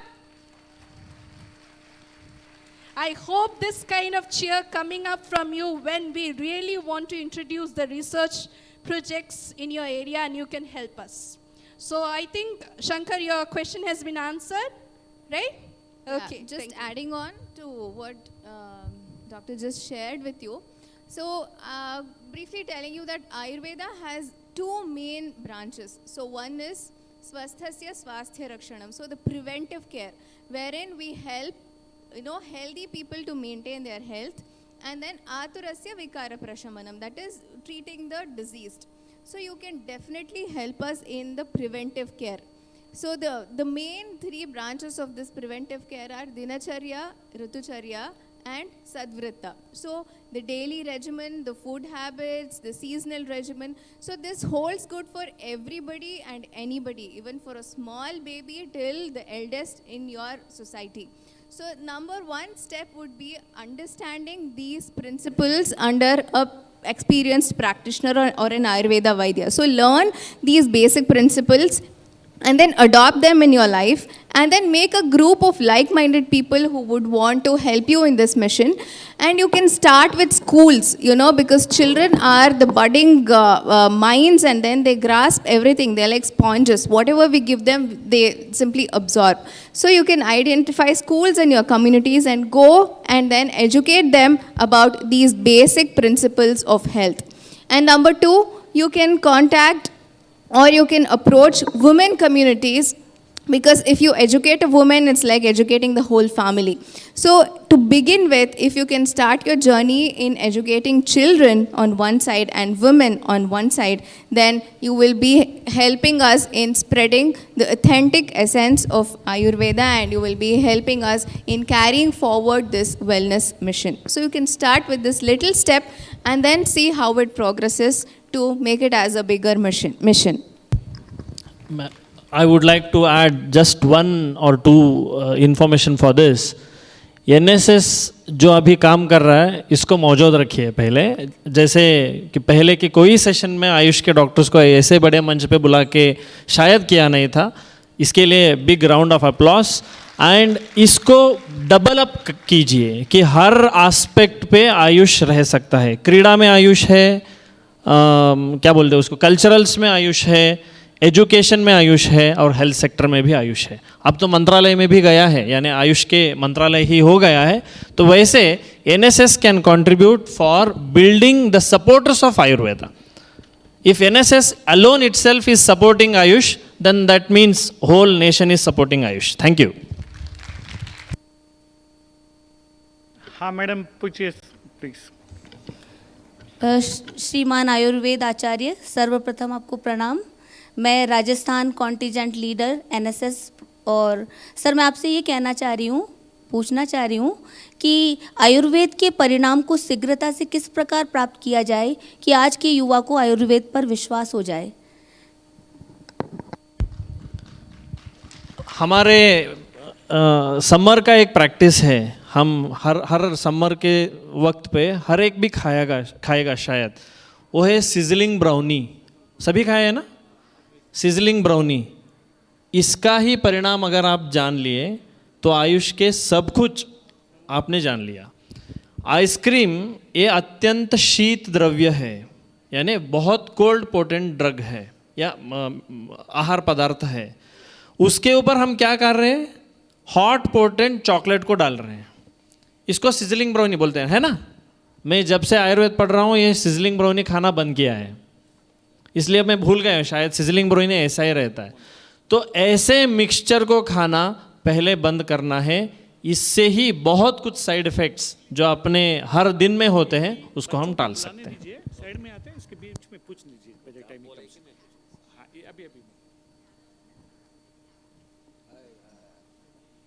मेरा answer आपको मिला.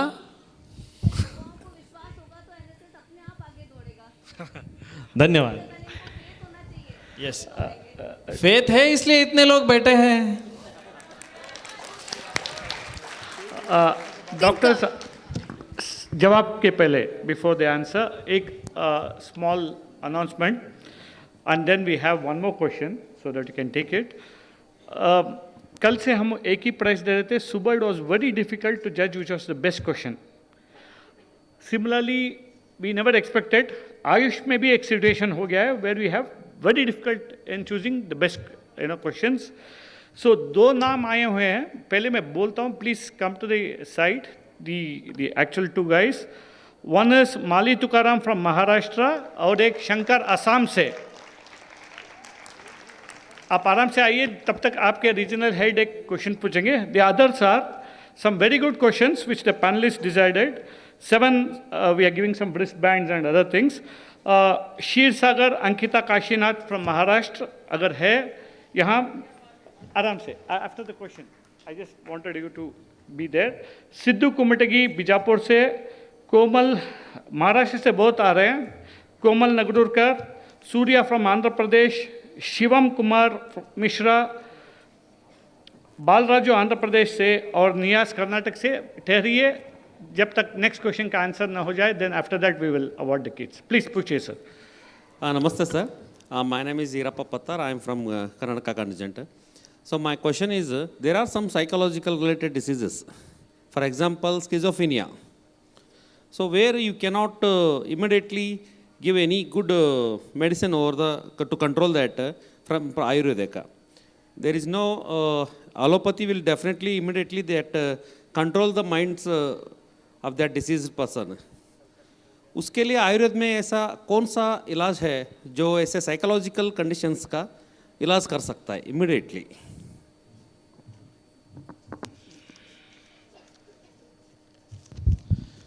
Sir, ये जो मैंने पहले भी बोला था, आई हैड एड्रेस्ड दिस कि don't come to an Ayurvedic doctor with an allopathic naming. Get the person with the difficulty to an Ayurveda doctor who can understand the disease in his own science. है ना? अभी मैं agricultural university में बैठ के agree के बारे में बोलने लगा तो मुझे मालूम नहीं होगा कि I will be the negative person to answer. Of course, I am just coming. Grossly we can help you out with the label of schizophrenia. With the label of schizophrenia, through Ayurveda we can definitely help you out. But when we say कि Ayurvedic management of schizophrenia, it includes multiple things. Not only medicine, unlike an allopathic system. It has to be monitoring as an inpatient, it could be, or it could be taking the patient to some other scenario, like where the person is made to stay with the doctor for a couple of hours every day to discuss and drop down the difficulties. So that involves multiple specialties. Like she is here with the preventive and social medicine and yoga, and she is Panchakarma expert, and I am from a Samhita wherein no way link between clinics but still practicing. So we need to sit together and understand how the disease is originated. So if we understand the cause, then the treatment becomes easy. That is my opinion. So if you get the patient to understand why schizophrenia is seen in that particular individual, we can address in a better way.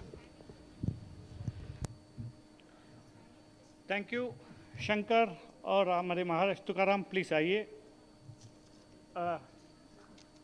Can we have the gifts please for them, for the kids. Thank you please.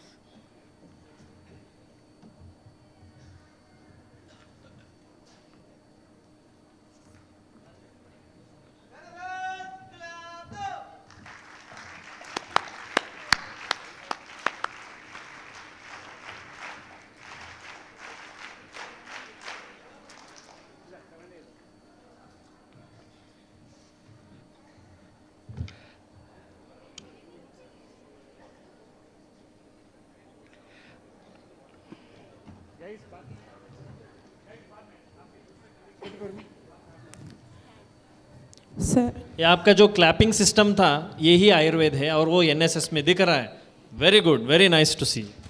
Sir, only one. Good evening sir. We are also 7 relevant questions out of the 10. We want to acknowledge the kids for posing some good questions. So please.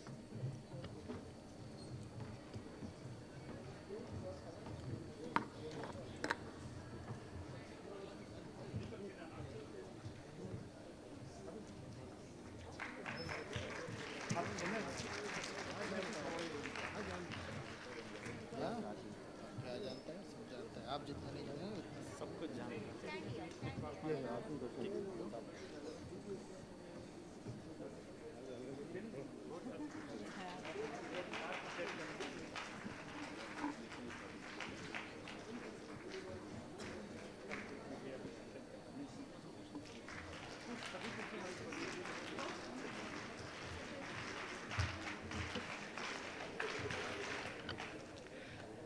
Thank you. Okay.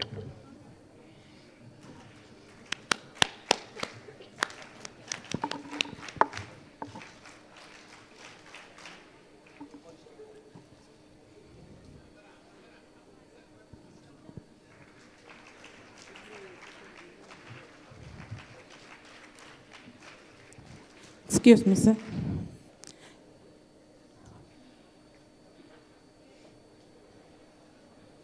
Sir, I need one clarification, sir. Sir, here, only one. I will talk to you. Anything on From Tamil Nadu, only one clarification about Ayush.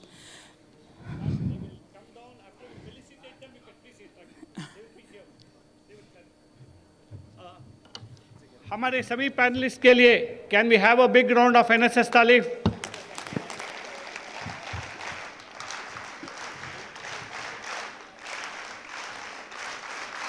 Thank you.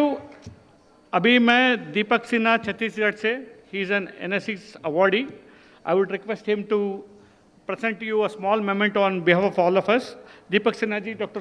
Gaurav साहब को please.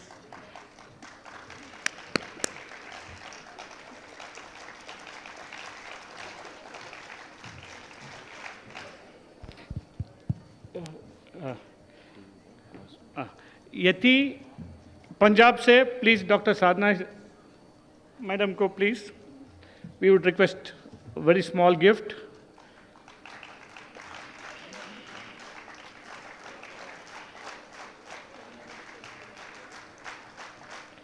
Revati Telangana से मैं request you Revathi to sort of present the gift to Dr. Chinmayi.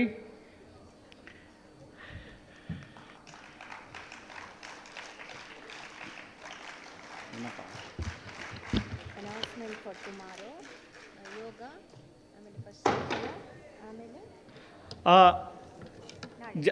चाय का है, please before you leave you can have a good cup of tea, energise. But कल सुबह योगा है, भूलना मत।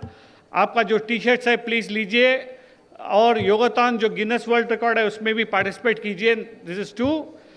कल शाम को you are having a good session again. Morning renewable energy का है, दोपहर मेंटल हेल्थ का है, फाइनली स्पोर्ट्स में है। You have got Olympic gold medal winners, you got international medal winners with you. और फाइनली आप सबके लिए खुद एक ताली बजा के we will say end for the day. एक फाइनल ताली खुद के लिए। Thank you Sir, lastly, only one. When people met an accident, suddenly met an accident, there is any